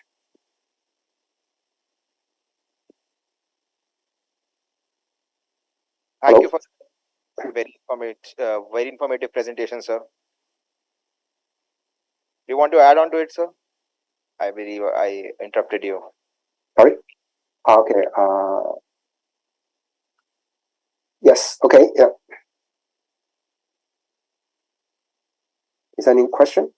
I will be very happy to answer any question. Do we have any questions from the audience?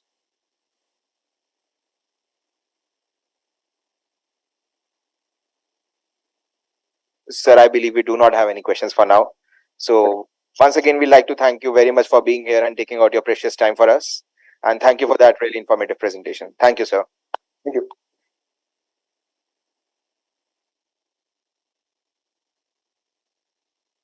Andrew, sir.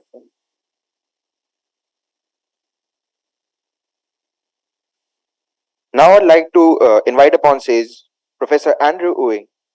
Professor Andrew is a professor from the University of Melbourne in Australia. Dr. Uy is an academic staff member in the Department of Mechanical Engineering at the University of Melbourne and Associate Dean in the Faculty of Engineering and Information Technology. Professor Uy graduated with a Bachelor's in Engineering in 1993 and PhD in 1997 from the University of Melbourne. Prior to his current appointment, Andrew worked at the Center for Turbulence Research at NASA Ames, Stanford University, and as a research scientist at the Defense Science and Technology Organization. His expertise area is in the computational study of engineering problems involving fluid flow and heat transfer, using advanced methods in computational fluid dynamics. He has made significant contribution in many areas that utilizes the CFD technology from single-phase laminar and turbulent flows to complex flows involving gravity and multi-phase phenomena. He is a fellow of Australasian Fluid Mechanics Society, and we are honored to have you, sir. Inviting upon stage Dr. Andrew Uy.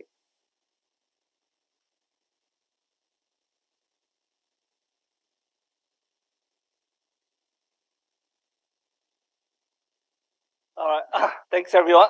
Thanks for invite. I would like to thank the organizers for inviting me here for to give this talk, and thanks everyone here for attending this presentation. What I'm going to present here is going to be quite different. It's a fluid mechanics presentation, and it's going to be on very low speed flow. Okay, so it's low speeds compared to what you're used to. All right, so my Mach number is very close to zero. Okay, so it's incompressible flow. But we're interested in the characteristic of laminar and turbulent flow over a confined cylinder. And the reason, and I've got quite a few collaborators from the University of Melbourne, University of Sydney, Swinburne University of Technology, and also from the Department of Defense as well, Australia. So I guess the reason we're interested in this is because, say you want to test an aircraft, right? But in reality, right, aircraft flies in an unconfined environment, right? But when we test it, right, we usually test it in a confined environment, right? So what are the effects on confinement, right, have on our results and the flow field around an aircraft, say? So how the presence of nearby walls affect the flow field of the aircraft?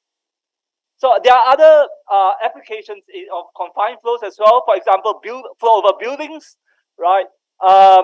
Your flow, you do not have a single object in isolation. Usually you have other objects nearby. This is another picture of a city, right? Trains going through tunnels, right? As a train enters and exits a tunnel, right, you go into a very confined environment as well. So what does the flow? How does the confined flow, right, affect the flow? Confinement affect the flow around an object. So as engineers, we like to simplify things. So when we look at an aircraft, we say, hey, it looks like a flow over a cylinder, right? So that's how we like to simplify things. When we have a confined environment, I'm going to say that we take this flow and we confine it in a channel, right, and see what happens to it, right? So the problem is this, very simple, right? I'm going to have a cylinder in a channel, right? And what I'm going to do is I'm going to talk about some important parameters. The channel height is h, right? Diameter of the cylinder is d, right? And you have some kind of, we have a laminar Poisson flow inlet, right? In our simulations, and I'll tell you the effect of the inlet boundary conditions later on, right? So the important parameters, there's only two parameters that are important here: the Reynolds number, U max d over nu, right, and also the blockage parameter d over h. All right, so two simple. One is a measure of the speed of the flow, right, and the other is a measure of the blockage of the flow. All right, so two simple parameters that we're interested in. All right. Then what we're doing here is we solve incompressible Navier-Stokes equation in 2D in the first set of results I'm going to show you, right? We use a spectral element method, NEC 5000. We have the no-slip boundary condition, channel walls, and ellipse, and we have a fully developed flow at the inlet, right? So we put all these things inside the computer, and we have a flow over a cylinder, right, in a confined environment, right? The Reynolds number is 200 on this case, very low, right? And the blockage ratio is 0.5 for this particular case, right, that you see. So I just want to do some validation, right? So we have this CL and CD. We look at the CL and CD for this particular confined flow case, right? And we measure the period of this screw number, right, as in a confined environment, and we compare it with Sahin and Owen in 2014. And I guess if we look at the CL and CD phase plane plot, right, and if we plot, it's a figure of 8 type structure, right, and this is our current data. We compare it with Sahin and Owens 2004. Okay, very similar. If you look at the horizontal axis, right, it's a 10% range. Okay, so even though there is some differences in the results, they are actually very small. And we have done a colleague of mine have done an independent calculation, and they get the blue curve as well. So we are within the range of what is published in the literature. The effects of confinement is this, right? So we have, most of you would have done a fluid mechanics course. You've seen a flow behind a cylinder, right? This is beta of 0.01, right? The confinement ratio of 0.1. There's hardly any confinement here. When you confine the flow, right, you start having interaction between the boundary layer on the channel wall, right, and the shear layer, right, of the cylinder, right. You're gonna have some interaction, and then when you confine it even more, right, you have this, what we see, this alternating cells of positive and negative vorticity behind the cylinder, right. So we have all these. This is a slide of all the comparison between different blockage at the same Reynolds number, right? And then if you can plot all these flow pattern, right, in a Reynolds number versus blockage graph, right? So if your flow is in this region B here, you have unsteady symmetric flows, right? If you are in the region D there, you have an unsteady symmetric as well. Right, but what's interesting here is if you have C in region C, the blue region, if your Reynolds number and beta is in the C region, you actually have a steady asymmetric flow, right, in the channel, even though the geometry is symmetric, right, but the flow actually becomes asymmetric. Right? And then you have in region A, you have steady symmetric type flow environment. Okay, so I guess all these results has been published before, right, before we came along. And I guess what we are more interested in is that what happens at higher Reynolds number of 500. Okay, in a real application, you have high Reynolds number flow, so Reynolds number of 500 and Reynolds number of 3,900. Right, when you reach turbulent flow environment. So we want to look at. I'll show you some results from these regions here, right, in the next few slides. So what happens here? All right, so all these papers have been published in 2020 in International Journal here in Fluid Flow, right? So at Reynolds number of 500, right, something quite interesting happens at Reynolds number of 500 blockage of 0.5, right?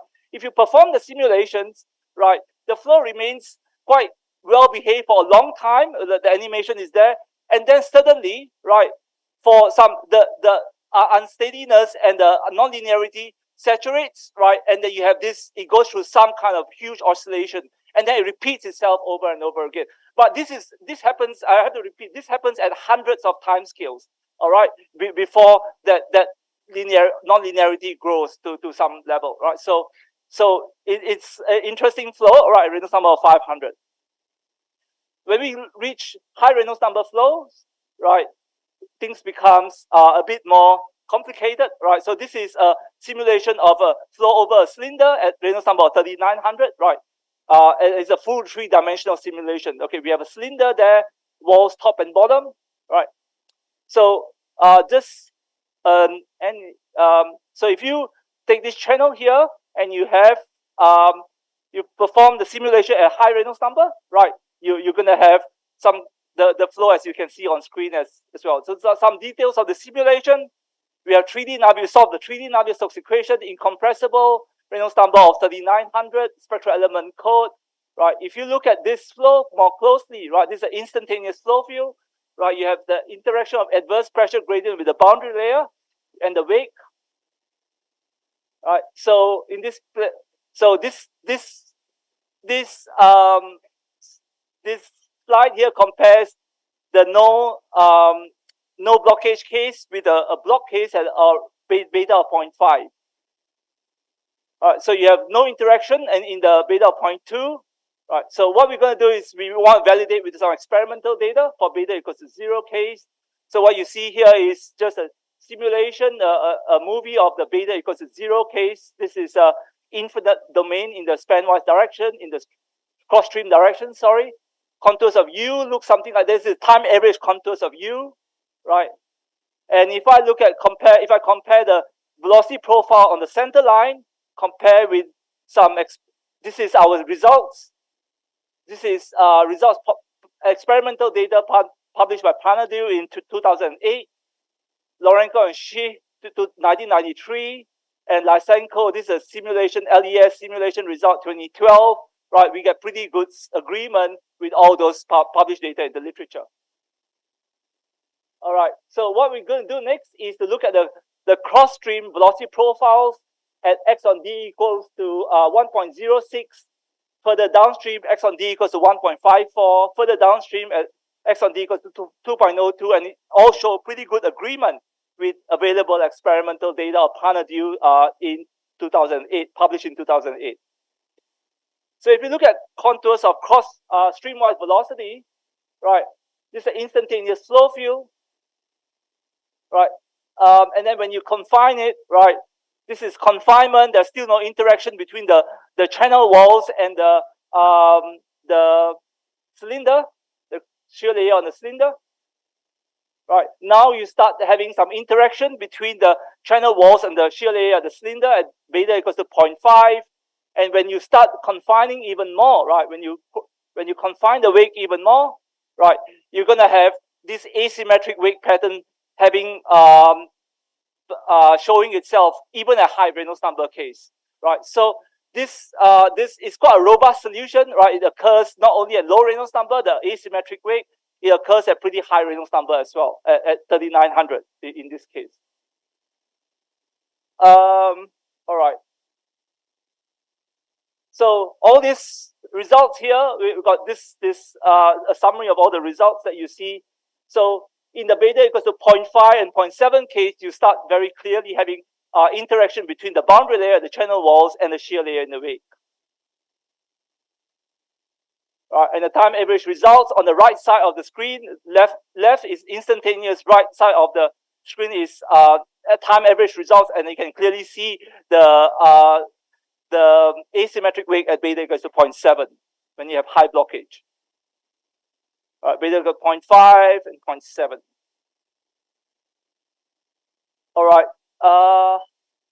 So what we're going to do now is look at the spectra of the velocity fluctuations. So what I'm going to do is I put a probe at 3, 0 at one point in the flow field, right? And we look at the spectra of the V velocity, the cross-stream velocity component at that point, the 3, 0.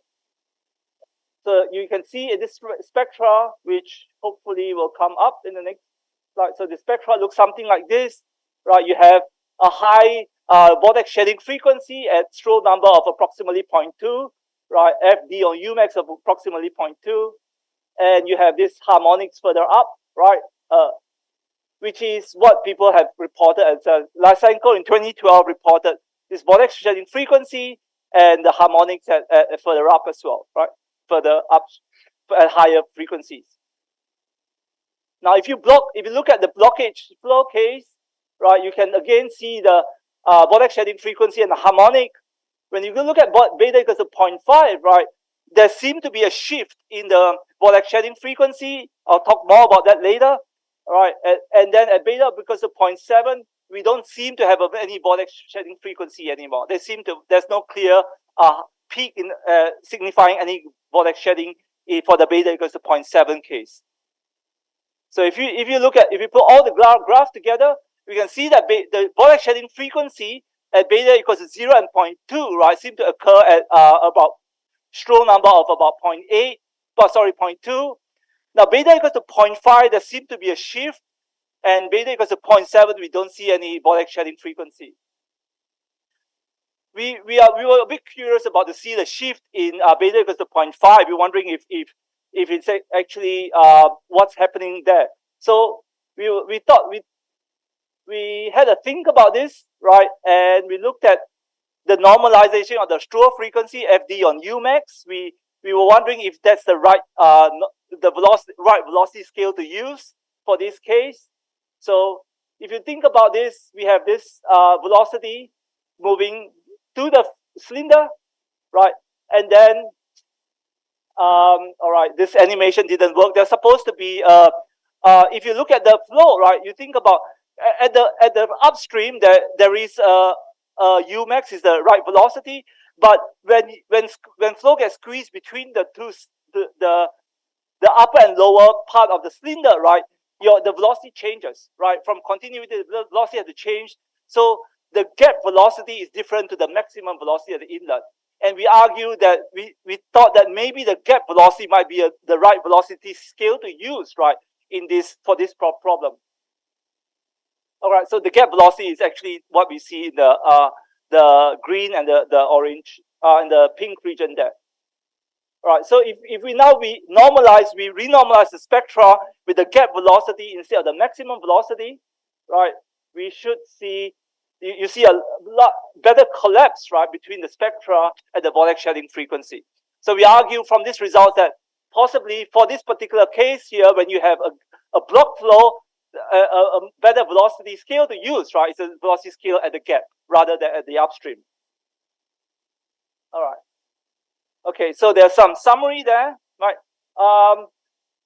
So we find that from blockage presented some data of Reynolds number 3900. We get good agreement with experimental data.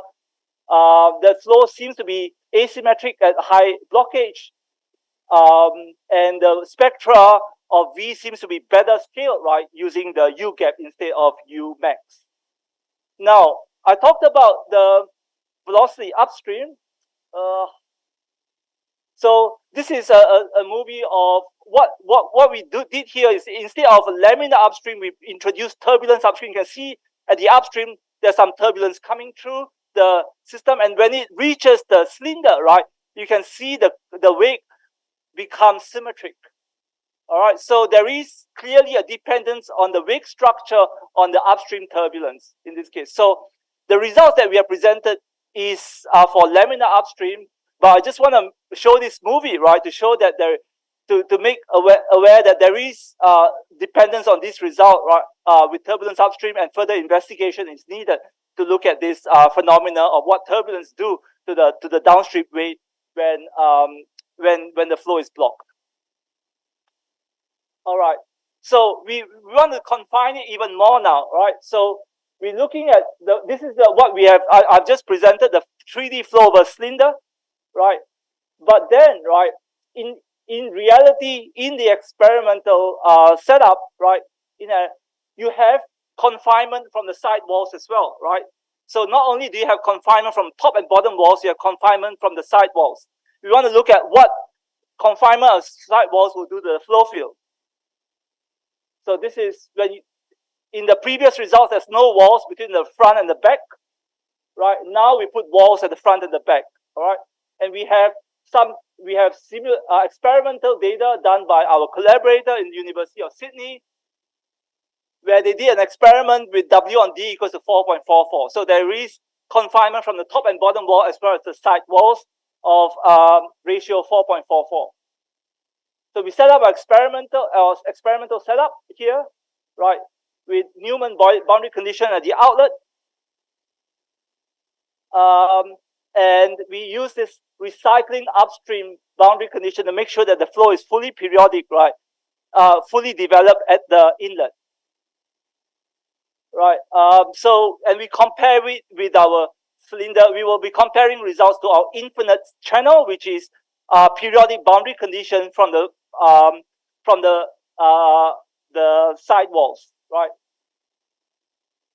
So we conduct direct numerical simulations of the 3D Navier-Stokes equations at ratio of 4.44, right, and also 10, right, 20, very large span. Right, and infinite means we have no walls, but we use periodic boundary condition in the span-wise direction.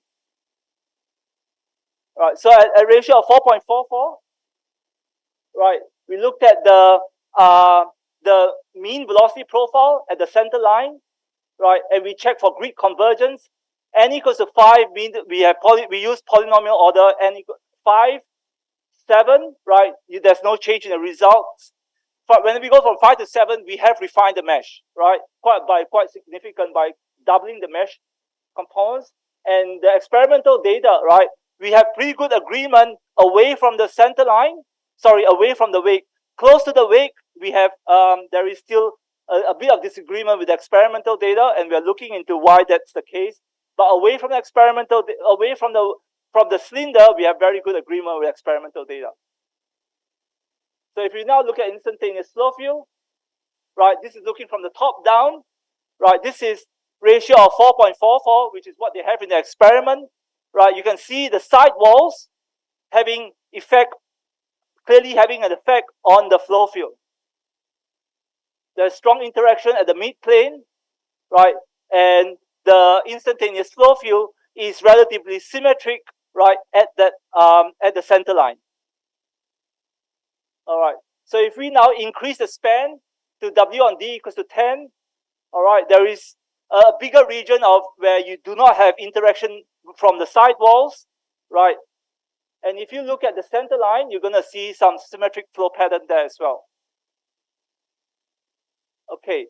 So if we keep increasing this to 20, right, you can see that clearly there is a variation of structures. There's an important length scale in the span-wise direction, right? This is looking from the top down.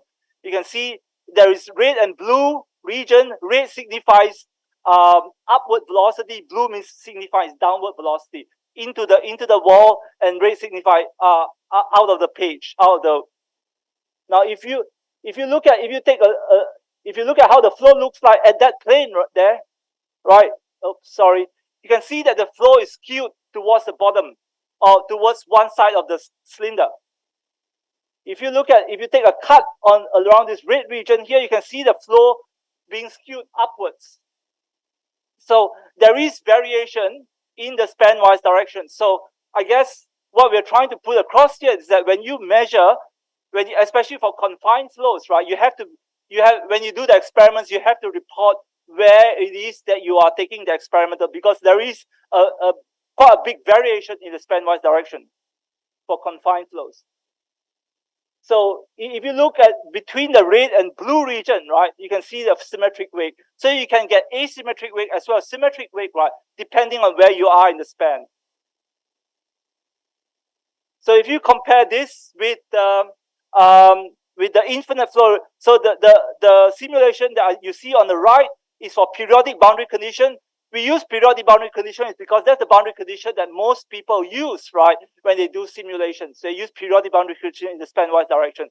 But our simulation results on the left clearly says that if you compare with experimental data, you have to be quite careful. You can still get good results, a good agreement, but you have to report the location in which you do these experiments, right? You're doing the experiments. So if you compare that the red region, you can see the wake flipping upwards, and if you compare at the other regions, you can see the wake flipping downwards.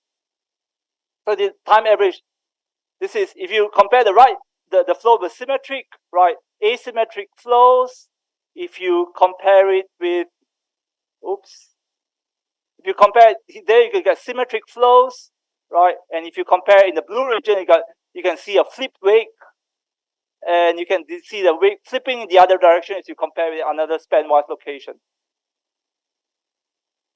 So there is still a bit of influence, but on the sidewall, okay, on the wake, even at W on D equals to 20.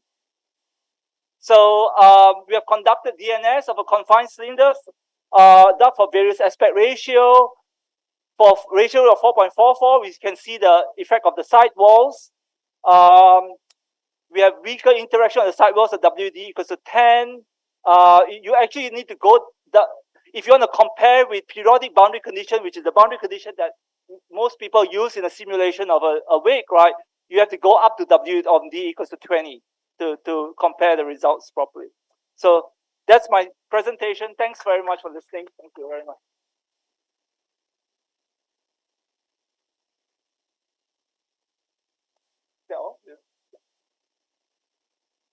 Do we have any questions now?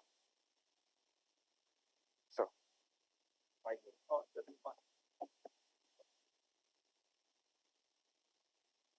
recording mic है? Boiler, that's okay. I thought that's working as well. Yeah, I got the mic. Thank you. It was a nice presentation. Thanks. So you were studying confined flows. Yep. But all along I saw that the cylinder was placed pretty symmetrically along the center line. Yeah. What would happen if it was not symmetrically placed? Right. And then suppose there were multiple cylinders, or there was a cylinder, then a square, and like this. Yeah. Were these kind of studies? So okay, so I'll take. So I haven't done any asymmetrically placed cylinder yet, but you're right. There was you're right. It's something that is important to look at, but we have not varied that parameter. Right. Regarding different shape objects, I actually have another presentation here, and if you give me another 5 hours, right, I'm happy to present. Okay. Yeah, there is. So it's the results are very similar. Okay. Yeah. Thank you. Yeah. Thank you.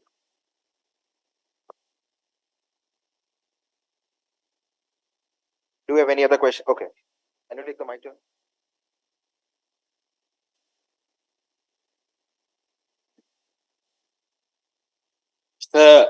You told what was the velocity at the inlet for this confined flow? The velocity is the velocity is a fully developed laminar inlet profile. Laminar flow. Yeah. So in high speeds, does your formulas and numerical methods still apply? Because in scramjets we have a wedge in between to compress the airflow. Does this work for that confined flow as well? Sorry? Sir, in scramjets or ramjets, we have a very high speed flow.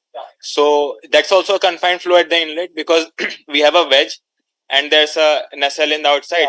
It compresses. Does this numerical methods apply for the numerical method probably won't apply because this is low Mach. This is Mach number of 0. Okay, effectively incompressible flow.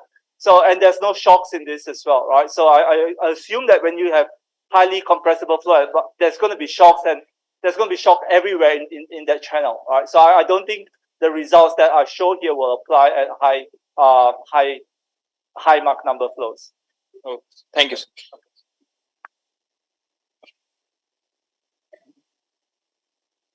Do we have any more questions? Okay, one more.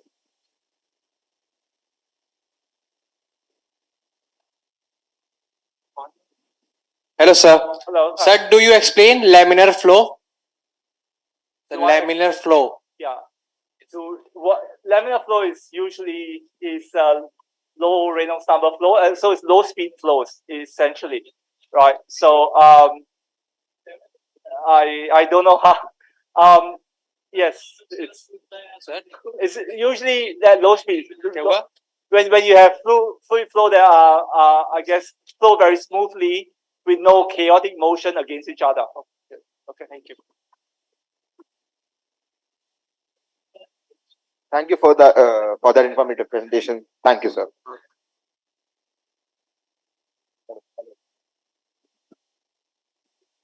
So next, I would like to invite Dr. Sachin Singh Gautam towards the stage.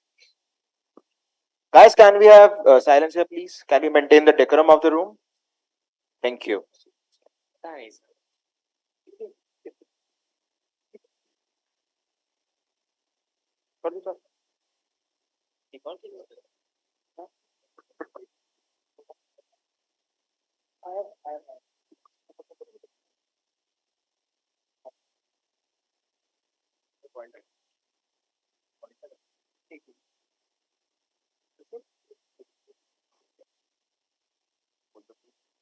Okay, so Dr. Sachin Sir Gautam is the professor of Indian Institute of Technology of Guwahati. Dr. Sachin Singh Gautam is currently an associate professor in Department of Mechanical Engineering also. His research interest is in computational mechanics, significantly in isogeometric analysis, contact problems, GPU computing. Recently, he has started to explore machine learning applications in finite elements, especially contact problems. He has published one book, 36 journal papers, 17 book chapters, 7 referred conferences, proceeding papers, and 92 conference publications. He has also delivered 19 invitee talks, organized 3 short-term courses, and in Association of Computational Mechanics, Indian Society for Theoretical and Applied Mechanics. We are grateful to have you here, sir. Dr. Sachin Singh. Thank you, sir. Yeah, I thank you all. First of all, I like to thank the organizers for inviting me for this talk and all the wonderful audience. So this talk is basically I made last year, so there's not much of an update. And in an era of machine learning, where things change maybe every week now, it might be a years old slide, but still it will add some perspective what's going on in solid mechanics from the side of machine learning. So I have taken these are the works of various my students, collaborators here, and I thank them all. So I'll start my presentation. So briefly about our group, we are a group which works, our lab is computational mechanics lab. We work in mostly large deformation contact impact problems, and we do work for VSSC ISRO for software development, and we have funding from DST, Cummins, SERB, VSSC ISRO all together, and collaborators from we have some work with Pune, Cummins R&D Pune, and with Professor Sauer from RWTH Aachen. So as I said, we work both in large scale contact and we work in small scale contact, nanoscale contact, and we have developed a lot of this finite element simulation codes for ISRO. Basically, these are all developed for ISRO's our own finite element software. And these are some isogeometric contact work that we have been doing. Of late, we are working on data-driven or machine learning-based isogeometric contact problems. We are developing codes for locking problems. That might be a little too far-fetched to understand right now. And our main focus is on 3D isogeometric contact code development, which currently it is accepted, and this grant is currently going on. This we are doing for ISRO, so that our we can develop our own in-house finite element software. So, but our talk today is mostly on machine learning. That's a new area that our group is exploring. So, because of the time constraint, how much time I have? Around 20 minutes, right? Around 20 minutes, I guess. So, I like to skip some slides here because this was made for an hour-long presentation. So, coming to machine learning, so as vice solid mechanics, Yagawa and Oishi, I mean, they started machine learning application in computational mechanics way back in '96. And then these guys again had some work in 2017. So probably in '96, they faced this problem of computational resources because machine learning algorithms take a lot of computational resources to do simulations. Probably only after GPU computers came into picture that the area is picked up. So there was a lull for around maybe few works came in between. Like in 1998, some ANN was applied to some kind of problems.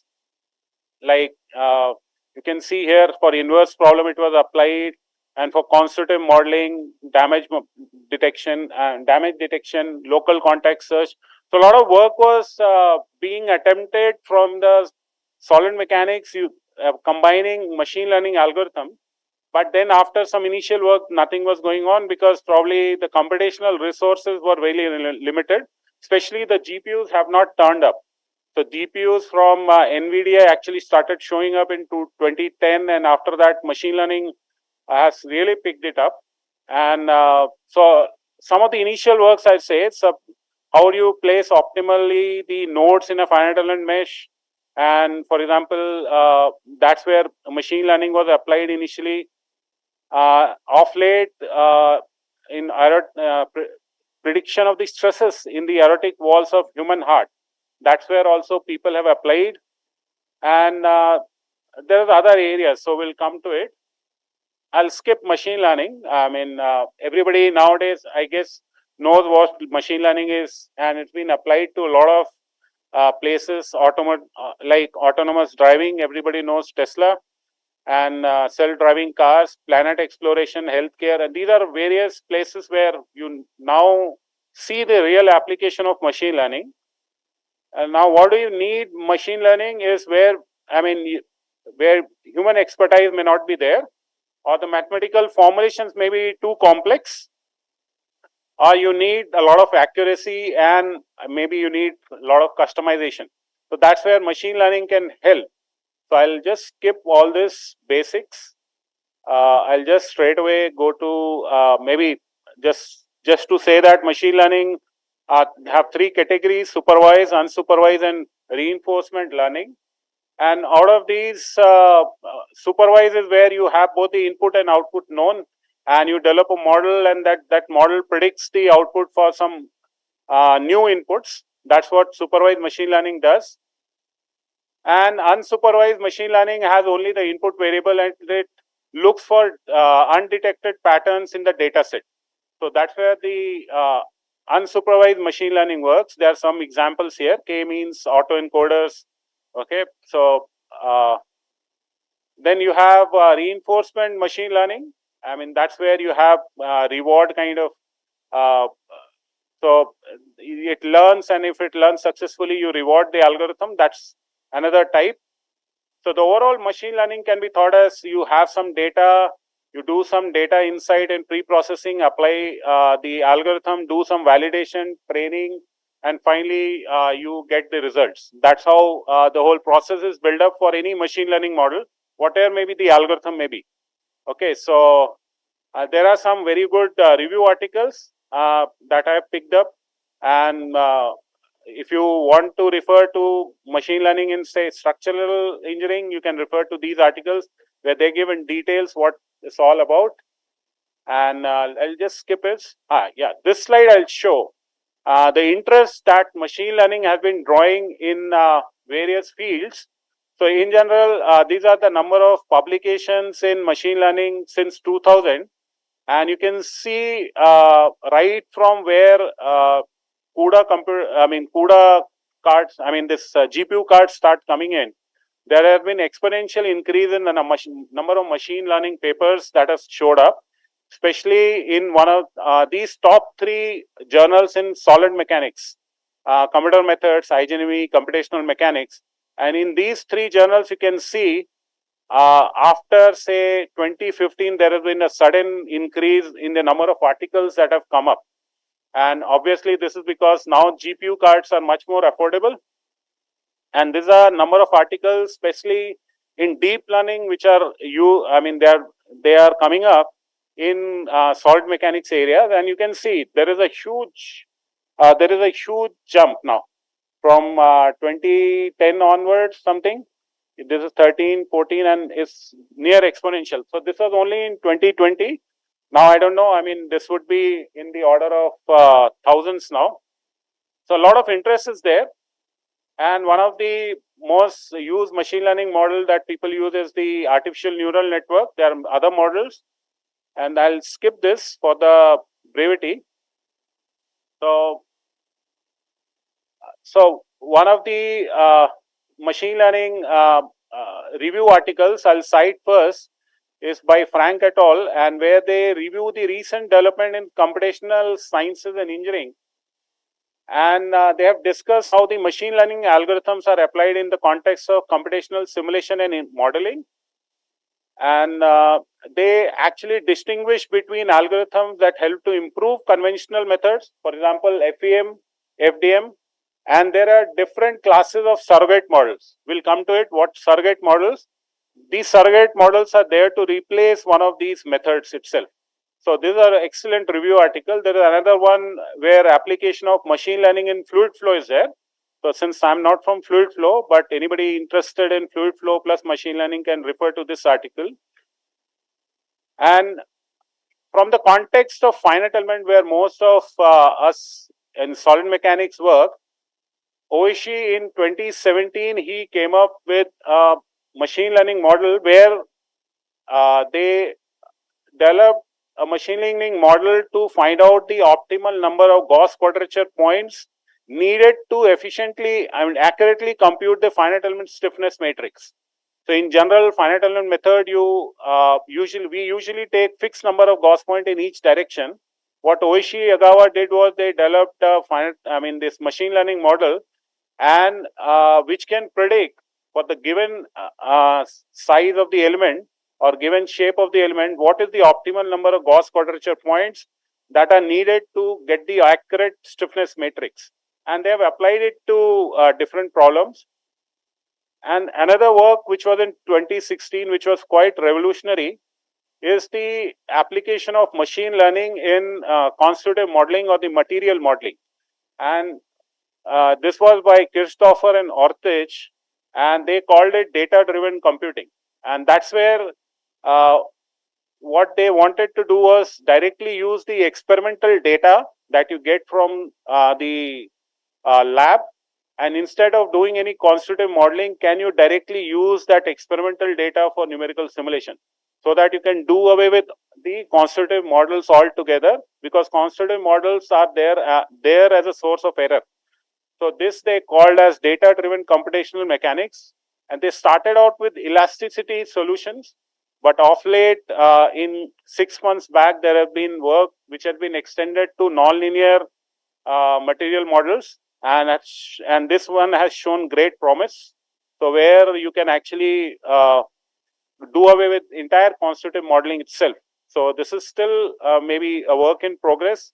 Maybe more work is needed for more kind of materials, but certainly it is one of the pioneering work which came out only in 2016.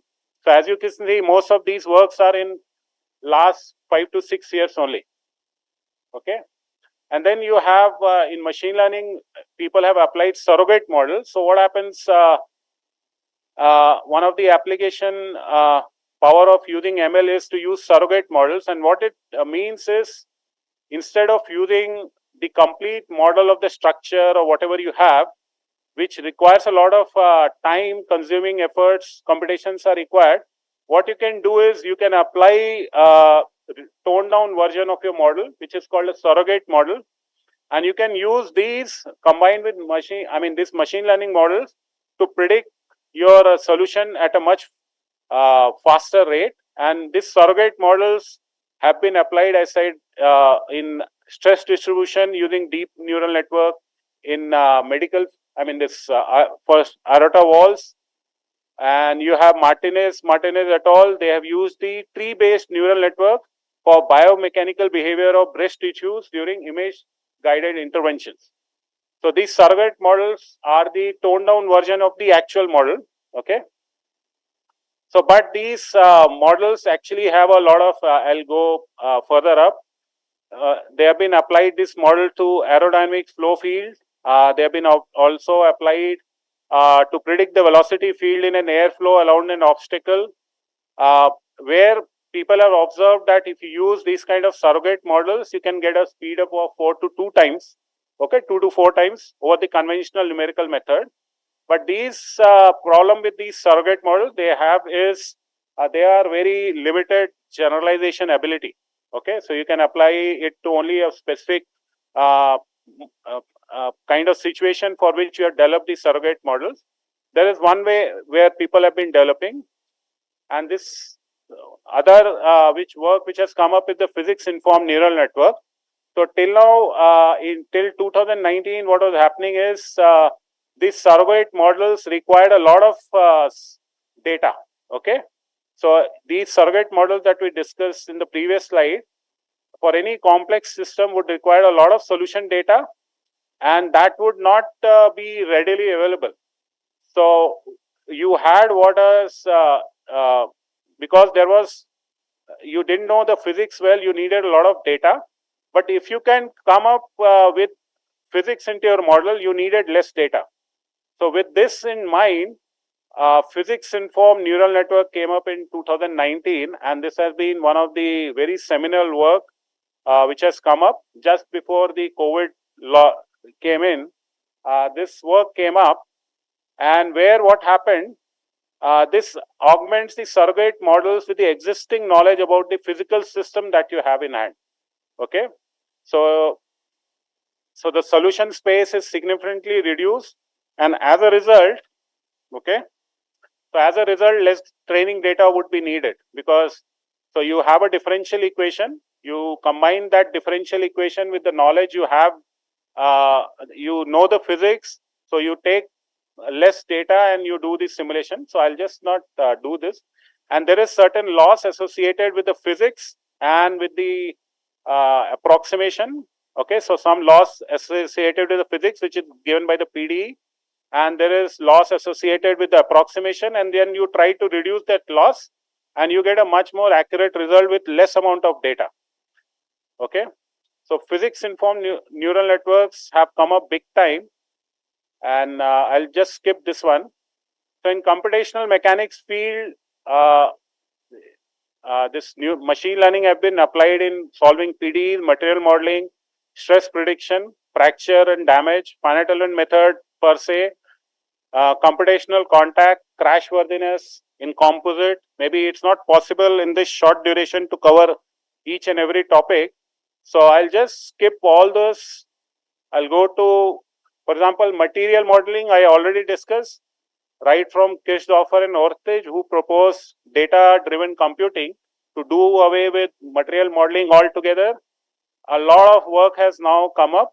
Okay, in last, you can see in few years, where people have been using machine learning to predict the material behavior, both in dynamic situation. Okay, so I'll just skip all those. Now, in 2008, there was a work where Unger and Kong, they use estimated stresses from strain using support vector machine and neural network. And when they did this for a full 10 years, there was no other work which was done in this field. And suddenly, once in 2020 or 2018, this work came up where you could predict the stresses on aorta wall using neural network. And this is probably because once GPU starts more accessible, okay. And it will, I'll skip this one. Yeah. So in finite element per se, as I said, this was the first paper where, from the finite element development point of view, optimal Gauss quadrature point, finding the optimal Gauss quadrature point was devised using machine learning by Oishi Agawa. It was applied to linear problems. And then I'll skip that. Okay. And in 2020, Jung et al., they developed what they called was deep learned finite elements. Okay. So this was elements for which the strain displacement matrix were predicted directly from the neural network instead of doing the usual finite element loops. Okay. And then stress recovery is another thing in finite element that is used when you get those colored picture of stresses. Now for that, there are techniques which are established in literature, which are only approximate. So Koi et al. In 2020, they developed an artificial neural network based stress recovery technique, which was much more accurate than the conventional technique. Okay. In contact simulations also, people have used machine learning. Okay. So where like in 2020, Oishie-Gawa applied, and they have previously also applied machine learning for local contact search. And because this local contact search is an extremely time consuming process, you can see that in the chart here that the time required using conventional techniques is says factored as 1, then using neural network the time required is 1/5. So a lot of time saving can be done if you couple the machine learning with the contact, and that's where one of the areas we are working on. Okay, so crash worthiness in another area where recently one group from Volkswagen, they showed that using machine learning you can achieve a speed up of 330 to 2.9 million times in the time cost saving if you already have the data. So you can understand 330 to 2.9 million times is a big number for especially for a company. Okay, so this is from Volkswagen Group. Okay, I'll skip all those. So composite is another area. Yeah, design of missiles and design these missiles which can go intercontinental, the re-entry of those missiles in the Earth atmosphere, and also, for example, in the Gaganyaan mission of India, when the space shuttle has to come inside the atmosphere, re-enter, during that time, the physics has to be known. So we are currently working, I cannot disclose more, with our collaborators to predict the behavior using physics informed neural network. That's one place where, that's one area where you cannot do a lot of experimentation. You have to rely mostly on the physics, and that's where we are applying. Additive manufacturing is another area. Okay, and one of these papers here, it actually mentions that how using machine learning you can actually steal the trade secret of companies just by studying, recording the noise, vibration which is generated by a machine. Okay, so many of the STL files in additive manufacturing, they are copyrighted file, you cannot see them, but these researchers showed that if you can record the voice of the machine or the vibration caused by the machine, you can use machine learning techniques to back predict the HTL file, the codes, just from the vibration. So this is something which is I found interesting. I'll just skip that. Okay. Digital twin is another area where a complex machine you can have a complete numerical model of a system, say for a turbine, and then you can use that numerical model to predict the behavior of a physical system. That is something which, for example, Siemens is very much interested. Siemens is based in Gurgaon out here, and they were very much interested how their system which was deployed, when is the precise amount of time that machine will work, and when do you actually want to go for repair. So digital twin can be of help there, especially in the these kind of space missions. Digital twin of the rocket itself can help you a lot. Okay. So these are some of the, in our lab, we did some numerical simulation. Some of them is already published. So that's what I'm showing. Others I'm not showing. This was the application of machine learning to adhesive contact problem. This is a gecko which climbs on the wall, and a lot of application is there, both in medical fields and in zero gravity. So we did a finite element simulation this deformable strip, which was modeled after this spatula of the gecko. This strip was peeled off, and this is the pink portion where the adhesion is. And this numerical simulation of this problem takes a lot of time. Okay, it would take like 7 to 10 days. And our objective was, can we use machine learning to predict the maximum force that is reached during this peeling off process? And what we did, we carried out, so this is how it actually goes. So we use Bayesian regularized back propagation neural network did some 17 numerical simulation, got our data, and we developed a neural network model. These are some how we did that data. Training was done, and this is the accuracy and all. Finally, you can see the prediction from the neural network model and this prediction from the finite element model for various cases. And the prediction that we show here are done within a second, and the numerical simulation usually takes 7 to 10 hours. So using neural network, we are able to reduce the time taken for simulation. If you already have data, you can reduce the time taken. So the other we did was with Cummins R&D, but because of paucity of time, I'm leaving. It's already 25 minutes. So this I'll leave. Anybody who has any question, you want to discuss about this engine gasket, which Cummins R&D is using, I mean, I'm happy to talk about. I'll end up here. Okay. Yeah. Thank you. If you have any questions, you can ask.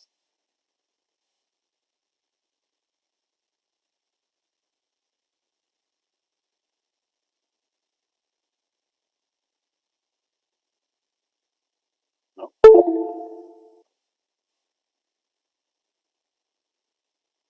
Thank you so much for that informative presentation, sir.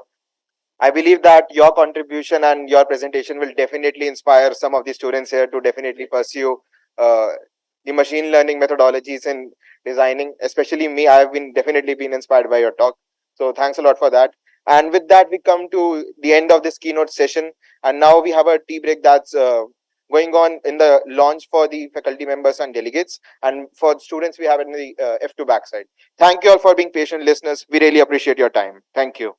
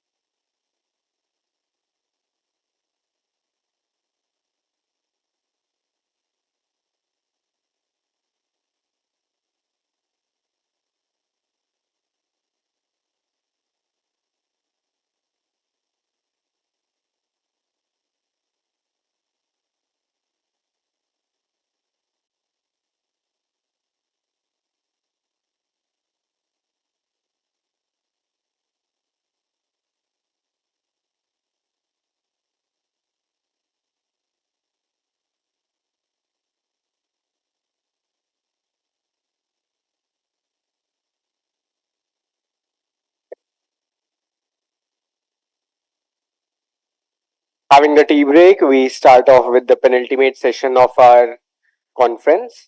So, with this is the technical session 9 under the track name Artificial Intelligence and Machine Learning Applications in Aerospace Engineering, chaired by Professor Priyanka Vashisht and session co-chair by Dr. H. Jeevan Rao.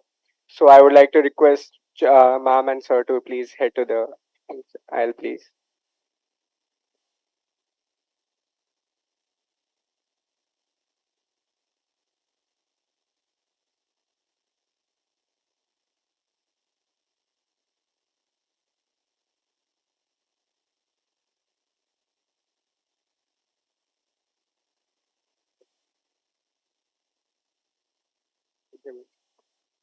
So in this technical session, we'll be having 5 papers which are presented online.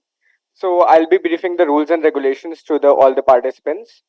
So there are only 15 minutes in total, with which you are given 10 minutes for your presentation. First bell would be given at 8th minute to warn you about your presentation to summarize, and finally your presentation would be over at 10th minute. The last 5 minutes will be for Q&A by the session co-chair and chairperson. Thank you so much.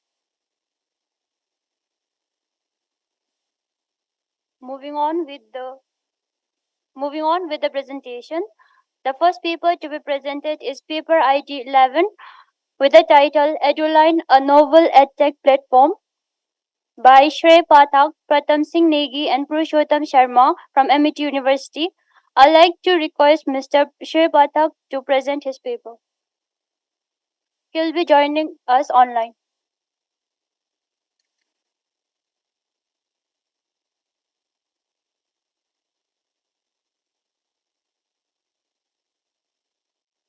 Ray, are you there in the present meeting? Yeah, hold on. I'm sharing. Can you turn on your camera and present your screen? Yeah, hold on.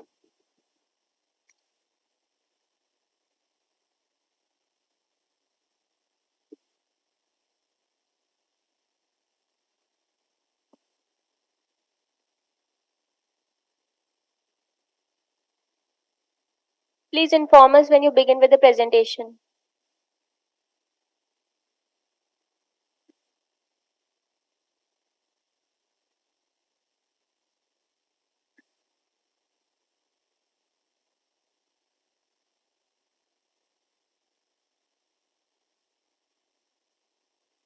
Mr. Shrey, can you please switch on the camera?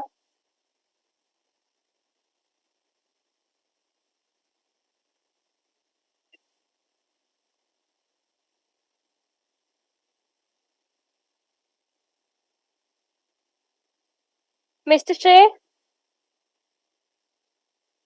Okay,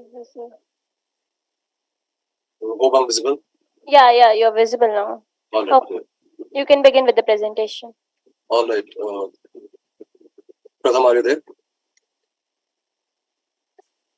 Yes, just on my camera. Am I visible? Yeah. Well. Good afternoon, everyone. Today, my friend Shrey Pathak and I, Pratham Singh Negi, will present you our platform, Eduline, a novel edtech platform under the guidance of Dr. Purushottam Sharma. Next slide. So our mission statement is connecting students and educators from anywhere in the world with our platform. The problem that we recognize is the lack of connection between students and educators, the lack of quick and quality doubt-solving platforms, unavailability of counseling for students, including education and career, lack of one-on-one remote classes, and lack of awareness about the educational institute and career options available around the world, and also lack of good educators in the aerospace. And next slide.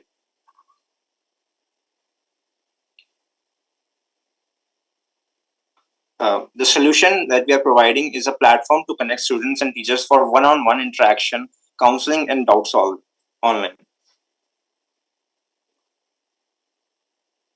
This is the team, Shrey Pathak and myself, Pratham Singh Negi.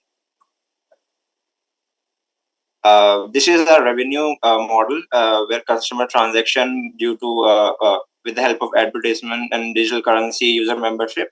And this is the business model that Shrey will explain now. Thank you. All right. So this is the business model that we have planned. As you can see, this business model have been divided in a particular section, each specifying their own features and problems. So first is the problem that Pratham has already described for us. The activities that we'll be doing for the implementation, and then comes the key resources that what would be the key resources for our project. And then we can move on to the value props which is value proposition. So what are the value proposition we are will be finding while doing our project, or what will be what while we are implementing our project. The key partners would be teachers, educators, student counselors, industry experts, and global universities. But we can all will be on the platforms such as mobile application, iOS, and web app. The cost structure would be like the development of the platform, marketing, and VR technology. The revenue streams, as already told, is most probably the revenue model. All right. So, Pratham.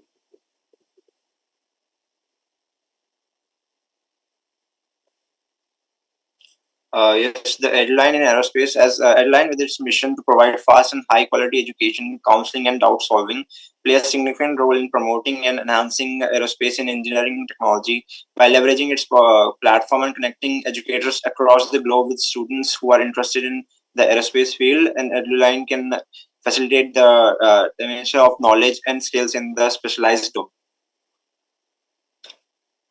Yeah. Okay. So let me tell you more about the market size. As you've been knowing that the education sector is really vast in our country, especially. So our targeted audience would be first of all the number of students who are going to the schools. We're not talking obviously about the whole population, but obviously our primary target market would be them. So there are over 250 school going students in India, and there are college students are over 30 million students, and number of educators in India are 10 million, which includes 1.2 million professors.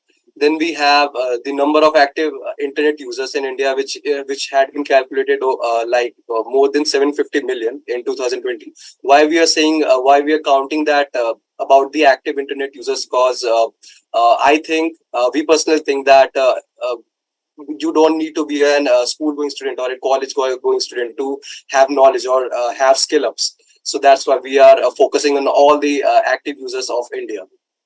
All right, so let's see about some of the competitors that we have in this area. The first would be the super profs. They are obviously one of the most established edtech which already gives the feature of one-on-one interaction and education.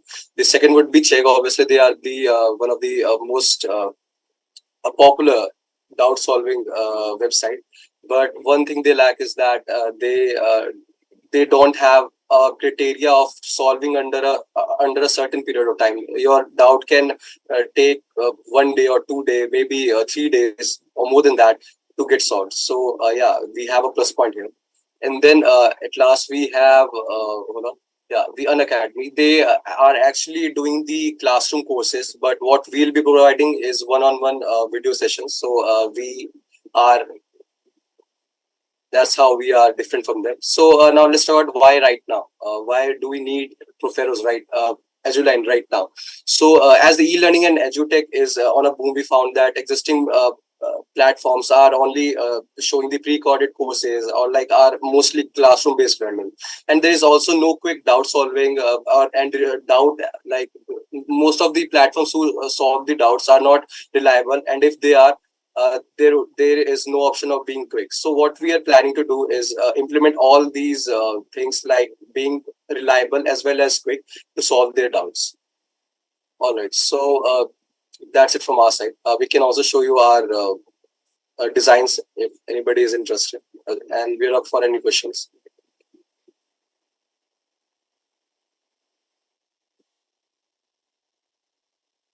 Shrey, am I audible? Yeah. Shrey, can you please tell me the novelty of your model which you are proposing? Because we do have various platforms which are providing same services. So how you are going to compete with them? All right. So as I've told you that our USP would be having a one-on-one live session in all the aspects of if anyone is having any doubts, they can come to our website and they can get their doubts solved under 60 minutes by a professional, by a verified educator. And I don't think anyone right now who is providing the same feature and who is also providing a fast and reliable doubt solving. Are you using any artificial intelligence or machine learning algorithms in that? We are trying to get into the AIML field, but first of all, we are trying to develop the website for like the one-on-one live session. Our first focus is to develop one-on-one live session, and then we'll move on to the doubt solving things. We'll be using AIML for the recommendation systems and all those stuff. Okay, AI for recommendation only? Yeah, for now. Okay. That's all from my side. Yeah, Shrey and Pratham. So I think you gave some attempt, but there is no much clarity. So first of all, I'll come to your presentation. So your presentation must be like a point wise. It should not be bulky slides. Should be very clear cut. That is the one thing. Means the content should be justified. Then already something which is there in Google, means Google is there for everything nowadays. Even there are many AI based or ML based systems which are available in market. So have you compared the efficacy of your model or system with those systems? Any comparisons? Pratham, would you like to answer that? So what is the efficacy of your system or model with existing systems or models? Like right now, we haven't tried to focus on that much because we are constrained on building the required platform. We can focus it on future development of our platform. Okay. One more thing. What are the developing considerations you have taking care during developing the system?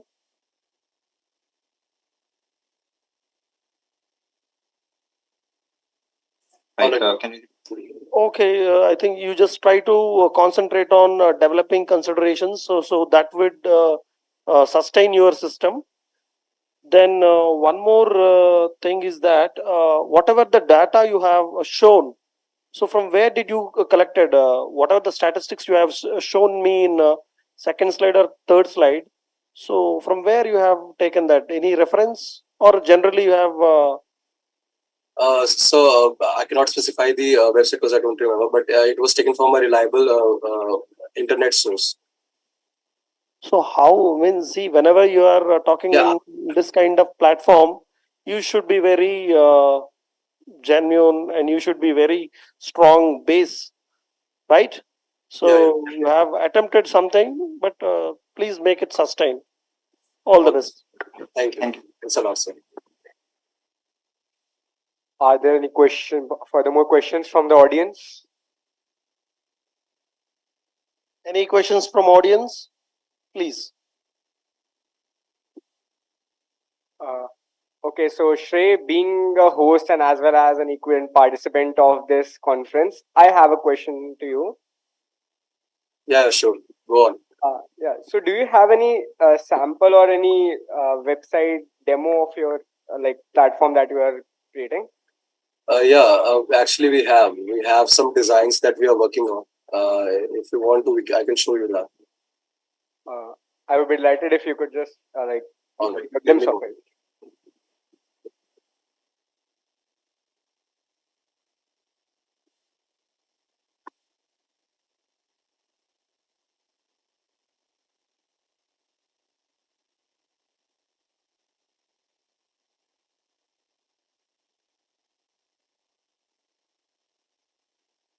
Are you there?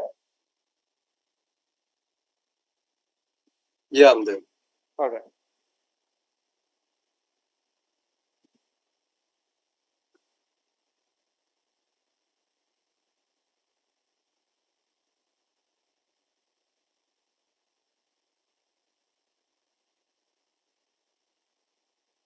So, are you presenting or sharing your screen right now?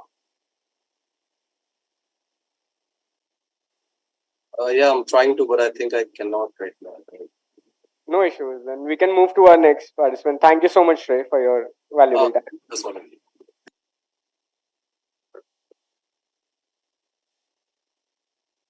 Next, we are having paper ID 12 with the title NetQuest Networking Through Gaming by Pankaj Bansal, Dr. Purushottam Sharma, Rushali Salina Singh, and Arushi Seni from Amit University. Now I'd like to call upon Mr. Pankaj Bansal to present it. Hello, I am audible. Yes, you're audible. My screen is visible. Yes, your PPT is visible. You can inform us before you begin. Yeah, I am going to begin. So, good afternoon, everyone. I am Pankaj Bansal from MIT University. So, I am working with my 3 team members, but the other 2 are not available. They have some busy work. So, I am going to present my presentation, which is networking through gaming. So, today we get some insight how gaming concept helps in education. So, these are the key outlines we are going to follow step by step. So, our main aim is to provide education through game. We try to simulate the idea of Amazon Web Services, because Amazon Web Services is based on the web applications. So they teach concept through the games. So here you can see the video. These are the open world games which Amazon developed on the web-based services.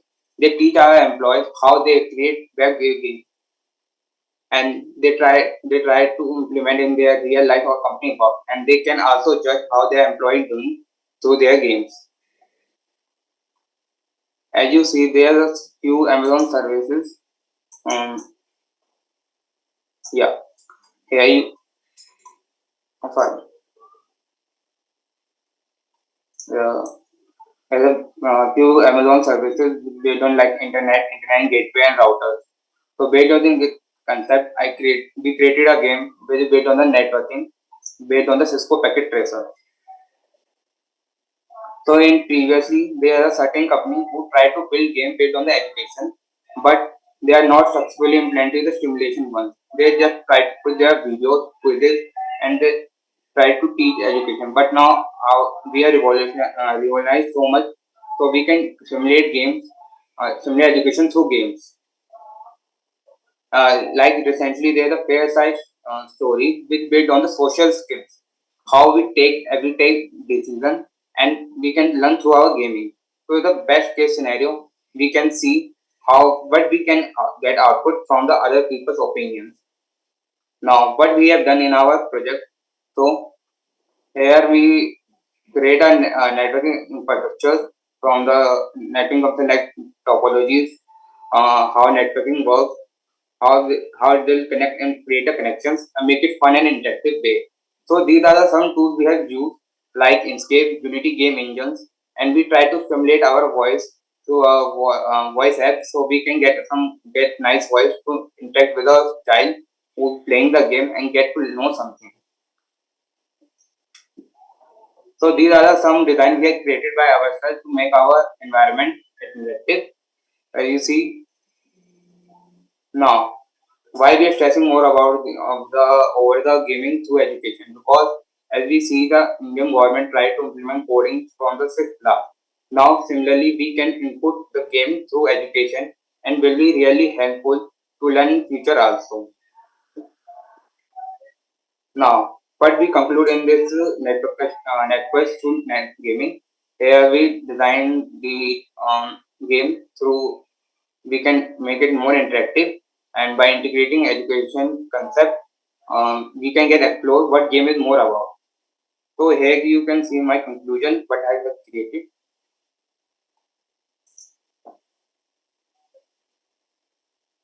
Thank you so much. We can have the questions. Yeah. Yeah, Pankaj. Yes, sir. What is your objective?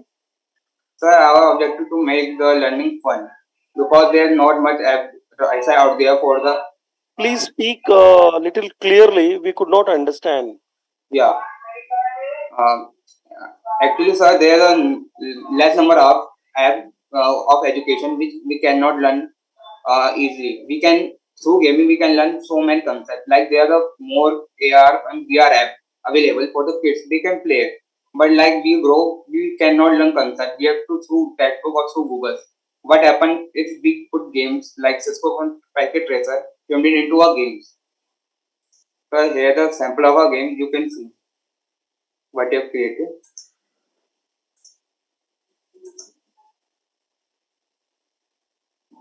So what is, Miss, have you done any market survey for this? Yeah, yes, sir. In the research paper, we have see how many companies try to build. Like I previously showed, like Nearport or Kahoot, yeah, Educandy.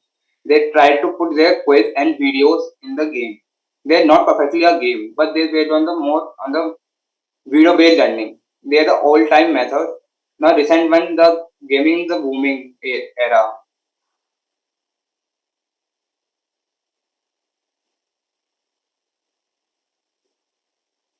Okay, so finally, what is your means what you are about to achieve? Sir, it's based on the more trial and error testing because we cannot say every time our game will become successful. We have to run through many trials and we have to need a more detailed research how they going to affect by user. We have to do a detailed study about that, about the user, how they are feeling because sometimes we think the game is going to work, but definitely not. After creating so many games, I will find out how they affecting our users. So it was just an attempt to see how better you use that. It is not necessarily my problem whether I think I need to solve will work. So it is a trial and error. Sir.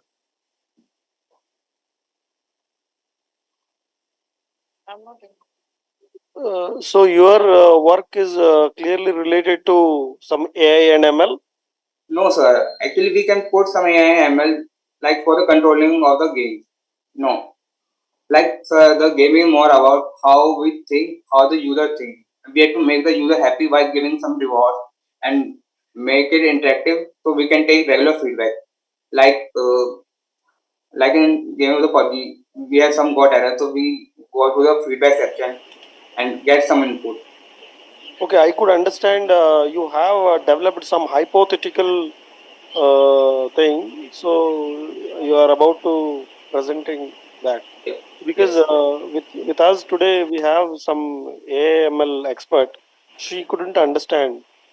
So, ma'am, any advices or any question from you, please? Any specific area you are targeting for this game? Yes, ma'am. It is a networking concept, like based on the Cisco packet. It is Networking a playable itself game. is a very big concept. So, in networking, what? What, ma'am? Networking itself is a very big concept. Whenever Yes, you're ma'am. So we talking take about try to fundamental of the concept. fundamental of Yes, networking, ma'am. then how you are going to incalculate the AI in that? No, ma'am. Actually, AI is not, but we like in the game. AI is based on how the machine works here, based on the user input. Okay. Okay. Thank Okay, you. thank you, Thank you, Pankaj. Pankaj. Okay.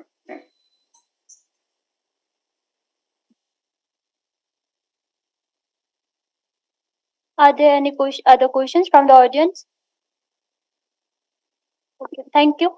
Moving on with the next paper ID 15, with the title Analysis of Code Smells Using Machine Learning Algorithm by Varun Jain, Rohini Singh, Nishank Rai, and Akanshi Gupta. I'd like to call upon Ms. Akanshi Gupta to present the paper. Very good afternoon to all of you. So today I am going to present paper ID 15. The topic is analysis of code smells using machine learning algorithms.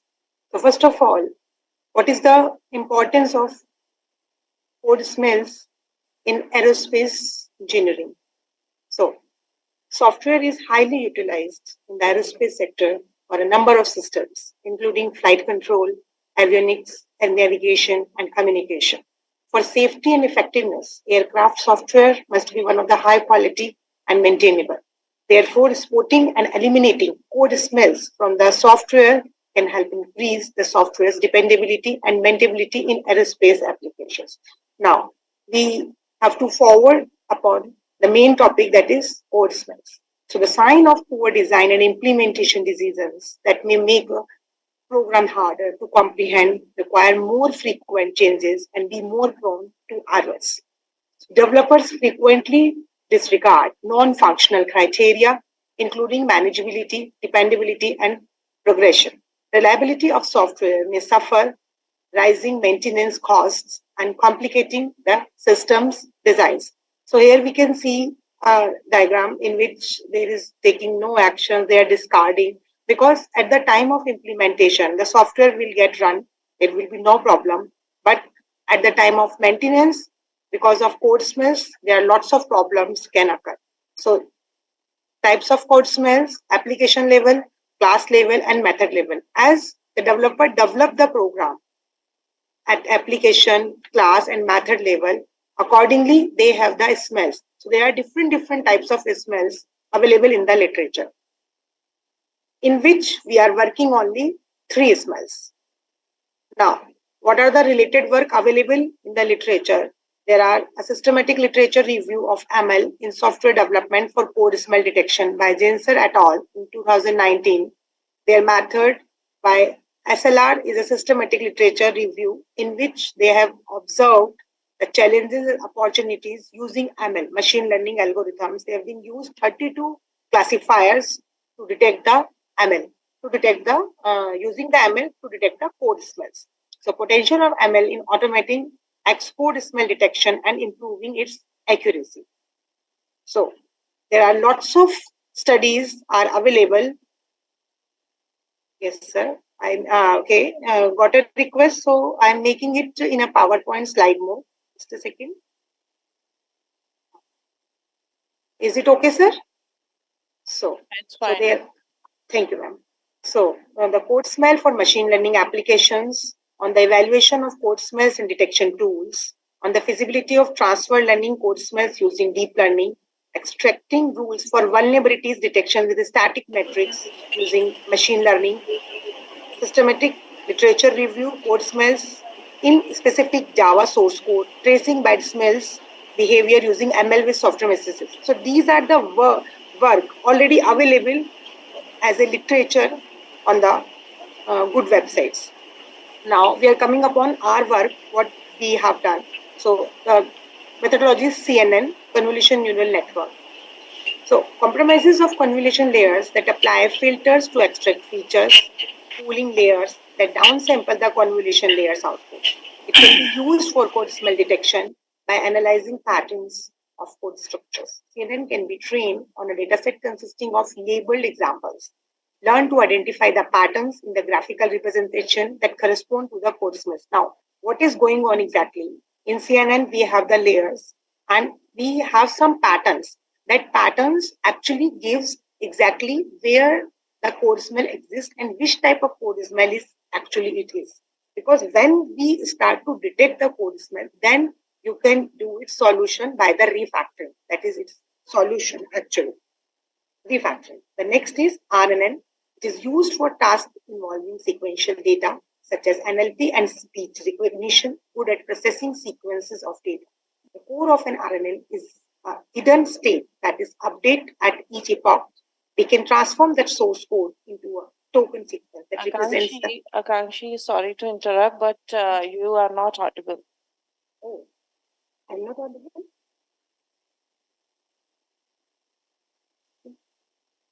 Now, am I audible? Yeah, you are audible, but your voice is not very clear. Okay. Maybe my network problem. I'm sorry. So I was explaining that RNN, it is a hidden state updated at each epoch. They can transform the source code into a token sequence. Here at the CNN, we are taking the pattern, but in RNN, we are taking the tokens. Token is a specific sequence. Any language tokenizer we can build at our own, because it is language dependent. In which language we are going to detect the code smell, that depends upon. Accordingly, we have to make our own tokenizer.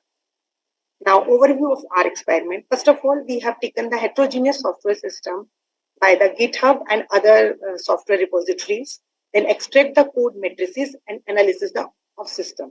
Extracting of code matrices been done with the help of tool that is available online freely for the student purpose. I understand tool is available. Then labeling the data set using the rules. Now there are rules available for the code smells in their definition of the code smells. We have been extracted and labeled the data. That data set we have been extracted with the I understand tool. Then apply the ML algorithms, different classifiers of ML, machine learning, then comparison of machine learning algorithms, then finally we got the result. Now, resultant discussion, performance of ML algorithm. We have experimented with the machine learning algorithms on the category of chord class, long parameter, and data class. These are the three code smells that which we are working upon. So perform the analysis on the data set to obtain the following result of performance along with accuracy percentage for the sample data sets. 6 machine learning algorithms or classifiers have been applied, of which LightGM and AdaBoost boosted ML algorithms on all 3 data sets and compared their performances. These are the table we can see over here that AdaBoost for the 96% and LightGM 98.80 accuracy. The next we can see here for the long parameter list, again we have decision tree, AdaBoost performed well and the highest percentage of accuracy achieved by LightGPM 95.23.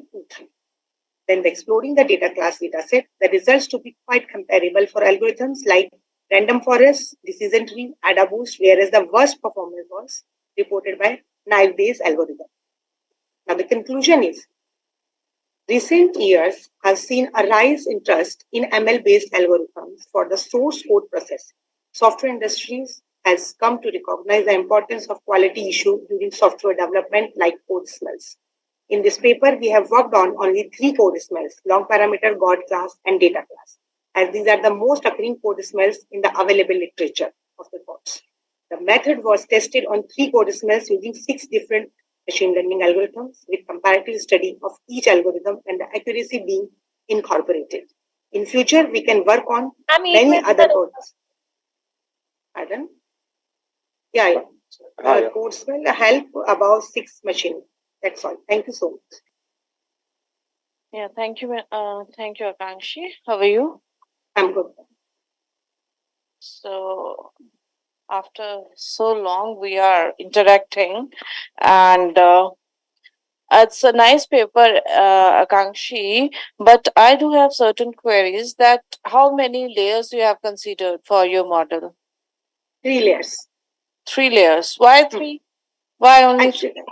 Actually, we have started in the starting phase only starting phase, because we have very less time for this work. We will work upon higher layers, then we can get another result. Here we are getting only 3 layers. But for that, you can have only ML. Why you are mentioning then CNN? And moreover, you can achieve the same results with 2 layers. In that case, you will have reduced complexity as compared to when you are doing this in 3 layers. So, why you have opted? Actually, I have read some papers in the available literature in which generally they have taken the 3 layers. So we directly moved to 3 layers and got the good result. So we have come to one conclusion, and we can consider this in future. Okay. And how many iterations you have done? I have done 16 epochs, I think. Okay. And what is the accuracy of your, model or what you are doing? You are proposing? Accuracy for the different algorithms I have mentioned in the table. And whatever I remember, 98.8 was the best accuracy we got with the AdaBoost. I do have one more query. This is my last query, and that is normally it is said that random forest is good for the systems in which you have distributed data, because you are collecting your data from different sources. So we consider that as a distributed data. Then in your case, it is not performing as compared to there are 2 other algorithms which are performing better than that. Can you justify your answer for that? I can say that the available literature also, we have read very plenty of amount. I will not say too much papers, plenty amount of papers to get, and no paper mention about random forest good accuracy. So it may be possible that due to codes have a similar pattern, because the codes are that we are taking as a smell. The codes that are creating smells, it have the same patterns. So it may be one of the cause that the random forest is not giving a good accuracy. Now I'm being greedy and I want to ask one more question. Yeah, no. So, you have mentioned that you did classification in ML. We need to do that, but you have not mentioned the name of your classifications. Classification, you mean to know about labeling of data set? Yeah, for that labeling, you must have labeling. Actually, it is mentioned in the paper that the definition is already available on each and every website, and on that web definitions we are labeling our data. Like if we will talk about, I'm explaining. Just explain.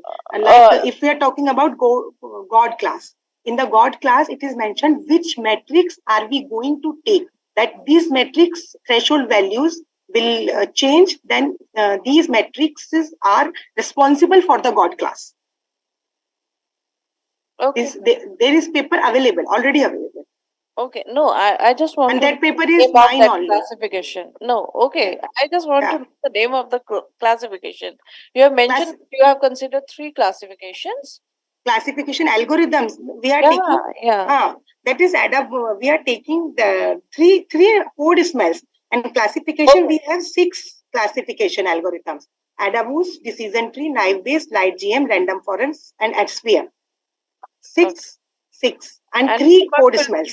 You must have done filtering in that, and which filters you have used for that? Filters? Yeah. Because whenever you are taking a data, you must filter that data. You know, because there are so many missed values are there, or some bad data is there. Yeah, I got it. But we didn't need to use that data, because what happened when we start to get that data, randomly we get the data, and after that we got the Excel files actually. When we run that data on I understand tool, we got the Excel file, and on Excel file we did manually labeling according to their threshold values. Okay, then in that case, what is the size of your data, Akanshi? Because my data, yes, my data set contains 10 softwares. 10 softwares. So it is about 10,000 kilo, 10K code lines, LOC, line of codes. For that, why you are going for machine learning? Because for machine learnings, we require actually, it's good if we have lots of data. Because there are data available, lots of data available.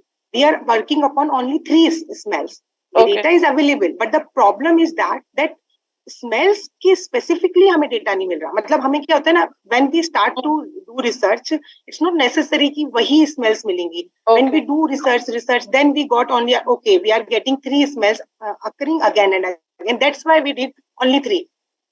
Okay, thank you, Akanshi. Thank you, ma'am. from my side. Any questions from audience? Any questions from audience? Okay, ma'am. Thank you. Thank you, ma'am. Thank you. Thank you. Moving on with the next presentation, we are having paper ID 82 with the title Application of Artificial Neural Network in Impact and Freshworthiness, a review by Deep Jyotinath, Ankit Singh, Divanga Raj Nyok, and Sachin S. Singh from Indian Institute of Technology, Guwahati. I'd like to request Mr. Deep Jyotinath to present the paper. Hello. Deep Jyoti, can you just turn on your camera and present your screen? Hello, am I audible? This is Ankit. Yes, sir, you are audible. So I will be presenting. Deep Jyoti has presented some other paper. I will be presenting this paper. I am Ankit.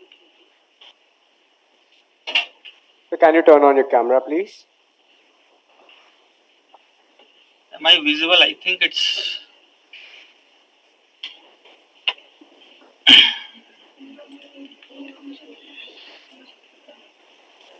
Am I visible? No, sir. So I feel your camera is not working. Okay. So can we do without? Okay, can you just present your screen as of now?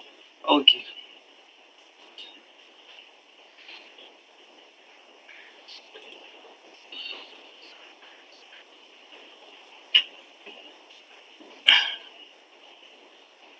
Please inform us before starting the presentation.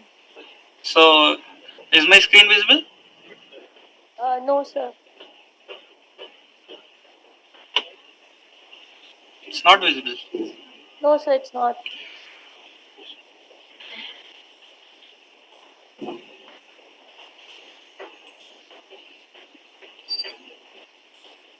Is it visible now? So your screen is shared, but your content is not visible. So there is some network issue from your end, I feel. Network issue. Is my screen not visible now?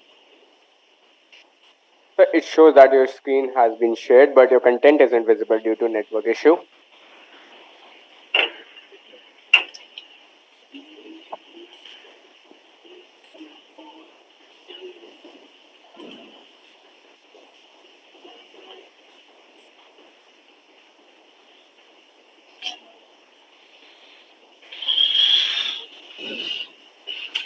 Let me turn it off and I'll call you and join them. So you can rejoin again, and meanwhile we'll call the next speaker. Okay.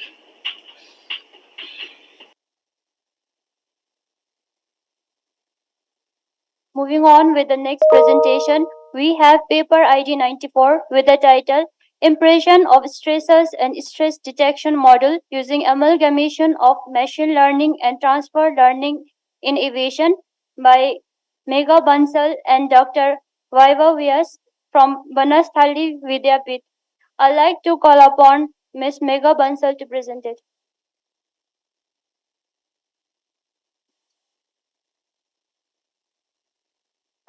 Ms. Megha, are you ready for the presentation?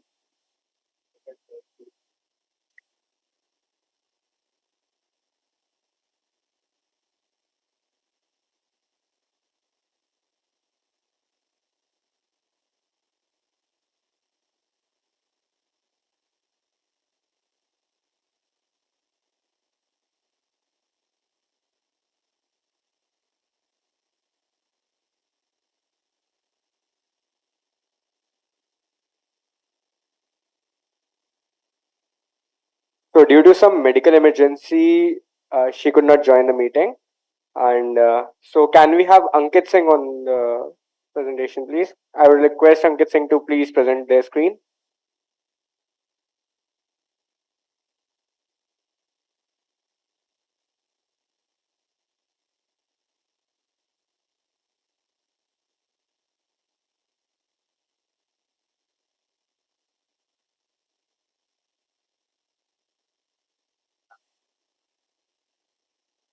Mr. Ankit, are you there?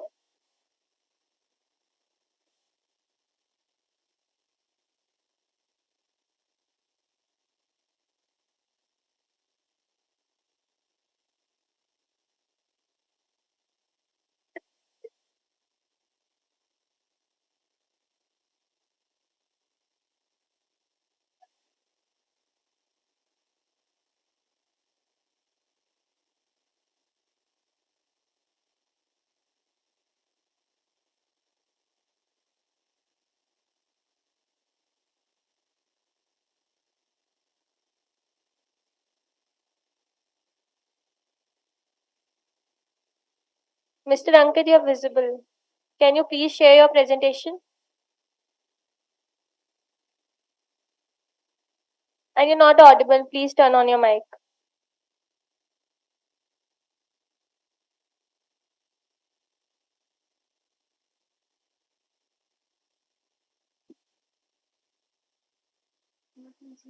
Am I audible now?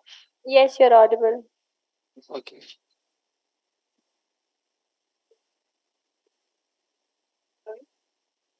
So is my screen visible? Yes, your screen is visible. Okay.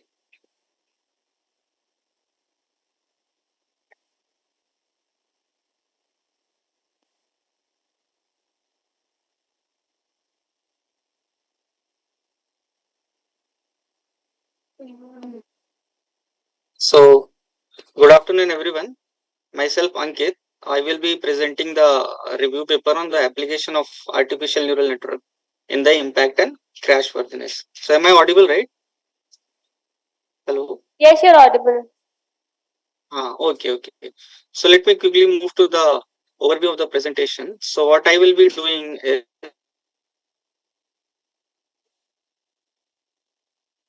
so this is a broad area of contact mechanics. What I'm doing is I am finding the application of machine learning tools in the area of contact mechanics. So in the contact mechanics also I will be only reviewing crash worthiness, hypervelocity impact and inverse analysis, and these are the different machine learning techniques that I will be using. They are ANN, CNN, RNN and GAN.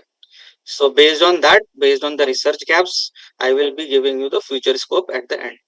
So let me quickly move to what is artificial neural network.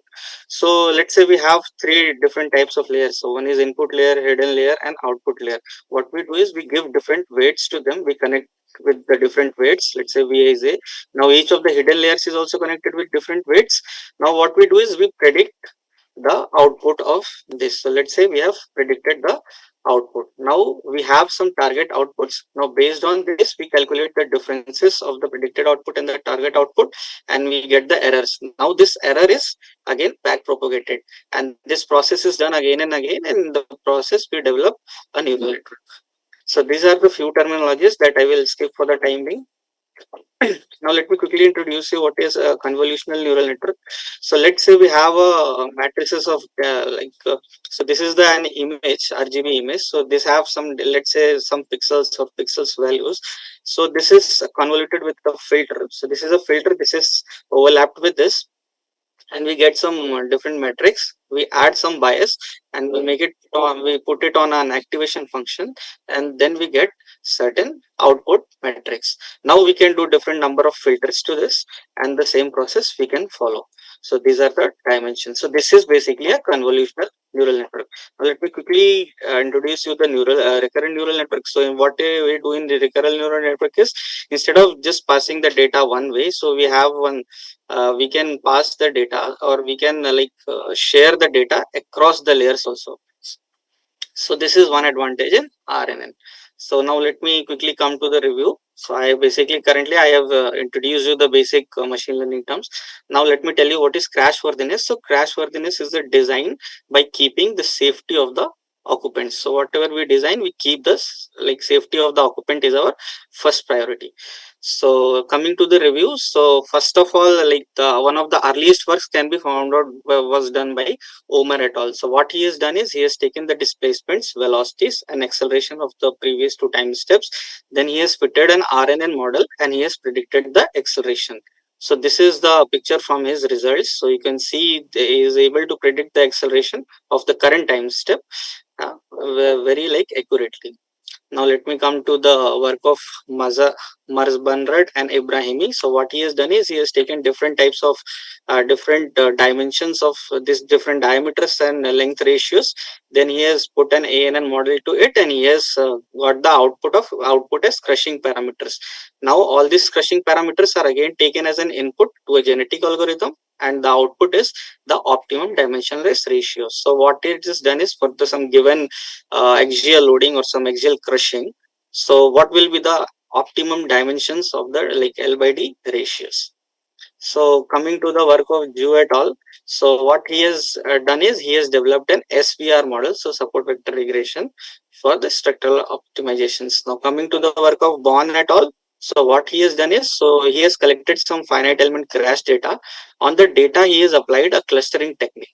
So after that clustering technique, he has applied some dimensionality reductions, and after that he has analyzed. So after analysis, he has concluded that his clustering technique was able to capture the nodes which are crushed most at the given time step. So which are the nodes that were maximum affected. Suppose there is an effect, like some impact is happening. So which are the nodes that are maximum affected? Now coming to the work of Usta et al. So what he has done is he has taken different types of nested loops. So instead of taking only one tube, he is taking the nested tubes with the different cross section and with the different thickness and the lengths, and he has done the same work.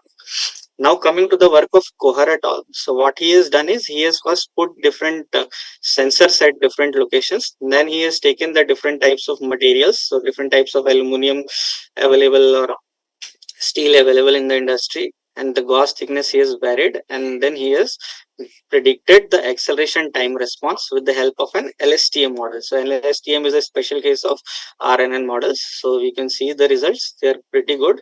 And one of the important thing is we can observe that the time taken to run the conventional FEM and his AI approach his AI approach was very much faster than the conventional FEM solutions. So now let me quickly tell his one more work, that is Kohar et al. His work. So what he has done is now here he has taken the nodes, elements, and thicknesses and an input, and then he has applied a 3D CNN model, then an LSTM model, and this time he has predicted the force displacement response. And this was also the time, you can see the time in predicting is much faster than the conventional FEM approaches.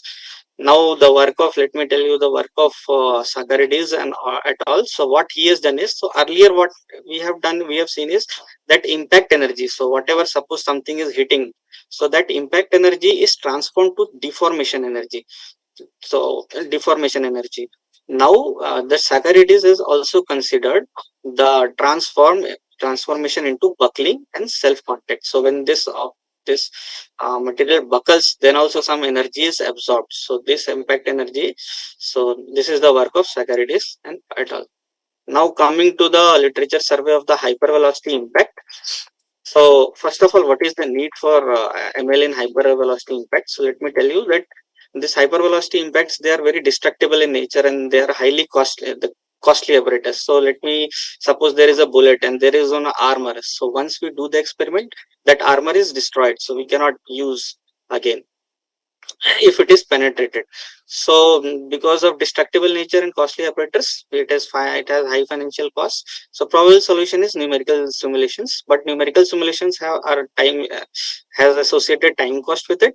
Plus in some of the problems, doing the numerical simulations is very difficult.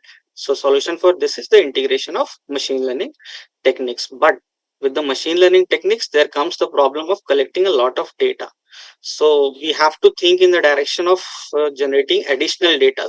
So here comes the role of generative adversarial network. So this is a model that is used to generate additional data. So let me explain you what is gap. So suppose we have like, let's say this is a real currency, this is a fake currency, and there is one thief. So the job of this thief is to mimic the currency that is very much close to the real currency, and the job of this police is to differentiate between these two currencies. So in order to in order, when they compete with each other, his skills also develops, his skills in differentiating them also develops. So inspired from this model, so we have, let's say we have so let's say we have a real sample. So this is the data we are having. Now what we do is we randomly create some data with the help of generator. We generate some data and we employ a discriminator model. So this model, what it does is it will differentiate whether the data is coming from the real sample or the fake sample. So in the process, they will compete with each other, and they will, and in the process, so this data will be refined to which will be very close to the real sample. So now coming to the work of, let me tell you some of the literature surveys. So Killis et al., what he has done is he has taken the target thickness and the incident velocity of this like bullet, and what he has calculated is the penetration depth. Okay, I'll quickly go. So, okay. So similarly, what Ryan et al. Has done is, so he has applied I will leave this for the time being. So Saxena et al. Have done this the Saxena et al. Have developed an ANN model with considering the temperature, strain and strain rate effect, because when there is a high velocity impact, the temperatures are also involved. Similarly, NATO et al. Have done it for the like blast. So this is the charge. So he has varied the distance as he has seen what is the impact, what is on the output, like charge impulse, maximum mid-plate displacements, etc. Similarly, Bobili has done what he has done is, so he has first made an FEM model and he has taken the projectile nose, impact velocity and target thickness as an input, and he has given the optimum design for this. So similarly, Thompson et al. Have generated the data, extra data needing in this in his experiment with the help of GAN. Now let me come to the literature survey of the inverse analysis. So simply, usually what happens is we are given the stiffness matrix and we are given the force. So we calculate, okay, what will be the deformations. In inverse analysis, what we do is we are given the deformation. Now we calculate either the stiffness or the force. So if you see the works, so Swesky and Azela, what they have done is they have calculated the observable deformations. They have calculated the stiffness matrix as an output. Similarly, Chandrasekhar have calculated the contact force.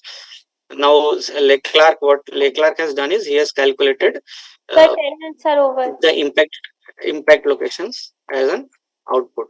Now, let me quickly come. So this is the conclusion phase.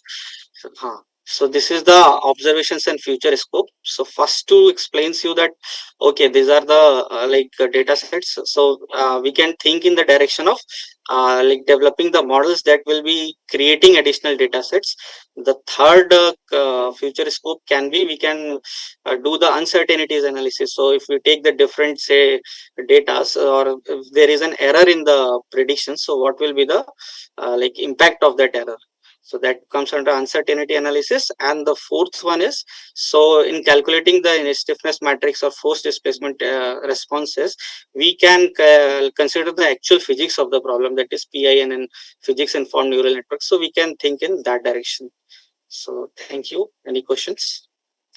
Yeah, Ankit, because this is your review work, so not question, but I just want to give you one simple suggestion that instead of only working on theory, you must understand the mathematics behind all the problems which you have taken. You have not mentioned even, I think you have mentioned only one equation there, and you have not explained that.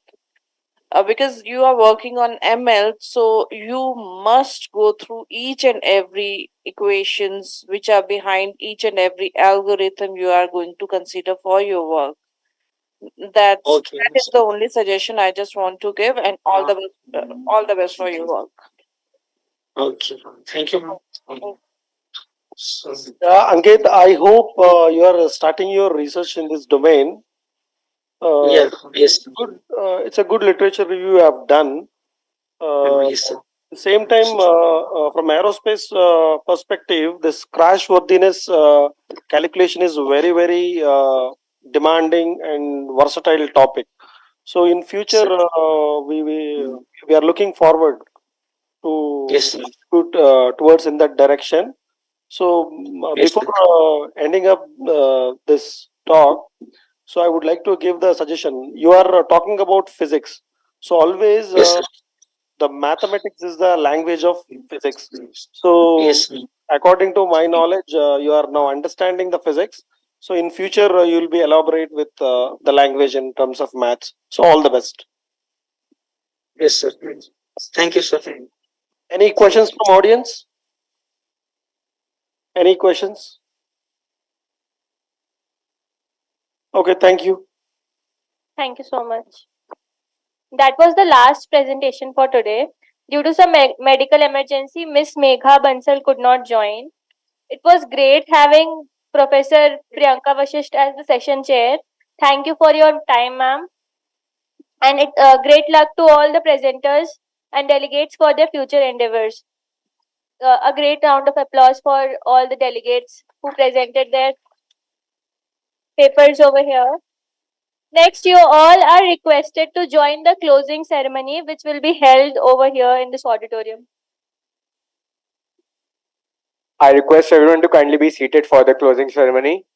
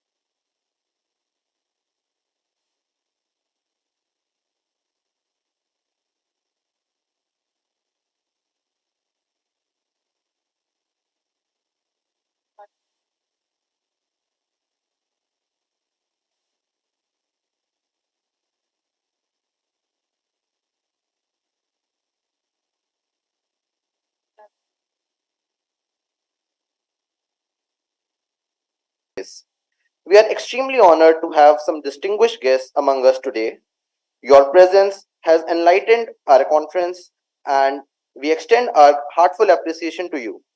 And we also acknowledge the delegates and participants that could not connect with us offline but enrich this conference with their presence online.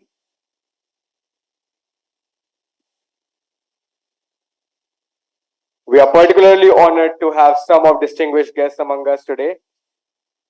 So with that, I would like to call Dr. Andrew for your experience sharing over the conference.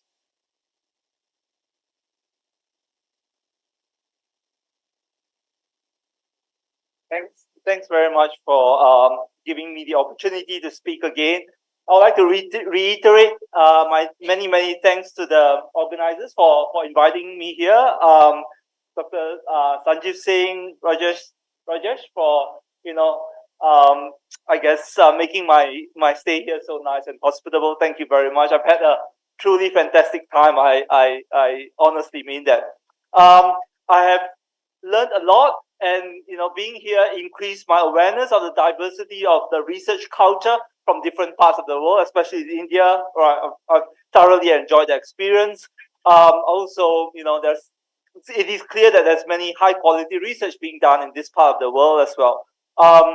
I've also had many interesting conversations during the coffee break, lunch break, yesterday during dinner, and different ideas and approaches to fluid mechanics research. So thank you very much for those conversations. And just as important, fluid mechanics research, I've also learned about how to properly eat Indian curry, how to properly drink Indian coffee and tea, right? And also learn about the different demographics of appeal of fans between Amir Khan fans and Shah Rukh Khan fans. And and lastly, what MCG actually means to many cricket Indian friends around the world. Thank you very much for listening to me.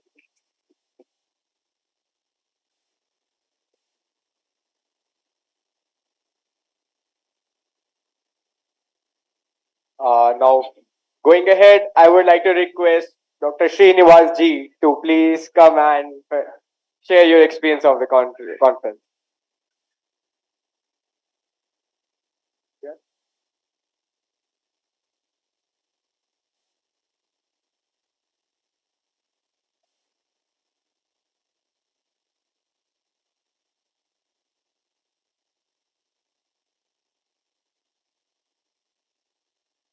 Good evening, everyone.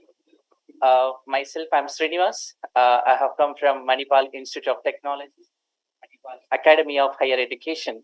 I would like to keep this particular conference in a 5 letters so that maybe I can conclude in a better manner. That start with the A. So first, I have seen that accountability that I could able to see here. Starting from the UG students, PG students, and PhD scholar, and including all the faculties, have determiningly working towards the 2 days of conference. They have to complete in a well on time all the sessions. That is not a simple task, and they are accountable to all the sessions for all reasons how they are making it to be successful. And second letter, which I would like to address, that is point number B, that is bonding. Moment when I say, when somebody say that is international conference that you are attending from different places, people would definitely wanted to have that bonding, that in which you are likely to work, what is advancement that are happening in the area in which you are working. As you are there in the academic region on your own profile, you are likely to be in a part of particular area on your own branch. Moment when you see a particular article, moment when you see a particular presentation in which you are interested in, definitely you will go and interact with that professor or teacher or student who are working in the domain which you do not know and are impressed with that particular topic. Definitely you do have the bonding with the conference that has made successful here in the conference of Amity. And third thing which I would like to say, that commitment, and that is a point C. So everybody have committedly come here, and even in the including parallel sessions when I am seeing in online, the people who are very effectively presenting through a commitment, that is actually one should learn from someone. And the fourth letter which I would like to keep is a dedication. And I need not to tell that how dedicatedly you have been in the part of this particular program. And last one, which is important for any of the conference or FDP program, when you are in the academic zone, that is ethics. Something you wanted to project it, something you wanted to learn, something you wanted to keep it in a atmosphere which is better, but in the parallelly you have to maintain that ethics when you are into research. I'm sure this all the 5 points Amity has made very successful. Please give a big round of applause.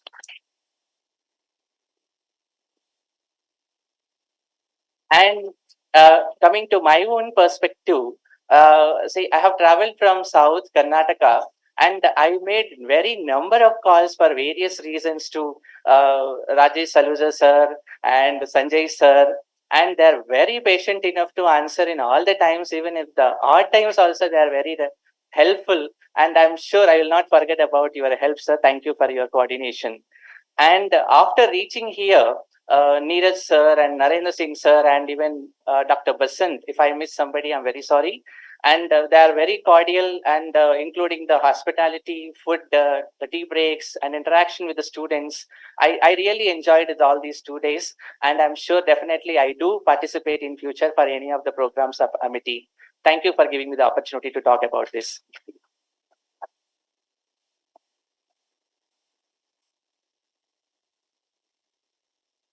With this, I would like to call upon Dr. Rajesh Kumar Saluja to take over the felicitation ceremony.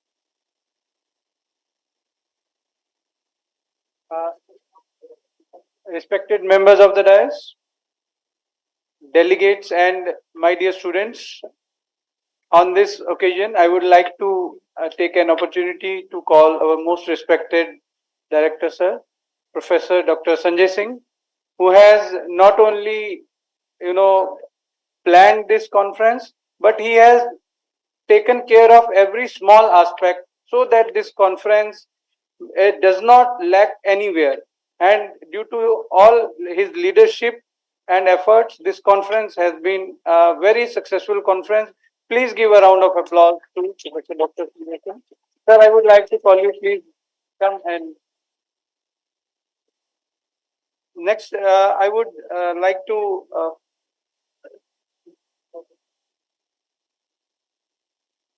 now, for every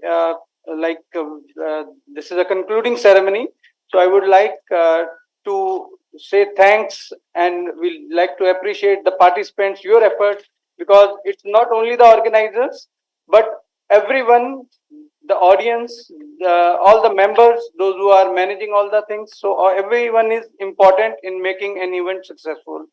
So we would like to first of all felicitate our guests for helping and putting so much efforts that we had this successful conference.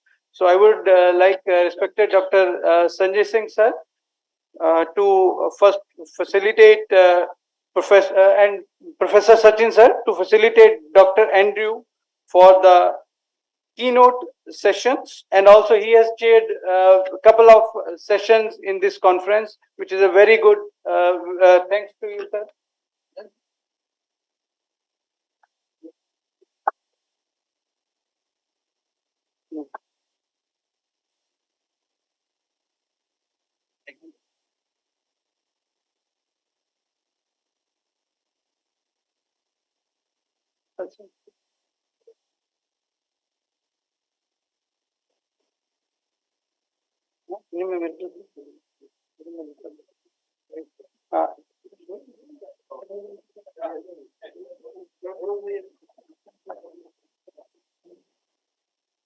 I would request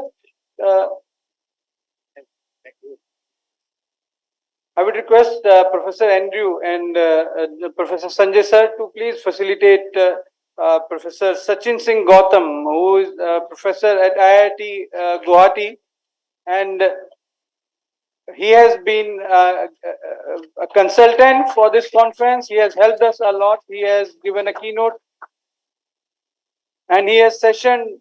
He was a session chair during the technical session.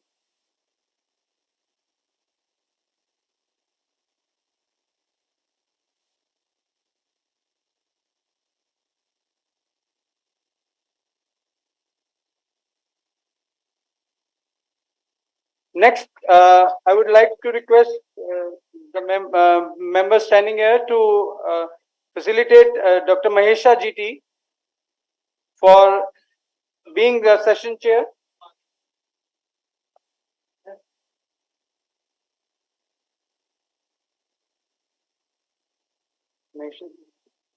And also Dr. Srinivas Ji for being the session chair.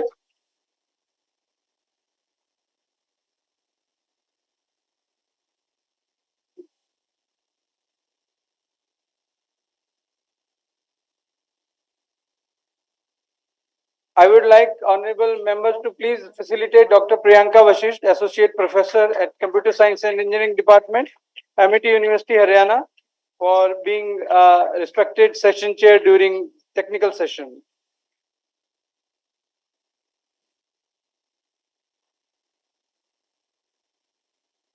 Dr. Srinivas Ji, yes. Please, sir.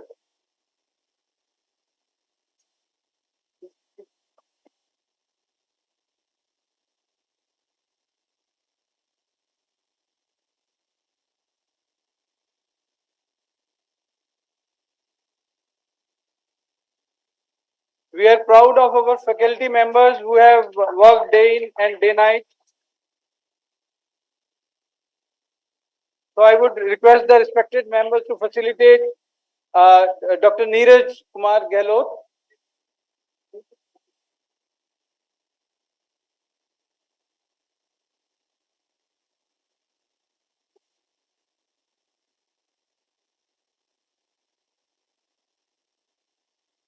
Next, I would like to request Dr. Sanjay Singh sir to please felicitate Dr. H. Jeevan Rao sir for joint organizing secretary, for the post of joint organizing secretary of this conference. Sir.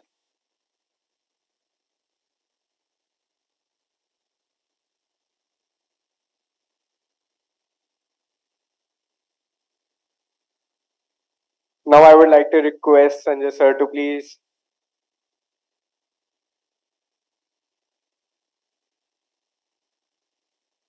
I would like to request sir to please felicitate the organizing secretary, Dr. Rajesh Kumar Saluja sir.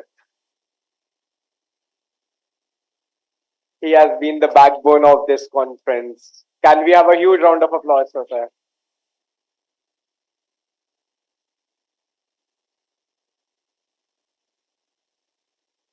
Next on, we have Dr. V.R. Sanal sir as the technical chair.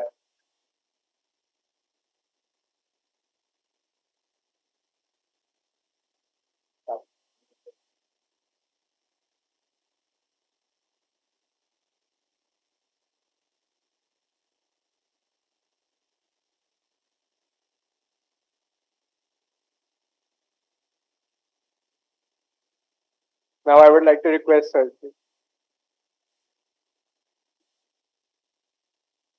Now I would like to request sir to please felicitate Dr. B.R. Agarwal for his expertise in aerospace propulsion and B.K. Agarwal for his expertise in aerospace propulsion and systems.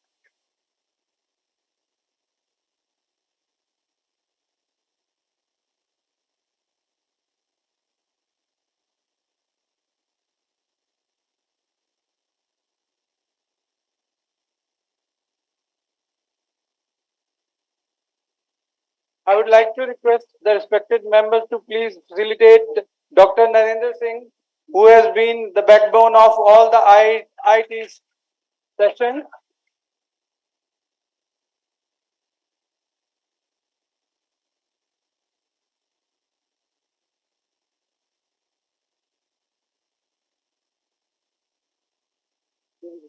Also, Dr. Narendra Singh for being a session co-chair.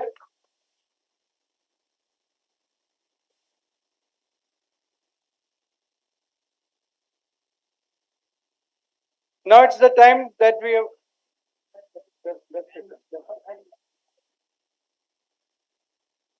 Next, we are announcing the best papers for each technical session.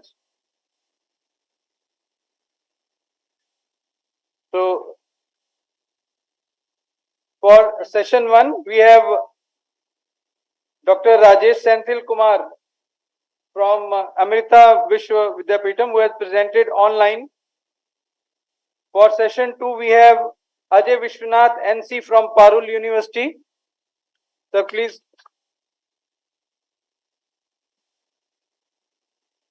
For session 3, we have Prabhat D. Dondekar from Birla Institute of Technology, Mesra. He has presented his paper in online mode. For session 4, we have Mr. Dekela Vinay, who has presented his paper on concise explanation of aerodynamic lift and threshold. Then for Dr. Mahesha GT for technical session 4, he is also the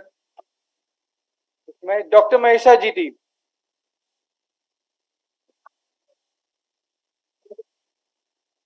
For session 5, we have Vanshika Batosia, Tejas, and Ashutosh, who have presented paper on design and fabrication of flapping wing UAV. And joint winner is Rahil Riaz Sheikh from Chandigarh University, who presented his paper online. For technical session 6, we have Gyandeep from Birla Institute of Technology, Mesra, who presented his paper online. For technical session 8, we have Unni Krishnan KR from Liquid Propulsion System Center, ISRO, who presented his paper online. We have Deepak Chandra Chandola from Banasthali Vidyapeeth, who presented his paper online. We have Professor Sachin Singh Gautam as the best paper presenter in technical session 7. Thank you, sir, for sharing your wonderful research. And for technical session 9 and 10, we had a combined winner as Saloni from Vellore Institute of Technology, Bhopal, who presented her paper online.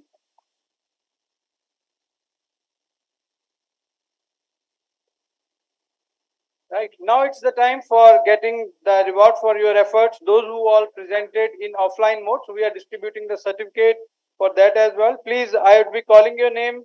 Please come quickly. Dhruv Panchal from Vyad Aerospace. He is also AIAE alumni. Mansi Srivastava, Joben Leons. Again, Mansi Srivastava, Ashutosh Biswal, Dhruv Panchal. Please keep on giving your appreciation. Dekla Vinay, Professor Mahesha GP,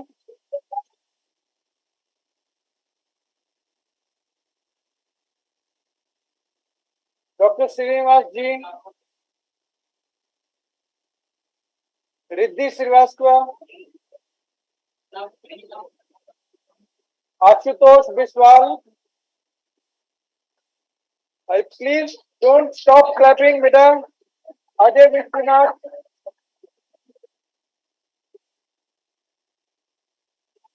Mr. Manoj Kumar Paidasati,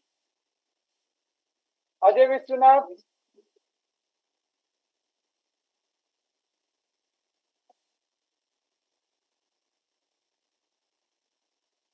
The dynamic duo of Mr. Sarthak Trikha and Madhav Sehgal. Please Give them a big round of applause. Professor Sachin Singh Gautam shared a very great research of his. Dekala Vinay, Hridaya B. Pradeep.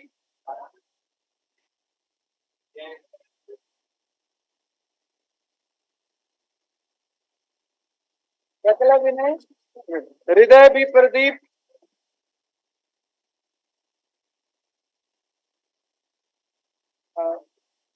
Miss Priyanka Viras, she has been attending. She is attending all the sessions for this conference.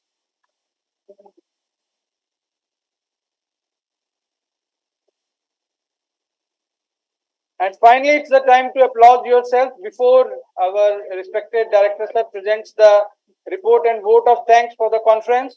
So appreciate. I'm naming all the members of the organizing committee. So please keep on coming quickly and please keep on clapping. Madhav Saigal, student organizing secretary. Please give round of applause for Ria Day. Again, student organizing secretary.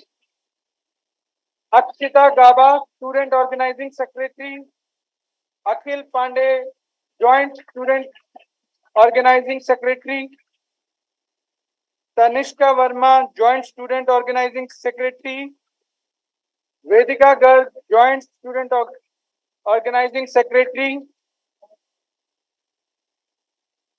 Smaranjani Das, member organizing committee.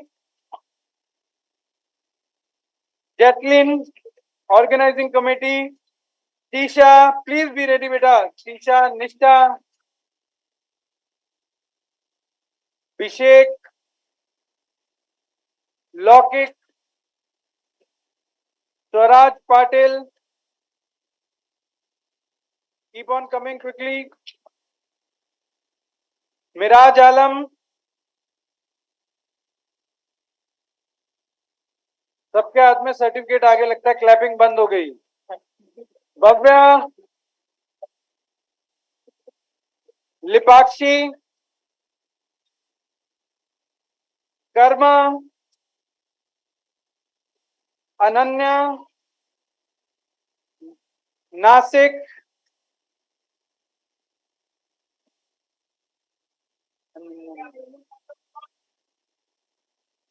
Aditya Vijay Lisa Francis Prachi Remo सुबा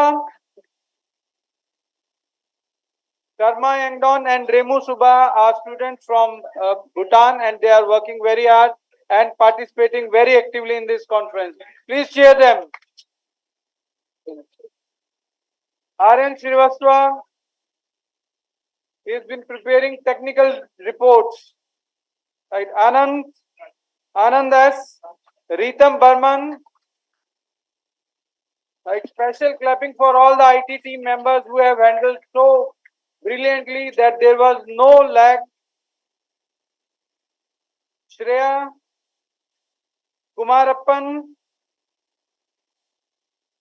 R. Shiva Subramaniam, great cameraman, he is clicking photo.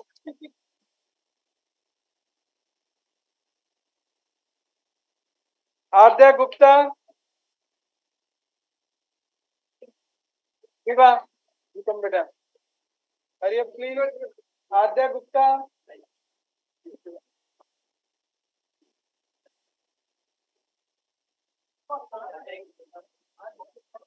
Gunika, Ekagrata, Sarthak, members of hospitality committee did a commendable job. Please applaud them.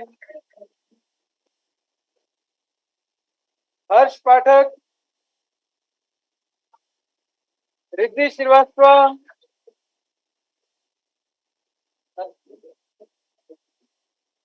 Nayanjit,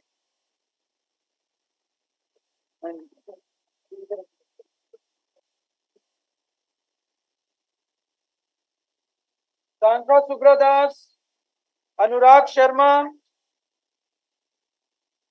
Adarsh Verma, Navraj Dora, Please quickly keep on coming. Prince Pandey, members of the disciplinary committee, Adi Sharma, Mansi, Hridayabi Pradeep, Seetal,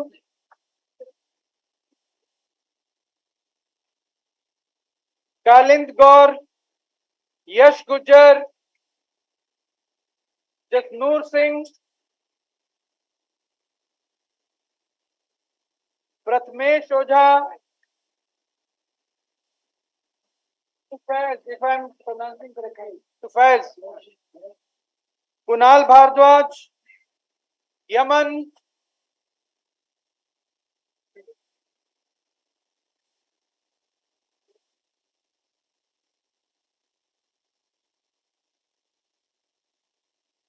Vasu Gaur, or as his batchmates call him, Dasu Vasu, Niharika,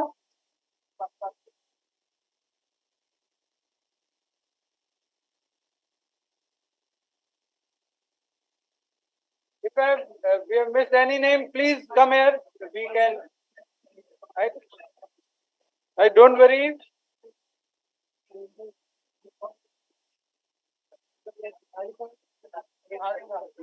Niharika, Yaman.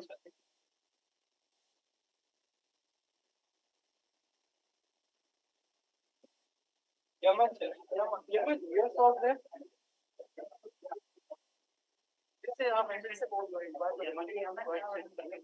Please see if Adhyapa Gupta has.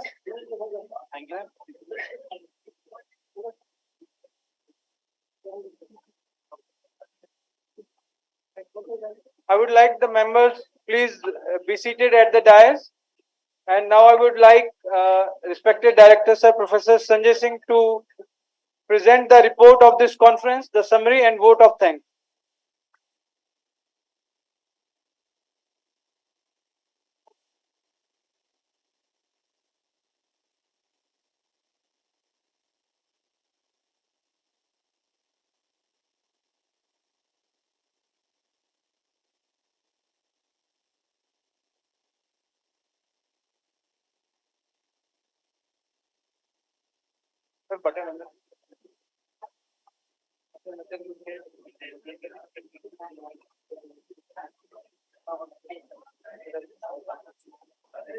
Okay. Very good evening to one and all sitting here. Good evening. So we have come to the end of this conference, Modern Research in Aerospace Engineering 2023. So this conference was organized with a objective basically to bring the researcher, academician, students at a common platform so that they can share their knowledge, ideas, and contribute in the nation building. So this conference was organized under the leadership of our Honorable Founder President Sir, Dr. Ashok K. Chauhan, Honorable Chancellor Sir, Dr. Atul Chauhan, respected Vice Chancellor Madam, Professor Dr. Balvinder Shukla. So during this conference, so basically this conference started with the inaugural ceremony, and we have seen presence of Dr. Prahlada, Chief Controller, ex-Chief Controller R&D, and Dr. Andrew. Thank you very much, Dr. Andrew, for your physical presence in the conference. So in this conference, 11 keynote speakers, they have delivered their talk, and more than 65 papers from IITs, NITs, and private universities and industries were presented in this conference. So every conference in this university is planned with a certain objective and outcome, and I am sure that we have achieved the outcome. The outcome was paper presentation and lecture by our invited speakers, our keynote speakers, and after the conference, the publication. So I would like to say that it was not possible for us to organize this conference without the support of our faculty members, our students, especially our students. Please give a big round of applause for our students. For the last few days, faculty and students, they are working very hard. Even 2-3 faculty members, they could not go home. They stayed here in the guest house, and finally, I take this privilege to propose a vote of thanks. So, it is my basically honor to thank our founder president sir, chancellor sir, and vice chancellor madam for their support and guidance to organize this international conference. I also take this opportunity to thank our guest of honor, Dr. Andrew, for his contribution in direct way and indirect way, and for chairing the session, for keynote talk. Thank you, Dr. Andrew. I also take opportunity to thank all the international national speakers from different countries. So we like Dr. Palada was first keynote speaker, Dr. Andrew from Australia, then Dr. Anil, Dr. Bhargav, Dr. Perumula, Dr. Dinesh, Dr. Rajmohan, Dr. Parvati, Dr. Om Prakash, and Dr. Sachin. Thank you very much for your presentation during the conference and make this conference memorable. So now I also take this opportunity to thank members of advisory and technical committee for their support during the conference and before the conference, and for reviewing the technical papers. So in this conference, we received more than 140 papers and we accepted 68 papers for the presentation. And out of 68 papers, 65 papers were presented in the last 2 days. I also take this opportunity to thank Springer and Aeronautical Society of India for their support and for their technical association with this conference. I wish to thank researchers, delegates for their findings, for their presentation during the conference, and the admin department, our admin department, okay, for their arrangement at different venues in this F2 seminar hall, 2 MDP rooms. Thank you, admin department, staff of admin departments. Then IT department. So it was not possible to organize this conference because this is organized in hybrid mode. So online and offline, it was very difficult for us. So we got support from our IT department, and I think, and support from Narendra and his team.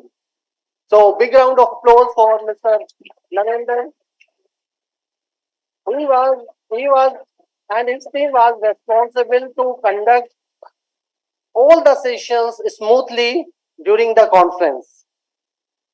I also thank this media department for video coverage and this photography coverage. Thank you, media department. And then I would like to thank all the faculty members. So because it was not possible, okay, without the support of faculty member, they work day and night for this conference. Thank you, Dr. Rajesh Saluja, especially organizing secretary, and Dr. Neeraj,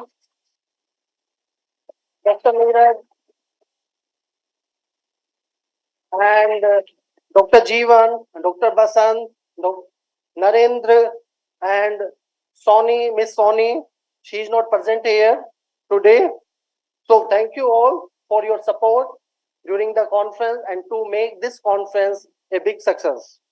Now, I would, in the end, but not the least, my dear students. Okay, so big round of applause for my students. So, I would like to call my student secretary and all joint secretary, please come here.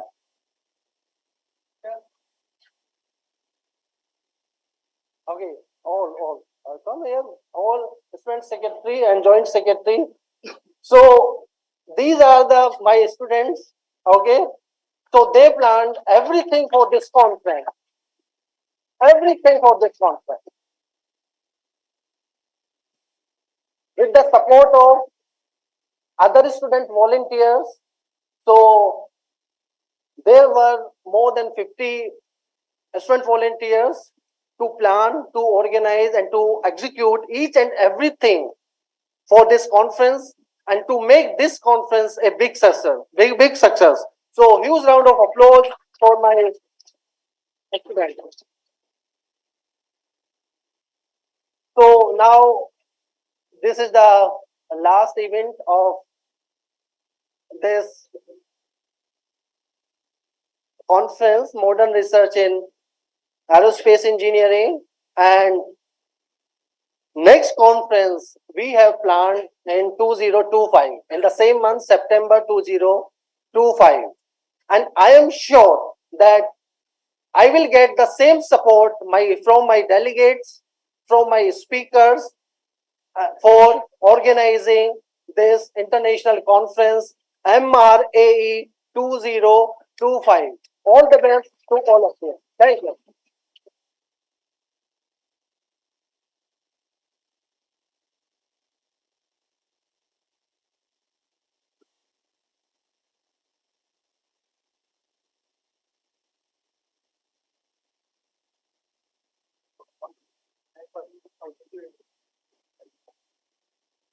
Now I would like to request all